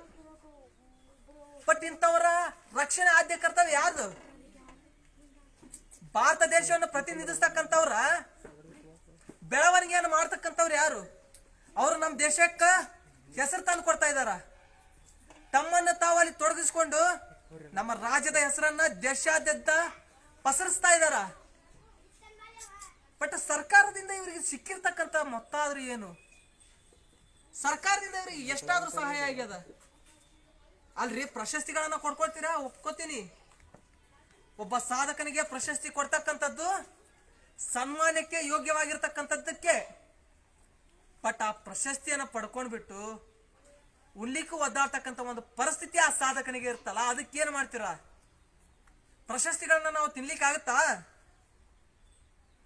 ಆಗಲ್ಲ. ಬಟ್ ಅವ್ರ ಜೀವನೋಪಾಯಕ್ಕೆ ಏನಾದ್ರೂ ಒಂದು ಕೊಡ್ತಕ್ಕಂಥ ಒಂದು ಪ್ರಯತ್ನ ಮಾಡಿ. ಕೇವಲ ಈ ಒಬ್ಬ ಸಾಧಕ ಅಷ್ಟೇ ಅಲ್ಲ ನಾ ಹೇಳ್ತಾ ಇರೋದು, ಇಂಥ ನೂರಾರು ಸಾಧಕರಿದಾರ, ನೂರಾರು ಕಲಾವಿದರು ಇದಾರ. ಬಟ್ ಅವರಿಗೆಲ್ಲ ಯಾರು ಇಲ್ಲದೆ ಇರ್ತಕ್ಕಂಥ ರೀತಿ ಮಾಡೋದು ಬೇಡ. ಉಳ್ಳವರು ಎಲ್ಲರಲ್ಲ ನಾ ಹೇಳ್ತಾ ಇರೋದು, ನಿಮ್ಮಿಂದ ಎಷ್ಟಾಗುತ್ತೋ ಅಷ್ಟು ಸಹಾಯ ಮಾಡಿ ಅವ್ರನ್ನ ಬೆಳೆಸಿ. ಸರ್ ಇವಾಗ ಇನ್ನೊಂದು ಸರ್, ಇವಾಗ ಟ್ರೆಂಡಿ ಆಗಿರ್ತಕ್ಕಂಥ ಪ್ರೋ ಕಬಡ್ಡಿ, ಈ ಪ್ರೋ ಕಬಡ್ಡಿ ಬಗ್ಗೆ ಮಾತಾಡೋದಾದ್ರೆ ನಿಮ್ಮ ಅಭಿಪ್ರಾಯ ಏನು ಸರ್? ಪ್ರೋ ಕಬಡ್ಡಿ ಕುರಿತು ಏನಾದ್ರು ಮಾತಾಡಿ. ಪ್ರೋ ಕಬಡ್ಡಿ ಬಂಡವಾಳಶಾಹಿಗಳ ಇದೊಂದು ಆಟ. ಪ್ರೋ ಕಬಡ್ಡಿ ಬಂಡವಾಳಶಾಹಿಗಳ ಆಟ ಅಂತ ಹೇಳ್ತೀರಿ ಸರ್? ಯಾಕಂದ್ರೆ ಈಗ ಪ್ರೋ ಕಬಡ್ಡಿ ನಾನು ಟೀಮ್ ಕೊಡ್ಕೊಳಕ್ಕಾಗಲ್ಲ, ನಿಮ್ಗೂ ಕೊಡ್ಕೊಳಕ್ಕಾಗಲ್ಲ, ಇಲ್ಲಿ ಇರೋಂಥವ್ರು ಯಾರಿಗೆ ಟೀಮ್ ಕೊಡ್ಕೊಳಕ್ಕಾಗಲ್ಲ. ನಿಜ ಸರ್. ದುಡ್ಡು ಇದ್ದವ್ರು ಮಾತ್ರ ಪ್ರೋ ಕಬಡ್ಡಿ ಟೀಮ್ ಮಾಲಕರಾಗಬೇಕು. ಅದಕ್ಕೆ ಇದು ನಿಜವಾದ ಗ್ರಾಮೀಣ ಭಾಗದಾಗಿರುವಂಥ ಕಬಡ್ಡಿ ಕ್ರೀಡಾಪಟುಗಳಿಗೆ ಇಂಥ ಅವಕಾಶಗಳು ಸಿಗೋದು ಕಡಿಮೆ. ಅದು ನನಗೆ ಸಾಕಷ್ಟು ಸಲ ಗೊತ್ತು. ಈ ಪ್ರೋ ಕಬಡ್ಡಿಗೆ ಸರ್ಕಾರ ಮಟ್ಟದೊಳಗೆ ಪ್ರೋ ಕಬಡ್ಡಿ ನಡೆಸಿರೋ ಭಾಳ ಒಳ್ಳೆಯದು. ಈ ಪ್ರೋ ಕಬಡ್ಡಿ ಮಾಡಕತ್ತಾರಲ್ಲ, ಇದು ಸರ್ಕಾರ ಇಲಾಖೆ ಸರ್ಕಾರದಿಂದ ನಡೆದ್ರೆ ಗ್ರಾಮೀಣ ಭಾಗದಾಗ ಆ ಕಬಡ್ಡಿ ಕ್ರೀಡಾಪಟು ಒಂದು ಅವಕಾಶ ಸಿಗುತ್ತೆ. ಅಂದಾಗ ಪ್ರೋ ಕಬಡ್ಡಿಗೆ ಒಂದು ಮೆರುಗು ಬರಬೇಕು ನನ್ನ ಒಂದು ಅನಿಸಿಕೆ.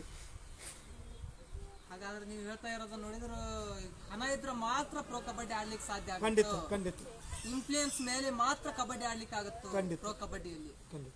ಹಾಗಾದ್ರೆ ನಿಜವಾದ ದೇಶೀಯ, ಅದರಲ್ಲಿ ಗ್ರಾಮೀಣ ಪ್ರದೇಶದಲ್ಲಿ ಇರ್ತಕ್ಕಂಥ ಯುವಕರಿಗೆ ಅವಕಾಶಗಳು ಸಿಗ್ತಾ ಇಲ್ಲ ಅಂತಕ್ಕಂಥದ್ದು ನಿಮ್ಮ ಅನಿಸಿಕೆ ಸರ್? ಇಲ್ಲ ಸಿಗ್ತಾ ಇಲ್ಲ.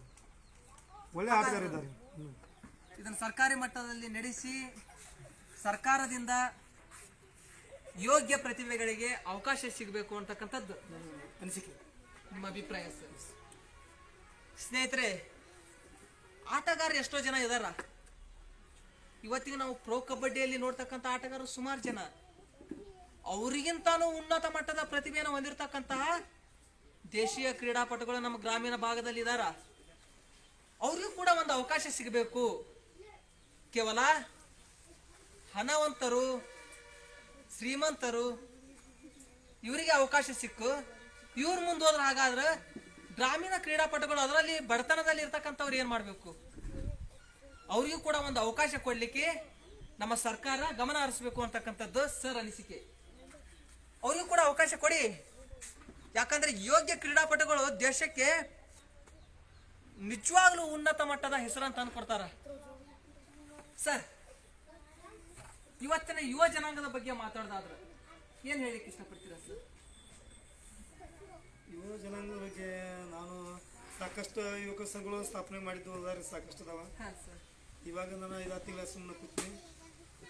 ಸಾಕಷ್ಟು ಎಲ್ಲಿ ಯುವಕರ ಸಂಘಗಳನ್ನ ಎಲ್ಲಿ ರಚನೆ ಮಾಡ್ತಿರ್ತೀವೋ ಅಲ್ಲೆಲ್ಲ ಆ ಊರಿಗೆ ಹೋಗಿ ಯುವಕರನ್ನು ಕೂಡ್ಸೊಂದು ಗುಂಪು ಮಾಡಿ ಮೊಟ್ಟ ಮೊದಲು ಅವ್ರಿಗೆ ಪದಾಧಿಕಾರಿನ ಆಯ್ಕೆ ಮಾಡೋ ಟೈಮ್ದಾಗ ಯುವಕರು ದುಶ್ಚಟದಿಂದ ದೂರ ಇದ್ರೆ ಮಾತ್ರ ಇಂಥ ಒಂದು ಯುವಕರ ಸಂಘಗಳು ಒಂದಾಗ್ತಾವ. ಆಮೇಲೆ ಇವತ್ತಿನ ಯುವಕರು ಹೆಂಗದಾರಪ್ಪ ಅಂತಂದ್ರೆ ಈ ಮೊಬೈಲ್ ಬಂದ ಮೇಲೆ ಸಾಕಷ್ಟು ಜನ ಯುವಕರು ಹಾಳಾಗಿದ್ದು ಉದಾಹರಣೆ ಅದಾವ. ಆದರೆ ಮೊಬೈಲ್ ಒಳ್ಳೇದಕ್ಕೂ ಯೂಸ್ ಮಾಡ್ಕೋಬೇಕು ಯುವಕರು. ಆದರೆ ಇವತ್ತು ನಮ್ಮ ಯುವಕರು ಭಾಳ ಯುವಕರು ಎಲ್ಲಿ ಇರ್ತಾರಪ್ಪ ಅಂದ್ರೆ ಬಾರ್ ರೆಸ್ಟೋರೆಂಟ್ ಹೋಗಿ ಯುವಕರು ಎಲ್ಲಿ ಬೇಕಲ್ಲ ನಾವು ಯುವಕರು ಕಾಣಕತ್ತೀವಿ. ನನಗೋಗಿ ಇವರೆಲ್ಲ ನೋಡೋಣ ಒಂಥರ ಬೇಜಾರಾಗ್ತಾ ಇದೆ. ನಿಜ ಸರ್. ನಮ್ಮ ಜನ ಯಾವ ರೀತಿ ಇದಾರೆ ಗೊತ್ತಾ ಸರ್?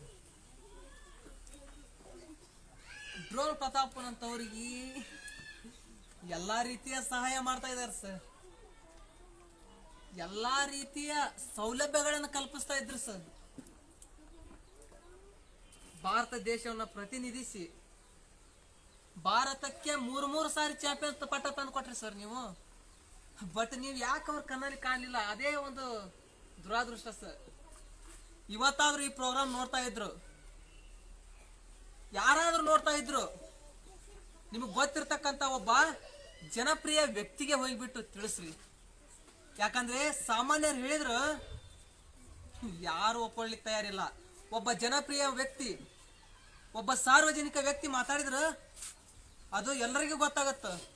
ಹಾಗಾದ್ರ ಈ ಒಬ್ಬ ಸಾಧಕ ಯಾಕೆ ಅವ್ರ ಕಣ್ಣಿಗೆ ಕಾಣ್ತಾ ಇಲ್ಲ? ಈ ಸಾಧಕನ ಪರಿಸ್ಥಿತಿ ಯಾಕೆ ಅವ್ರಿಗೆ ಗೊತ್ತಾಗ್ತಾ ಇಲ್ಲ? ಏನ್ ಹೇಳ್ಬೇಕು ಇದಕ್ಕೂ? ಡ್ರೋನ್ ಪ್ರತಾಪ್ನಂತ ಅವ್ರಿಗೆ ಗುರುತಿಸ್ತೀರಿ, ಯಾಕ್ರಿ ಇವ್ರು ಕಾಣ್ತಾ ಇಲ್ಲ ನಿಮ್ಗ? ಅವ್ರು ಒಂದು ಅವಾರ್ಡ್ ಅನ್ನ ಭಾರತಕ್ಕೆ ತಂದು ಕೊಟ್ರು ಅಂತಕ್ಕಂಥದ್ದನ್ನ ಕೇಳ್ತಾ ಇದ್ರಿ. ಅದು ಎಷ್ಟು ಸತ್ಯನೋ ಎಷ್ಟು ಸುಳ್ಳ ನನಗೂ ಗೊತ್ತಿಲ್ಲ, ಒಪ್ಕೊಳ್ತೀನಿ. ಬಟ್ ತಂದು ಕೊಟ್ಟಿರ್ತಕ್ಕಂಥ ಆ ವ್ಯಕ್ತಿನಷ್ಟು ಗೌರವಿಸಿದ್ರಿ, ಆ ವ್ಯಕ್ತಿನಷ್ಟು ಸನ್ಮಾನಿಸಿದ್ರಿ, ಆ ವ್ಯಕ್ತಿಗೆ ಏನ್ ಬೇಕು ಬೇಡದೆಲ್ಲ ಸೌಲಭ್ಯಗಳನ್ನು ಕಲ್ಪಿಸಿದ್ರಿ. ಬಟ್ ಈ ವ್ಯಕ್ತಿ ಯಾಕೆ ಕಾಣ್ತಾ ಇಲ್ಲ ನಿಮ್ ಕಣ್ಣಿಗೆ? ಈ ವ್ಯಕ್ತಿಗೆ ನೀವು ಯಾವ ರೀತಿಯಾಗಿ ಸೌಲಭ್ಯ ಕಲ್ಪಿಸ್ಲಿಕ್ಕೆ ಹಿಂದೆ ನೋಡ್ತೀನಿ. ಕೊಡ್ರಿ ಸೌಲಭ್ಯ. ಇವ್ರು ಬೇರೆ ಎಲ್ಲೋ ಕಳ್ತನ ದರೋಡೆ ಮಾಡಿ ತಿಂತಕ್ಕಂಥವ್ರಲ್ಲ. ಕಷ್ಟಪಟ್ಟು ಕಬಡ್ಡಿ ಆಡಿ ಭಾರತ ದೇಶಕ್ಕೆ ನೋಡಿ ಎಷ್ಟೆಲ್ಲ ಪ್ರಶಸ್ತಿಗಳನ್ನ ತಂದು ಕೊಟ್ಟಿದಾರ. ಬೇಡ, ಅವ್ರು ಬಂದಿರತಕ್ಕಂಥ ಸರ್ಟಿಫಿಕೇಟ್ಸ್ ಗಳನ್ನ ತೋರಿಸ್ತೀನಿ. ಸುದೀಪ್ ಹೋಗಿ ಸರ್ಟಿಫಿಕೇಟ್ಸ್ ತಂಬ. ಆ ಸರ್ಟಿಫಿಕೇಟ್ಸ್ ತೋರಿಸ್ತೀನಿ ನಿಮಗ. ಆ ಸರ್ಟಿಫಿಕೇಟ್ ಗಳನ್ನ ನೋಡ್ಬಿಟ್ಟು ಮಾತಾಡ್ರಿ. ಕೇವಲ ಅವು ನಮ್ಮ ಭಾರತ ದೇಶದಲ್ಲಿ ಸಿಕ್ಕಿರ್ತಕ್ಕಂಥದ್ದಲ್ಲ, ವಿದೇಶಗಳಲ್ಲಿ ಥೈಲ್ಯಾಂಡ್, ನೇಪಾಳ, ಶ್ರೀಲಂಕಾ ಇಂಥ 10 ಹಲವು ದೇಶಗಳಲ್ಲಿ ಸಿಕ್ಕಿರ್ತಕ್ಕಂಥವುಗಳು. ಇಷ್ಟೆಲ್ಲ ದೇಶಗಳಲ್ಲಿ ಓಡಾಡಿ ಭಾರತದ ಹೆಸರನ್ನ ಗಗನೆತ್ತರ ಕಾರಿಸಿದಾರ. ಪ್ರಶಸ್ತಿಗಳು ಸುಮಾರು ಇದಾವ್ರಿ, ಬಟ್ ಸೌಲಭ್ಯಗಳಿಲ್ಲ. ಅವ್ರಿಗೆ ಏನ್ ಮಾಡ್ಬೇಕು ಇವ್ರಿಗೆ? ತಮ್ಮರಲ್ಲಿ ಇಲ್ಲಿ ಬಾ, ಇಲ್ಲಿ ಹಿಡ್ಕೊ ಬಾ, ತೋರಿಸ್ತೀನಿ ನೋಡಿ. ಅವ್ರು ಸಿಕ್ಕಿರ್ತಕ್ಕಂಥ ಪ್ರಶಸ್ತಿಗಳನ್ನ ಇಲ್ಲಿ ಡಿಸ್ಪ್ಲೇ ಮಾಡ್ತಾ ಇದೀನಿ, ಎಲ್ಲರೂ ನೋಡ್ರಿ.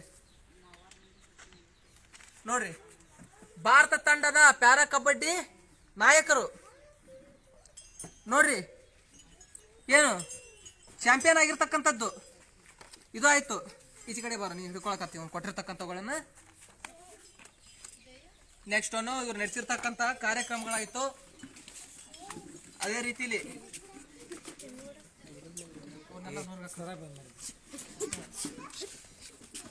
ಇವೆಲ್ಲ ಅವರು ಮಾಡಿದಾರ ಅನ್ಲಿಕ್ಕೆ ಸಾಕ್ಷ್ಯ ಚಿತ್ರಗಳಿವು ನೋಡ್ರಿ. ಗೌರವ ಸನ್ಮಾನಗಳು ಸಾಕಷ್ಟಾಗಿದಾವು,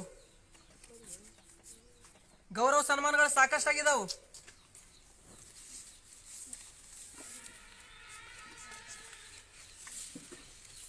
ಗೌರವ ಸನ್ಮಾನಗಳು ಸಾಕಷ್ಟಾಗಿದಾವು, ಅದನ್ನೇ ಹೇಳ್ತಾ ಇದೀನಿ ಪದೇ ಪದೇ. ಈ ಸಾಕ್ಷ್ಯ ಚಿತ್ರಗಳನ್ನ ಆಮೇಲೆ ತೋರ್ಸೋಣಂತೆ. ಅವ್ರು ಸಿಕ್ಕಿರ್ತಕ್ಕ ಸರ್ಟಿಫಿಕೇಟ್ಸ್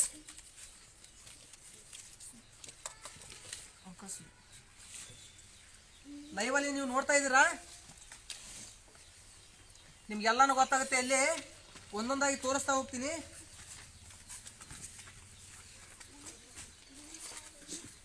ಇಲ್ಲಿ ನೋಡಿ, ಇಲ್ಲಿ ಯಾವ ರೀತಿ ಇದೆ ಸಾಕ್ಷ್ಯ ಚಿತ್ರಗಳು ಇವೆಲ್ಲ. ಇವೆಲ್ಲವುಗಳನ್ನ ನೋಡಿ, ತುಂಬಾನೇ ಇದಾವ, ತೋರಿಸ್ತಾ ಹೋದ್ರ. ಹಾ ನೋಡ್ರಿ, ಚೆನ್ನೈಯಲ್ಲಿ ನಡೆದಿರ್ತಕ್ಕಂಥದ್ದು ಆಟ ಇದು. ಇಲ್ಲಿ ನೀವು ನೋಡ್ತಾ ಇದ್ದೀರಾ, ಇವರೇ ವಿಕಲಚೇತನ ಭಾರತ ಕಬಡ್ಡಿ ತಂಡದ ನಾಯಕರಾಗಿರ್ತಕ್ಕಂಥ ಶ್ರೀ ಶೇಖರ್ ಕಾಕಡ್ಕಿ ಅವರು. ಹಾಕೊಳ್ಳಿಕ್ಕೆ ಬನೇನ್ ಇರ್ಲಿಲ್ರಿ ಅವತ್ತು, ಬೇರೆಯವರ ಡ್ರೆಸ್ಗಳಂತ ಹಾಕೊಂಡ್ಬಿಟ್ಟು ಆಡಿದಾರ. ಅಂತ ಒಂದು ಪರಿಸ್ಥಿತಿ ಇವ್ರದು. ಬೇರೆ ಏನು ಬೇಡ. ಕರ್ನಾಟಕ ರಾಜ್ಯ ಅಂಗವಿಕಲರ ಕ್ರೀಡಾ ಸಂಸ್ಥೆ ಪ್ರೈಸ್ ಕೊಟ್ಟದ. ಫಸ್ಟ್ ಪ್ರೈಸ್ ಹೇಳಿದಾರ Shekhar Y Kakadki, who has participated in the 3rd National Kabaddi Tournament for physically challenged from 20th March 2016 to 21st March 2016. had at first prize ತಗೊಂಡಿದ್ದಾರೆ, ಇಲ್ಲಿ ಚಾಂಪಿಯನ್ಸ್ ಆಗಿದಾರ. ಬಟ್ ಇವ್ರ ಪರಿಸ್ಥಿತಿ ಏನಿದೆ ಇವತ್ತು ನೋಡಿ. ಬೇರೆ ದೇಶದಿಂದ ಬಂದಿರತಕ್ಕಂಥವ್ರು ಇವ್ರನ್ನ ಇವತ್ತಿಗೂ ಕೂಡ ಗೌರವಿಸ್ತಾ ಇದಾರ. ಬಟ್ ಗೌರವದಿಂದ ಇವ್ರು ಸಿಕ್ಕಿರ್ತಕ್ಕಂಥ ಪ್ರಶಸ್ತಿಗಳನ್ನ ನಾವು ಡಿಸ್ಪ್ಲೇ ಮಾಡ್ತಾ ಇದ್ದೀನಿ. ಇಲ್ಲಿ ನೋಡ್ರಿ, ರಾಷ್ಟ್ರೀಯ ರತ್ನ ಸಿದ್ಧಗಂಗಾ ಶ್ರೀ ಪ್ರಶಸ್ತಿ. ನೆಕ್ಸ್ಟ್ ಒನ್ ಡಾಕ್ಟರ್ ರಾಜ್ಕುಮಾರ್ ಪ್ರಶಸ್ತಿ. ಇಲ್ಲಿ ನೋಡ್ರಿ, ಇಲ್ಲಿ ಮತ್ತ ಪ್ರಶಸ್ತಿಗಳು ಹೇಳ್ತಾ ಹೋದ್ರೆ ತುಂಬಾನೇ ತುಂಬಾನೇ ತುಂಬಾನೇ ಇದಾವು. ರಾಜ್ಯ ಪ್ರಶಸ್ತಿ,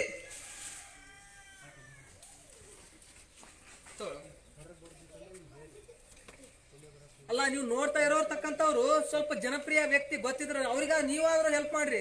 ನಿಮ್ಮ ಮೂಲಕ ಆದ್ರೂ ಆ ಜನಪ್ರಿಯ ವ್ಯಕ್ತಿಯ ಮೂಲಕ ಇಂತಹ ಸಾಧಕರು ಮುಂದೆ ಬೆಳಿಲಿಕ್ಕೆ ಸಾಧ್ಯ ಆಗತ್ತ. ಅಲ್ರಿ ಎಂತವ್ರಿಗೆ ಹೆಲ್ಪ್ ಮಾಡ್ಲಿಕ್ಕೆ ಹೋಗ್ತೀರಾ, ಬಟ್ ಇಂಥವನನ್ನ ಯಾಕೆ ಕಡೆಗಣಿಸ್ತಾ ಇದ್ದೀರಾ? ಇವು ನೋಡಿ ವಿದೇಶಗಳಲ್ಲಿ ಭಾಗವಹಿಸಿ ಪ್ರಶಸ್ತಿಗಳನ್ನು ತಂದಿರತಕ್ಕಂಥದ್ದು.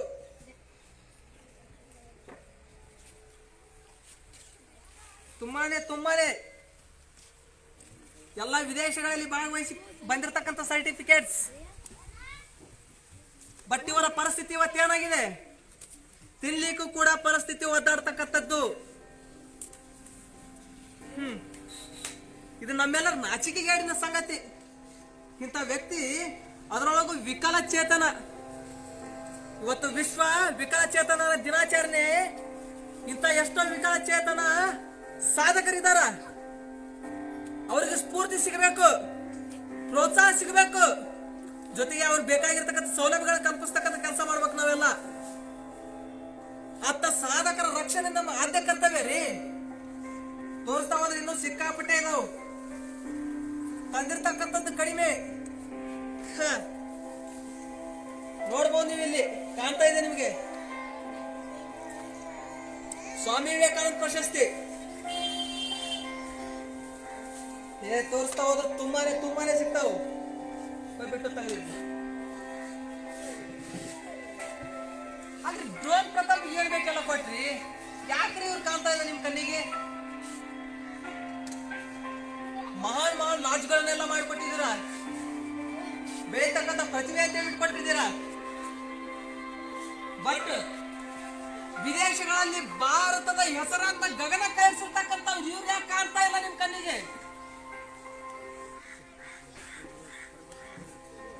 ಸರ್, ನಿಜವಾಗ್ಲೂ ಅದಕ್ಕೆ ಪರವಾಗಿ ನಾನು ನಿಮ್ಮಲ್ಲಿ ಕ್ಷಮೆ ಕೇಳ್ತಾ ಇದ್ದೀನಿ ಸರ್.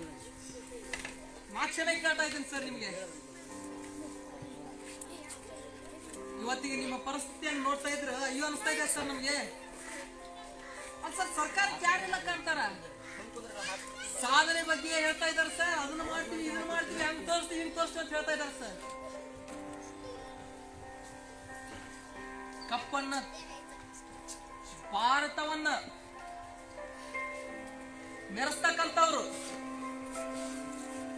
ಇವತ್ತಿನ ನಿಮ್ಮ ಪರಿಸ್ಥಿತಿ ಸರ್, ಇದೆಲ್ಲ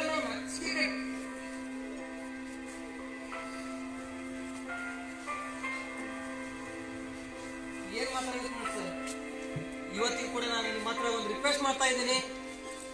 ಯಾರಾದ್ರೂ ಈ ಕಾರ್ಯಕ್ರಮವನ್ನು ನೋಡ್ತಾ ಇದ್ರು ದಯವಿಟ್ಟು ಸಹಾಯ ಮಾಡ್ರಿ ಸರ್. ಏನ್ ಹೇಳ್ತಾರ ಕೇಳ್ರಿ. ಇಲ್ಲಿ ನನಗೆ ಎಷ್ಟು ಸಾಧ್ಯ ಆಗುತ್ತೆ ಅಷ್ಟು ನಾನು ಎಲ್ಲ ಸಾಧನೆ ಮಾಡಿದ್ದೀನಿ. ಈಗ ತಾವೆಲ್ಲ ಹೇಳಿದ್ರಿ ನನಗೆ ಸಾಧನೆ ಮಾಡಬೇಡ್ದು ಬೇಡ, ಬಟ್ ಇನ್ನೂ ನನಗಿಂತ ಪ್ರತಿಭಾವಂತ ವ್ಯಕ್ತಿಗಳು ಗ್ರಾಮೀಣ ಭಾಗದಾಗ ಇದ್ದಾರೆ. ದಯವಿಟ್ಟು ಅಂಥವ್ರು ಹೆಲ್ಪ್ ಮಾಡಿರಿ. ನಾನು ಮುಂದೆ ಬರ್ತೀನಿ, ನಾನು ನಿಮ್ಮ ಜೊತೆನೇ ಅವ್ರಿಗೆ ಹೆಲ್ಪ್ ಮಾಡ್ತೀನಿ. ಇವತ್ತು ಸಾಧಕರ ನಿಮ್ಮದು ಸನ್ಮಾನಿಸುವ ನಿಮ್ಮ ತಂಡ ಐತಲ್ಲ, ಇವತ್ತಿನಿಂದ ಆ ತಂಡ ಅಂತ ಗ್ರಾಮೀಣ ಪ್ರತಿಭಾ ಇರುವಂಥ ಒಂದು ಕ್ರೀಡಾಪ್ರಭ ಮನೆಗೆ ಹೋಗಿ ಅಂಥವ್ರು ರೆಡಿ ಮಾಡೋದು. ಅಂಥವ್ರನ್ನ ಈ ರಾಜ್ಯದ ಪರವಾಗಿ, ಈ ನಮ್ಮ ದೇಶದ ಪರವಾಗಿ ಅಂಥವ್ರು ಯಾರ್ಯಾರು ಸಹಾಯ ಸಹಕಾರ ಕೇಳಿದ್ರೆ ಅವ್ರನ್ನ ಖಂಡಿತ ನಿಮ್ಮ ಪರವಾಗಿ ನಾನು ಹೆಲ್ಪ್ ಮಾಡ್ತೀನಿ. ನನಗಂತೂ ಹೆಲ್ಪ್ ಬೇಡ. ನಾನು ಇವಾಗ ಸ್ವಾವಲಂಬಿಯಾಗಿ ಸ್ವಂತ ನನ್ನ ಕಾರಣ ನಾನೇ ದುಡ್ತೀನಿ. ಯಾರ್ದು ನನಗೆ ಸರ್ಕಾರದ ದುಡ್ಡು ಬೇಡ, ಯಾವ ವ್ಯಕ್ತಿ ದುಡ್ಡು ಬೇಡ. ನಾನು ಸ್ವಾವಲಂಬಿಯಾಗಿ ನಾನು ದುಡ್ತೀನಿ. ಇವತ್ತು ನಿಜವಾದ ಹೇಳ್ಬೇಕಪ್ಪ ಅಂದ್ರೆ ಇವತ್ತು ನಮ್ಮ ದಿನಾಚರಣೆ ಪತ್ರ ವಿಶ್ವ ವಿಕಲಚೇತನ ದಿನಾಚರಣೆ. ಅದಕ್ಕೆ ನಾನು ಇವತ್ತು ಈ ಒಂದು ದಿನಾಚರಣೆಯಲ್ಲಿ ಒಂದು ಇದು ಶಬ್ದವನ್ನು ನಾನು ಇದು ಮಾಡ್ತೀನಿ. ಅದಕ್ಕೆ ದಯವಿಟ್ಟು ಇಂಥ ಗ್ರಾಮೀಣ ಭಾಗಿರುವಂಥ ವ್ಯಕ್ತಿಗಳಿಗೆ ಹೆಲ್ಪ್ ಮಾಡಿದರೆ ಒಂದು ಅನುಕೂಲ ಆಗತ್ತೆ ಅಂತೇಳಿ ನನ್ನೊಂದು ಅನಿಸಿಕೆ ಸರ್. ನಿಮ್ಮ ಹತ್ರ ಇನ್ನೊಂದು ನೇರವಾಗಿ ನಿಮ್ಮ ಸಂದರ್ಶನಕ್ಕೆ ಬರ್ತೀನಿ ಸರ್. ಬಟ್ ನಿಜವಾಗ್ಲೂ ನನಗೆ ಎಮೋಷ್ನಲ್ ತಡೀಲಿಕ್ಕೆ ಆಗಲಿಲ್ಲ ಸರ್. ನಿಜವಾಗ್ಲೂ ತಡೀಲಿಕ್ಕೆ ಆಗಲಿಲ್ಲ. ಎಂತೆಂಥವ್ರನ್ನೂ ಬೆಳೆಸ್ತಕ್ಕಂಥದ್ದು ಇದೆ ಸರ್. ಬಟ್ ನಿಮ್ಮ ಈ ಒಂದು ವ್ಯಕ್ತಿತ್ವ ನಿಜವಾಗ್ಲೂ ನನಗೆ ತುಂಬಾನೇ ಖುಷಿ ಕೊಡ್ತು ಸರ್. ನಾವು ಬೆಳೆದೇವಲ್ಲ ಈ ಭಾರತ ದೇಶದ ಈ ಭಾರತ ತಾಯಿ ಮಕ್ಕಳು 5 ಬೆರಳ ಸ್ಥಾನ ಇರಲ್ಲ. ಅವ್ರ ಸಹಾಯ ಮಾಡಲಿ ಬಿಡ್ಲಿ, ನಾವು ಅದನ್ನು ಚಾಲೆಂಜ್ ಆಗಿ ತೊಗೊಂಡಿವಲ್ಲ, ಬೆಳಿಬೇಕಾಗಿತ್ತು, ಬೆಳೆದೆವು. ಇನ್ನೂ ಟೀಮ್ ಬೆಳೆಸೋದು ಸರ್. ನಿಜವಾಗ್ಲೂ ಸರ್ ನಿಮ್ಮ ಈ ಒಂದು ವ್ಯಕ್ತಿತ್ವ, ನಿಮ್ಮ ಸ್ವಾವಲಂಬಿ ಜೀವನ, ನಿಮ್ಮ ಸ್ವಾಭಿಮಾನಿ ಬದುಕು ಏನಿದೆ ಅಲ್ಲ ಸರ್, ನಮಗೆಲ್ಲ ನಿಜವಾಗ್ಲೂ ಸ್ಫೂರ್ತಿ ಸರ್. ನಿಜವಾಗ್ಲೂ ಇದಕ್ಕೆ ನಾವು ಚಪ್ಪಾಳೆಯನ್ನು ತಟ್ಟಲೇಬೇಕು, ಚಪ್ಪಾಳೆಯನ್ನು ತಟ್ಟಲೇಬೇಕು. ಇಷ್ಟೆಲ್ಲ ನ್ಯೂನತೆ ಇದ್ರು, ಇಷ್ಟೆಲ್ಲ ತೊಂದರೆ ಇದ್ರು, ನೀವು ಇವತ್ತಿಗೂ ಕೂಡ ಮತ್ತೊಬ್ಬರ ಸಹಾಯವನ್ನು ಕೇಳ್ತಾ ಇಲ್ಲ ಸರ್. ಬದಲಾಗಿ ನನ್ನಂತ ಎಷ್ಟೋ ಪ್ರತಿಭೆಗಳಿದಾವು, ಆ ಪ್ರತಿಭೆಗಳಿಗೆ ಸಹಾಯ ಮಾಡಿ ಅಂತ ಹೇಳ್ತಾ ಇದ್ರಲ್ಲ ಸರ್. ಗೌರವಿಸ್ತಕ್ಕಂಥದ್ದು ಸರ್. ಈ ಇಂಥ ಮಾತು ಬರ್ತಕ್ಕಂಥದ್ದು ಕೆಲವು ಮಹಾತ್ಮರಲ್ಲಿ, ಮಹಾನ್ ವ್ಯಕ್ತಿಗಳಲ್ಲಿ ಸರ್. ಬಟ್ ಅವರಲ್ಲಿ ನೀವು ಒಬ್ಬರಾದ್ರಿ ಸರ್. ಇವಾಗ ನಿಜವಾಗ್ಲೂ ಸರ್ ಇದಕ್ಕೆ ನಾವು ಎಷ್ಟೇ ಕ್ಲಾಸ್ಗಳು ಕೂಡ ಕಡಿಮೆ. ನಮ್ಮ ಇವತ್ತಿನ ಯುವ ಜನಾಂಗಕ್ಕೆ ನೀವು ನಿಜವಾಗ್ಲೂ ಸ್ಫೂರ್ತಿನೇ ಸರ್, ತುಂಬಾನೇ ಸ್ಫೂರ್ತಿ. ಬಟ್ ಬೇರೆ ಬೇರೆ ದೇಶಗಳಿಗೆ ನೀವು ಹೋಗಿ ಬಂದ್ರಿ ಸರ್, ಬೇರೆ ಬೇರೆ ದೇಶಗಳಿಗೆ ಹೋಗಿ ಬಂದ್ರಿ. ಹೋಗಿ ಬಂದ ತಕ್ಷಣನೇ ಬೇರೆ ದೇಶಕ್ಕೆ ಹೋಗಿ ನಮ್ಮ ಭಾರತ ದೇಶಕ್ಕೆ ಬಂದ ತಕ್ಷಣ ನಿಮ್ಮ ಅನುಭವ, ನಿಮ್ಮ ಎಮೋಷನ್ ಯಾವ ರೀತಿ ಇತ್ತು ಸರ್? ಸಾಕಷ್ಟು ಅನುಭವ ಆಗಿದೆ, ಎಮೋಷನು ಸಾಕಷ್ಟೆಲ್ಲ ಆಗ್ಯಾವ. ಅದು ಅನಿವಾರ್ಯ, ಯಾಕಂದ್ರೆ ಅಲ್ಲಿ ಇರುವಂಥ ಒಂದು ನಮ್ಮ ದೇಶಕ್ಕೆ ಒಳ್ಳೆಯ ಅವಕಾಶ ಕೆಲವೊಂದು ನಮ್ಮ ಯುವಕರಿಗೆ, ನಮ್ಮ ಪ್ರತಿಭಾವಂತ ಕ್ರೀಡಾಪಟುಗಳಿಗೆ ಕೆಲವೊಂದು ನಾನು ಈಗ ಹೇಳಲ್ಲ, ಬಟ್ ನಾನೊಂದು ಸ್ಪೋರ್ಟ್ಸ್ ಕ್ಲಬ್ ಅಂತೇಳಿ ಸ್ವಂತ ಸ್ಪೋರ್ಟ್ಸ್ ಕ್ಲಬ್ ಮಾಡ್ತೀನಿ, ಮಾಡ್ತೀನಿ. ಆ ಒಂದು ಸ್ವಂತ ಸ್ಪೋರ್ಟ್ಸ್ ಕ್ಲಬ್ನ ಮುಖಾಂತರ ಎಲ್ಲ ಒಂದು ಗ್ರಾಮೀಣ ಭಾಗದಲ್ಲಿರುವಂಥ ಅದು ಕಬಡ್ಡಿಗೆ ಮಾತ್ರ ನಾನು ವಿಶೇಷ ಒಂದು ಪ್ರಾತಿನಿಧ್ಯ ಕೊಡ್ತೀನಿ. ಯಾಕಂದರೆ ಕಬಡ್ಡಿ ಅಂದರೆ ನನ್ನ ನೆಚ್ಚಿನ ಆಟ, ಪಂಚಪ್ರಾಣ ಕಬಡ್ಡಿ ಅಂತಂದ್ರೆ.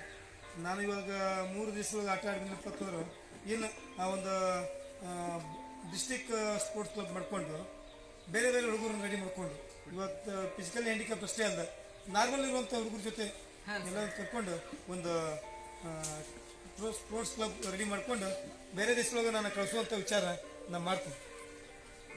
ನಿಜ ಸರ್, ನಿಮ್ಮ ಬಗ್ಗೆ ಏನು ಹೇಳ್ಬೇಕಂತ ಗೊತ್ತಾಗ್ತಲ್ಲ ಸರ್. ನಿಮ್ಮಲ್ಲಿ ಇಷ್ಟೆಲ್ಲ ತೊಂದರೆ ಇದ್ರು ಕೂಡ ಬಡ ಕಲಾವಿದರನ್ನ, ಬಡ ಸಾಧಕರನ್ನ ಬೆಳೆಸ್ತೀನಿ ಅಂತಕ್ಕಂಥ ಒಂದು ಹಂಬಲ ನಿಮ್ಮಲ್ಲಿ ಇದೆಯಲ್ಲ ಸರ್. ಮಾಡ್ತೀನಿ ಗ್ರೇಟ್ ಸರ್. ಸರ್ ನಾನು ಇವಾಗ ನಿಮ್ಗೆ ನೆಕ್ಸ್ಟ್ ಕೇಳ್ತಕ್ಕಂಥದ್ದು ಸರ್, ಇವತ್ತಿನ ಯುವ ಜನಾಂಗ ತುಂಬಾನೇ ದುಶ್ಚಟಗಳಿಗೆ ಬಲಿಯಾಗ್ತಾ ಇದ್ದಾರೆ ಸರ್. ನೀವು ಆಗ್ತಾನೆ ಹೇಳಿದ್ರಿ, ಯುವಕರು ದುಶ್ಚಟಗಳಿಗೆ ಬಲಿಯಾಗೋದು ಬೇಡ, ಯುವಕರು ಒಂದು ಸಾಧನೆಯ ಪಥದಲ್ಲಿ ಸಾಗ್ಲಿ, ದೇಶಕ್ಕೆ ಅವರು ಕೂಡ ಒಬ್ಬ ಮಾದರಿ ವ್ಯಕ್ತಿ ಆಗಲಿ ಅಂತಕ್ಕಂಥದ್ದನ್ನು ಹೇಳಿದ್ರಿ ಸರ್. ಬಟ್ ನಾನು ಕೂಡ ಇವತ್ತಿಗೆ ಕೆಲವೊಂದಿಷ್ಟು ಲೇಖನಗಳನ್ನು ಬರೀತಾ ಇರ್ತೀನಿ ಸರ್.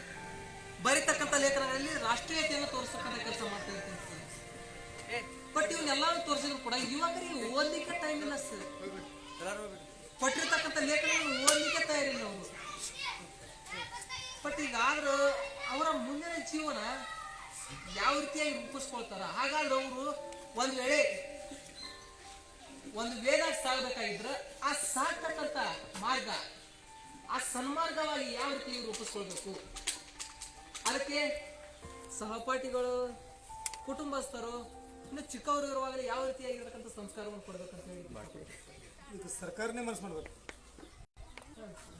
ಯಾಕಂತಂದ್ರೆ ಈಗ ಜನ ಹೆಂಗೈತಪ್ಪ ಅಂದ್ರೆ ಕೆಲವೊಂದು ಸ್ಪೀಡ್, ಜನರಿಗೆ ಎಲ್ಲ ಸ್ಪೀಡ್ ಬೇಕು, ಸಮಾಧಾನ ಅನ್ನೋದಿಲ್ಲ, ಪ್ರತಿಯೊಬ್ಬರಿಗೆ ಅರ್ಜೆಂಟ್ ಬೇಕು.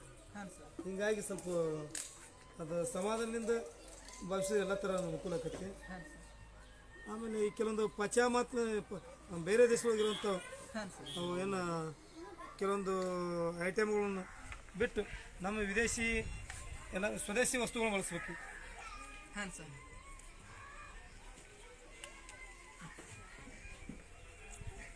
ಸರ್, ಮನುಷ್ಯನ ಜೀವನದಲ್ಲಿ ಸಿಟ್ಟು, ನೋವು, ನಲಿವು, ಕೋಪ, ತಾಪ ಇವು ಎಲ್ಲವುಗಳನ್ನು ಕಾಣ್ಲಿಕ್ಕೆ ಸಾಧ್ಯ ಅದ. ಹಾಗಾದ್ರೆ ಕೋಪ ಇಲ್ಲದೆ ಇರ್ತಕ್ಕಂಥ ವ್ಯಕ್ತಿ ಎಲ್ಲಿ ಇಲ್ಲ ಸರ್. ಹಾಗಾದ್ರೆ ನಿಮ್ಮ ಕೋಪದಿಂದ ಏನೆಲ್ಲ ಕಳ್ಕೊಂಡಿದ್ರಿ ಸರ್ ನೀವು? ಹಾಂ ಸರ್, ಏನೆಲ್ಲ ಕಳ್ಕೊಂಡಿದ್ದೀರಾ ಸರ್?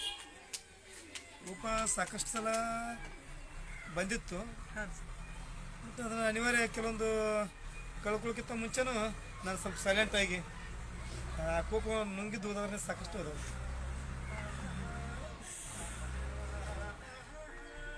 ನಿಜ ಸರ್. ಎಷ್ಟೇ ಕೋಪ ಬಂದರೂ ಕೂಡ ತಾಳ್ಮೆಯಿಂದ ಹೋಗಿ ಸಾಧಿಸ್ತಕ್ಕಂಥ ಒಂದು ರೀತಿ ಇದೆಯಲ್ಲ ಸರ್, ಚಲೋ ಗ್ರೇಟ್ ಸರ್. ಸರ್ ಇನ್ನೊಂದು ರಿಕ್ವೆಸ್ಟ್ ಸರ್, ಒಂದೇ ರಿಕ್ವೆಸ್ಟ್ ಸರ್. ನೀವು ಇವತ್ತು ಈ ಭಾರತ ದೇಶದ ಒಬ್ಬ ಅತ್ಯುನ್ನತ ಕ್ರೀಡಾಪಟು ಸರ್. ಈಗ ನಿಮ್ಮ ಜೊತೆ ಸರ್ ನಮ್ಮ ಅಭಿನಯ ಚಕ್ರವರ್ತಿ ಕಿಚ್ಚ ಸುದೀಪ್ ಸರ್ ಅವರ ಮುಸ್ಸಂಜೆ ಮಾತು ಚಿತ್ರದ ಹಾಡಿದೆ ಸರ್ ಒಂದು.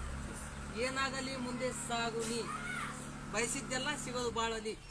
ಈ ಒಂದು ಹಾಡಿಗೆ ನಾವಿಬ್ರು ಒಂದು ಸ್ಟೆಪ್ ಹಾಕೋಣ ಸರ್. ಹಾಕೋಣ ಸರ್? ಓಕೆ, ಎಲ್ರು ರೆಡಿನಾ ಸರ್? ನಾವು ಡ್ಯಾನ್ಸ್ ಮಾಡ್ತಾ ಇದ್ದೀವಿ. ಎಸ್, ಬನ್ನಿ ಸರ್. ಸ್ವಲ್ಪ ಇದನ್ನ ಹಿಂದ್ಗಡೆ ಹಾಕೋಣ. ಹಿಂದ್ಗಡೆ ಹೇಳ್ರಿಪ್ಪ ಸ್ವಲ್ಪ. ಹಾ ಎಸ್. ನೀವೆಲ್ಲರೂ ಕೆಳಗಡೆ ಇರ್ರಿ, ನಾನು ಸರ್ ಅಂತ ಇಲ್ಲಿ. ಎಲ್ರು ಕೆಳಗಡೆ ಹೋಗ್ರಿ ನೀವು.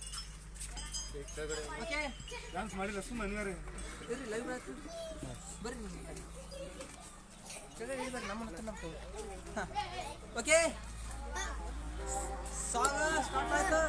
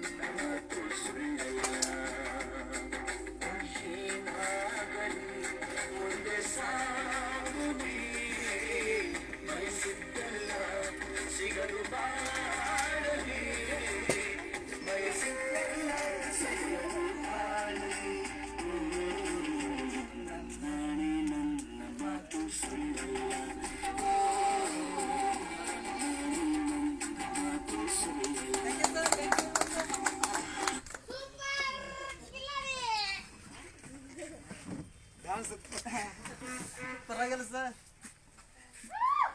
ನಮ್ಮ ವೀಕ್ಷಕರು ಕೂಡ ಕಾಯ್ತಾ ಇರ್ತಾರೆ ಸರ್. ಅವಾಗವಾಗ ನಿಮ್ಮ ಮೂಲಕ ಇವನ್ನೆಲ್ಲ ನೋಡ್ಬೇಕಂತಕ್ಕಂಥ ಒಂದು ಕನಸು ಇರುತ್ತೆ ಸರ್.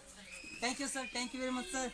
ಸರ್ ಮತ್ತೆ ಇನ್ನೊಂದು ಸರ್, ಇವತ್ತಿನ ಜನ ಸರಿ ತುಂಬಿಕೊಂಡಿರ್ತಕ್ಕಂಥದ್ದು ಸರಿ, ಸ್ವಾರ್ಥ ಇರ್ಬೋದು ಸರಿ, ಅವರಲ್ಲಿ ಜಂಬ ಅಂತಕ್ಕಂಥದ್ದು ಇದೆ ಸರಿ, ಮೌಢ್ಯತೆ ಅಂತಕ್ಕಂಥದ್ದು ತುಂಬ ತುಳುಕ್ತಾ ಇದೆ ಸರ್. ಅಂತ ಜನರ ಬಗ್ಗೆ ಮಾತಾಡೋದಾದ್ರೆ ಏನು ಹೇಳಲಿಕ್ಕೆ ಇಷ್ಟಪಡ್ತೀವಿ ಸರ್ ಅವ್ರಿಗೆ? ನಮ್ಮಂತ ಏನು ಸಾಧಕರನ್ನ ಇವತ್ತು ಕರೆಸಿ ಒಂದು ಇಂಥವೆಲ್ಲ ಇಂಪ್ರೂವ್ ಆಗ್ತಿಲ್ಲ. ಹಾಂ ಸರ್. ಇನ್ನು ಅವರು ಅಂಥವ್ರನ್ನ ಕೂಡಿಸಿ ಹಾಂ ಸರ್. ಇನ್ನೂ ನಮಗಿಂತ ಸಾಧನೆ ಮಾಡುವಂಥ ವ್ಯಕ್ತಿಗಳು ಸಾಕಷ್ಟು ಜನ ಇದ್ದಾರೆ. ಅವ್ರನ್ನ ಕರೆಸಿ ಇಂಥವ್ರು ಮಾಡಿದ್ರೆ ಅವ್ರಿಗೆ ಸ್ವಲ್ಪ ಅಂತೆಲ್ಲ ಬಿಟ್ಟು ನಾವು ಸಾಧನೆ ಮಾಡಬೇಕು. ಇಷ್ಟು ದಿವಸ ಅಂತೂ ನಾವು ಸಾಧಕರಿಗೆ ಯಾರಿಗೆ ಸಹಾಯ ಮಾಡಲಿಲ್ಲ, ಇನ್ನಾದರೂ ಸಾಧನೆ ಮಾಡಿದವ್ರನ್ನ ಸಹಾಯ ಮಾಡೋದಿಲ್ಲ ಅಂತ ಬರ್ಬೋದು ಅವ್ರ ಬಾಯಲ್ಲಿ, ಅವ್ರ ಮನಸ್ಥಿತಿಯಲ್ಲಿ. ಇಂಥ ಕಾರ್ಯಕ್ರಮ ತಮ್ಮ ಒಂದೇನೋ ಸಾಧಕರ ತುಂಬ ಅಭಿನಂದಿಸುವಂಥ ಒಂದು ನಿಮ್ಮ ತಂಡ ಇದೆಯಲ್ಲ, ಅದು ನಿಮ್ಮ ತಂಡದಿಂದ ಆಗಲಿ ಅಂತ ನಾನು ಒಂದು ಥ್ಯಾಂಕ್ ಯು ಸರ್. ನಮ್ಮ ತಂಡದಿಂದ ನಾವು ಎಷ್ಟಾಗುತ್ತೋ ಅಷ್ಟು ನಾನು ಇವತ್ತು ಎಲ್ಲ ವಿಶೇಷ ಸಾಧಕರನ್ನ ಪರಿಚಯಿಸ್ತಕ್ಕಂಥ ಕೆಲಸ ಮಾಡೇ ಮಾಡ್ತೀವಿ ಸರ್. ಬಟ್ ಅದಕ್ಕೆಲ್ಲ ನಿಮ್ಮಂತ ದೊಡ್ಡ ಮಹಾನ್ ವ್ಯಕ್ತಿಗಳ ಆಶೀರ್ವಾದ ಕೂಡ ಬೇಕಾಗುತ್ತೆ ಸರ್. ಖಂಡಿತ ನಿಮ್ಮ ಜೊತೆ ಇವತ್ತು. Thank you sir, thank you very much sir. Sir ಮತ್ತು ಇನ್ನೊಂದು ಸರ್, ನೀವು ಸಂಘಟನೆಯಲ್ಲಿ ತೊಡಗಿಕೊಂಡ್ರಿ ಸರ್. ಸಂಘಟನೆಯಲ್ಲಿ ತೊಡಗಿಕೊಂಡು ಹಲವಾರು ರೀತಿಯಾಗಿರ್ತಕ್ಕಂಥ ಸಾಮಾಜಿಕ ಕಾರ್ಯಗಳನ್ನು ಮಾಡಿದ್ರಿ. ಈ ಎಲ್ಲ ಸಾಮಾಜಿಕ ಕಾರ್ಯಗಳನ್ನು ಮಾಡಿದ್ರು ಕೂಡ ನಿಮಗೂ ಅಷ್ಟಾಗಿ ಸಹಾಯ ಅಂತಕ್ಕಂಥದ್ದು ಬೇರೆ ಬೇರೆ ಬೇರೆ ಬೇರೆ ವ್ಯಕ್ತಿಗಳಿಂದ ಬರಲಿಲ್ಲ ಅನ್ಕೊಳ್ತೀನಿ ಸರ್. ನಾವು ನಿರೀಕ್ಷೆ ಇಟ್ಕೊಂಡ್ರಷ್ಟು ಬರಲಿಲ್ಲ. ಬಟ್ ಜನ ಏನಪ್ಪ ಅಂತಂದ್ರೆ ಅವರೊಂದು ಸ್ವಾರ್ಥ ಒಂದು ಯಾವುದೇ ಒಂದು ಆಸೆ ಇಟ್ಕೊಂಡು ನಮ್ಗೆ ಹೆಲ್ಪ್ ಮಾಡ್ತಿದ್ರು. ಬಟ್ ಆ ಟೈಮಲ್ಲಿ ನಾವು ಕೆಲವೊಂದು ಏನು ಸಂಘದ ಪದಾಧಿಕಾರಿ ಇದ್ದೇವಲ್ಲ, ನಾವು ಸ್ವಲ್ಪ ದುಡ್ಡು ಕೊಡ್ಸ್ಕೊಂಡು ನಾವು ಇಂಥವೆಲ್ಲ ಸಾಮಾಜಿಕ ಕಾರ್ಯಗಳನ್ನು ನಾವು ಮಾಡ್ತಿದ್ದೇವೆ. ಸರ್ ಇವಾಗ ಪಟ means rapid fire question type ಕೇಳ್ತೀನಿ ಸರ್, ವೇಗವಾಗಿ ಆನ್ಸರ್ ಮಾಡ್ಬೇಕಾಗುತ್ತೆ ಸರ್. ಬಕೆಟ್ ಹಿಡಿಯೋರ್ ಕುರಿತು ನಿಮ್ಮ ಅಭಿಪ್ರಾಯ ಏನು ಸರ್? ಇವಾಗ ನೀವು ಕಷ್ಟಪಟ್ಟು ದುಡಿದು ಸಾಧಿಸಿದ್ರಿ ಸರ್, ಕೆಲವೊಂದಿಷ್ಟು ಜನ ಬಕೆಟ್ ಹಿಡಿತಾರೆ ಸರ್, ಬಕೆಟ್ ಹಿಡಿದು ಮುಂದೆ ಬರ್ಲಿಕ್ಕೆ ನೋಡ್ತಾರೆ ಸರ್, ಅಂಥವ್ರ ಬಗ್ಗೆ ನಿಮ್ಮ ಅಭಿಪ್ರಾಯ ಏನು ಸರ್? ಅದ್ರ ಬಗ್ಗೆ ನಮಗೆ ಅಭಿಪ್ರಾಯ ಇಲ್ಲ, ಆದ್ರೂ ಜನ ಎಂತಲ್ಲ ಅಂಥವ್ರಿಗೆ ಸಪೋರ್ಟ್ ಕೊಡ್ತಾರಲ್ಲ, ನನಗೊಂಥರ ಬೇಜಾರಾಗ್ತಾ ಇದೆ ಇಷ್ಟೇ. ನಿಜ ಸರ್, ಅಂಥವ್ರು ತುಂಬಾ ಇದಾರೆ ಸರ್, ನಾವು ಕೂಡ ನೋಡ್ತಾ ಇದೀವಿ ಸಮಾಜದಲ್ಲಿ. ಬಕೆಟ್ ಹಿಡಿದ ಮೇಲೆ ಬರ್ತಕ್ಕಂಥ ಪ್ರಯತ್ನ ಸಾಕಷ್ಟು ಜನ ಆಗ್ತದೆ, ಬಟ್ ಬಕೆಟ್ ಹಿಡಿದ ಮೇಲೆ ಬಂದಿರತಕ್ಕಂಥ ಶಾಶ್ವತವಾಗಿ ಉಳಿಲಿಕ್ಕೆ ಸಾಧ್ಯ ಇಲ್ಲ ಸರ್. ಶ್ರಮ ಹಾಕಿ ದುಡಿದು ಮುಂದೆ ಬರ್ತಕ್ಕಂಥವ್ರು ನಿಜವಾಗ್ಲೂ ಉನ್ನತ ಮಟ್ಟಕ್ಕೆ ಹೋಗ್ತಾರೆ ಸರ್. ಸರ್ ನೆಕ್ಸ್ಟ್ ಸರ್, ಇವತ್ತಿನ ದಿನಮಾನದಲ್ಲಿ ಸಂಬಂಧಗಳಿಗೆ ಬೆಲೆನೇ ಇಲ್ಲದೆ ಇರೋ ರೀತಿ ಆಗಿಬಿಟ್ಟಿದೆ ಸರ್. ಯಾಕಪ್ಪ ಅಂದ್ರೆ ಸಂಬಂಧಗಳು ಗೊತ್ತಿಲ್ಲದೆ ಕಳೆದು ಹೋಗ್ತಾ ಇದಾವೆ ಸರ್. ಬಟ್ ಅಂತದ್ರ ಕುರಿತು ನಿಮ್ಮ ಅಭಿಪ್ರಾಯ ಏನು ಸರ್? ಸಂಬಂಧಗಳು ಕಳೆದು ಹೋಗ್ತಾ ಇರ್ತಾವೆ, ಗೊತ್ತಿದ್ದೇನೆ ಕಳೆದು ಹೋಗ್ತಾ ಇದಾರೆ ಸರ್. ಇವತ್ತಿನ ಜನ ಏನಪ್ಪ ಅಂತಂದ್ರೆ ದುಡ್ಡಿದ್ರೆ ದುಡಪ್ಪ, ಹಾಂ ಸರ್, ಒಂದು ಮಾತು ಹೇಳ್ಬೇಕಪ್ಪ ಅಂದ್ರೆ. ಹಾಂ ಸರ್, ಅದು ಒಂದು ಏನಪ್ಪ ಅಂದ್ರೆ ಇದನ್ನೆಲ್ಲ ನಾನು ಸ್ವಲ್ಪ ದುಡ್ಡು ಇತ್ತಪ್ಪ ಅಂದ್ರೆ ಈ 10 ವರ್ಷದಿಂದ ಸಾಧನೆ ಮಾಡ್ಬೋದಿತ್ತು. ಹಾಂ ಸರ್, ದುಡ್ಡಿಲ್ಲದೆ ದುಡ್ಡಿಲ್ಲದೆ ಸಾಧನೆ ಮಾಡಬೇಕಪ್ಪ, ಅದಕ್ಕೆ ನಾನೇ ಉದಾಹರಣೆ. 10 ವರ್ಷದಿಂದ ಸಾಧನೆ ಮಾಡೋದ್ರಲ್ಲಿ ಇವಾಗ ಸಾಧನೆ ಮಾಡಿಲ್ಲ, ಇದು ದುಡ್ಡ ಬಂದಿಲ್ಲ, ದುಡ್ಡಿಲ್ಲದೆ ಸಾಧನೆ ಮಾಡಿದ್ದು, ಇದಕ್ಕೊಂದು ನಾನೇ ಉದಾಹರಣೆ. ಸರ್ ಇನ್ನೆರಡು ಪ್ರಶ್ನೆ ಸರ್ ನಿಮಗೆ. ಈ ಒಂದು ಘಟನೆ ನನ್ನಿಂದ ಆಗ್ಬಾರ್ದಿತ್ತು ಅನ್ನೋ ಆಗಿದ್ರು ಸರಿ, ನಿಮ್ಮ ಜೀವನದಲ್ಲಿ ಈ ಒಂದು ಘಟನೆ ನನ್ನಿಂದ ಆಗ್ಬಾರ್ದಿತ್ತು ಅನ್ನೋ ಆಗಿದ್ರ ಆ ಒಂದು ಘಟನೆ ಯಾವ್ದು ಅಂತ ಹೇಳಿಕ್ಕೆ ಇಷ್ಟಪಡ್ತೀರಿ ಸರ್? ಕೆಲವೊಂದು ಟೈಮ್ದಾಗ ನಾನು ಪ್ರೈಮರಿ ಏನು 5ನೇ 6ನೇ ತರಗತಿ ತಂದೆ ತಾಯಿ ಬಿಟ್ಟು ಹೊರಗಡೆ ಬಂದಿಲ್ಲ, ಅದೊಂದು ಘಟನೆ ನನಗೆ ಸ್ವಲ್ಪ ವಿಷಯ ಅನ್ನಿಸ್ತು. ಆದರೂ ನಾನು ಅವ್ರ ತಂದೆ ತಾಯಿ ಒಂದು ಮನಸ್ಸು ಪ್ರೀತಿ ಗೆದ್ದೆ. ನಾನು ಬೇರೆ ಬೇರೆ ಸ್ಕೂಲ್ ಆಟ ಆಗಿ ಈಗ ತಂದೆ ತಾಯಿ ನನ್ನ ಜೊತೆನೇ ಇದ್ದಾರೆ. ಅವಾಗ ಏನಾದ್ರು ಅವಾಗ ನೋವು ಕೊಟ್ಟಿದ್ದಕ್ಕೂ ಅಪ್ಪ ಅಮ್ಮಗೆ ಏನಾದ್ರು ಸಾರಿ ಹೇಳ್ಬೇಕಂತ ಅನಿಸ್ತಾ ಇದೆನಾ ಸರ್? ನಮ್ಮ ಕಾರ್ಯಕ್ರಮದ ಮೂಲಕ ಹೇಳಿಕ್ಕೆ ಅವಕಾಶ ಇದೆ ಸರ್. ನಾನು ಸಾರಿ ತಂದೆ ತಾಯಿಗೆ ಎಷ್ಟು ಸಲ ಹೇಳಿದ್ರು ಸಾರಿ ಹೇಳಿದ್ರು ಕಡಿಮೆ. ಬಟ್ ನನ್ನ ಒಳ್ಳೇದಕ್ಕಲ್ಲ, ನನ್ನ ಒಳ್ಳೇದ ಭಾವಿಸುವಂಥ ತಂದೆ ತಾಯಿಗೆ ನಾನು ಒಂದು 100 ಕೋಟಿ ಈ ಒಂದು ಫೇಸ್ಬುಕ್ ಹತ್ರ ನಾನು ಅವ್ರಿಗೆ ತಂದೆ ತಾಯಿಗೆ ನಾನು ದೇವ್ರು ಅಂತೇಳಿ ನಾನು ನಮಸ್ಕಾರ. Thank you sir. ಸರ್ ನಿಮ್ಮ ಜೀವನದಲ್ಲಿ ನೀವು ಕಲ್ತಿರ್ತಕ್ಕಂಥ ದೊಡ್ಡ ಪಾಠ ಯಾವ್ದು ಸರ್? ಇದೆ, ನಾನು ಕೆಲವೊಂದು ಕಾರ್ಯಕ್ರಮಕ್ಕೆ ಹೋಗ್ತಾ ಇದ್ದೆ, ನಾನು ಕರಿತಿದ್ದ ಜನ 400 ಜನ ಇದ್ರೆ ಅಪಹಾಸ್ಯಾಗಿ ನನ್ನ ಹೇಳಿಸ್ತಿದ್ರು, ಬಟ್ ಹೋಗ್ತಾ ಇದ್ದಿಲ್ಲ. ಅದೊಂದು ಇದೆ ನಾನು ಕಲ್ತಿದ್ದ ಪಾಠ. ಅದ್ರ ಮೂಲಕ ದೊಡ್ಡ ಪಾಠ ಕಲ್ತು ದೊಡ್ಡ ಸಾಧನೆ ಮಾಡಿ ಅವ್ರಿಗೆ ನಾನು ಯಾರಿಗೂ ಮಾತಾಡಲಾರ ಮಾಡಿ ತೋರಿಸ್ಕೊಂಡು ಚಲೋ ಒಂದಿತ್ತು, ಆ ಒಂದು ಚಲ ಈಡೇರ್ತಿದ್ದೀನಿ. ನಿಜ ಸರ್, ನಾವು ನಮ್ಮ ಬಗ್ಗೆ ಮಾತಾಡೋದಕ್ಕಿಂತ ಮಾಡಿ ತೋರಿಸಿದ್ರೆ ತುಂಬಾನೇ ದೊಡ್ಡ ಸಾಧನೆ ಅನ್ಸ್ಕೊಳ್ತದೆ ಸರ್. ಆ ಕೆಲಸ ನೀವು ಮಾಡಿದ್ರೆ ಸರ್. ಸರ್ ನಮ್ಮ ಕಾರ್ಯಕ್ರಮದ ಮೂಲಕ ನೀವು ಯಾರಿಗಾದ್ರೂ ಥ್ಯಾಂಕ್ಸ್ ಹೇಳಬೇಕು ಇಷ್ಟಪಡ್ತೀರಾ ಸರ್? ಸರ್ ನಾನು ಯಾರಿಗೂ ಥ್ಯಾಂಕ್ಸ್, ಮತ್ತೆ ಮೊದಲು ನಾನು ನಿಮಗೆ ಥ್ಯಾಂಕ್ಸ್ ಹೇಳ್ತೀನಿ.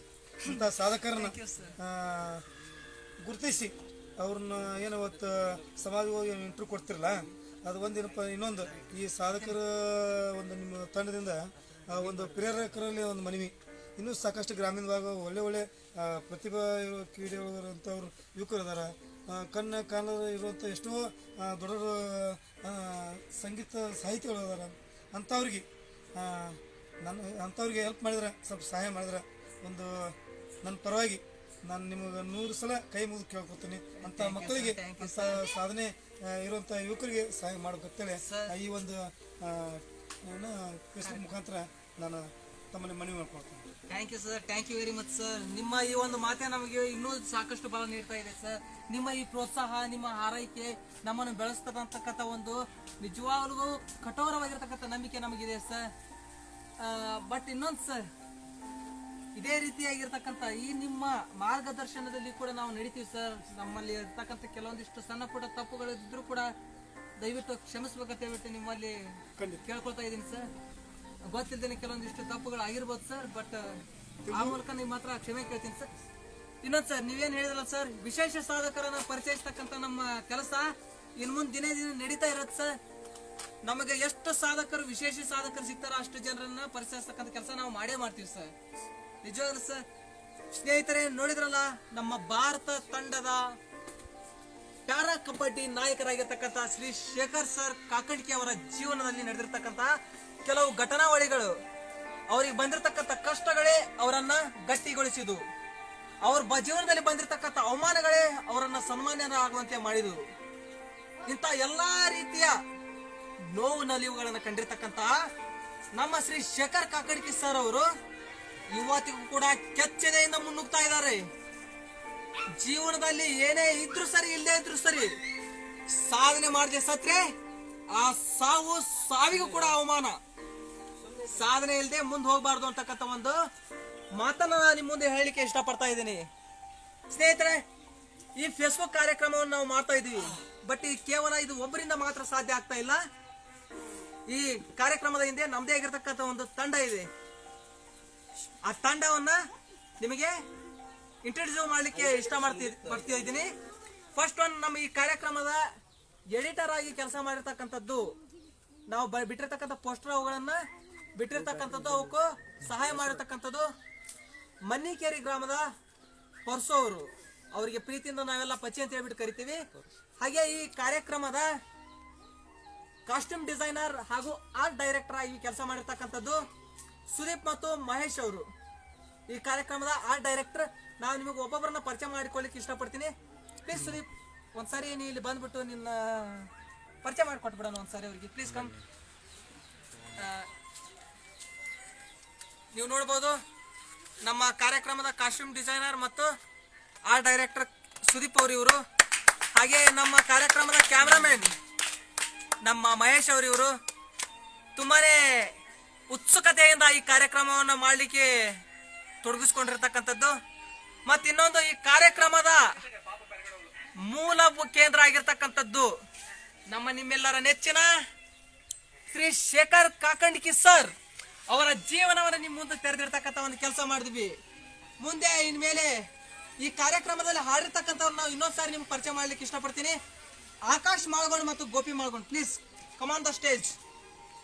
ಸ್ಟೇಜ್ ಮೇಲೆ ಬರ್ರಿ, ಚಪ್ಪಾಳೆ ಬರ್ರಿ ಅವ್ರಿಗೂ ಕೂಡ.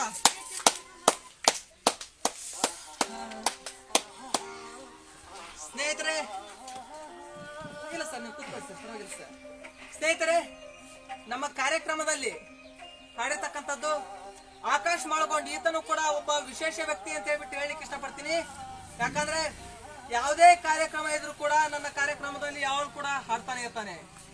ಗೋಪಿ ಮಾಳ್ಗೊಂಡ್ ಇವರ ಅಣ್ಣ, ಈತನು ಕೂಡ ತೋಳ ಹೊಡೆಯೋದ್ರಲ್ಲಿ ಮತ್ತು ಕ್ಯಾಶಿಯರ್ ನ್ಯೂಸ್ರಲ್ಲಿ ಕೂಡ ಪ್ರಾವೀಣ್ಯತೆಯನ್ನು ಪಡೆದಿರ್ತಕ್ಕಂಥವ್ರು. ತುಂಬಾನೇ ಚೆನ್ನಾಗಿ ಹಾಡ್ತಕ್ಕಂಥದ್ದು. ಇವತ್ತು ಸ್ವಲ್ಪ ಗಂಟ್ಲ ಪ್ರಾಬ್ಲಮ್ ಇದ್ರು ಕೂಡ ನಮ್ಮ ಕಾರ್ಯಕ್ರಮ ಹಾಡಿದಾರ. ತುಂಬಾನೇ ಧನ್ಯವಾದಗಳು ಆಕಾಶ್ ಅಂಡ್ ಗೋಪಿ. ಪ್ಲೀಸ್. ಹಾಗೆ ನಿಮ್ಗೆ ಕೊನೆಯದಾಗಿ ಇನ್ನೊಂದು ಮಾತನ್ನು ಹೇಳಿಕ್ಕೆ ಇಷ್ಟಪಡ್ತೀನಿ.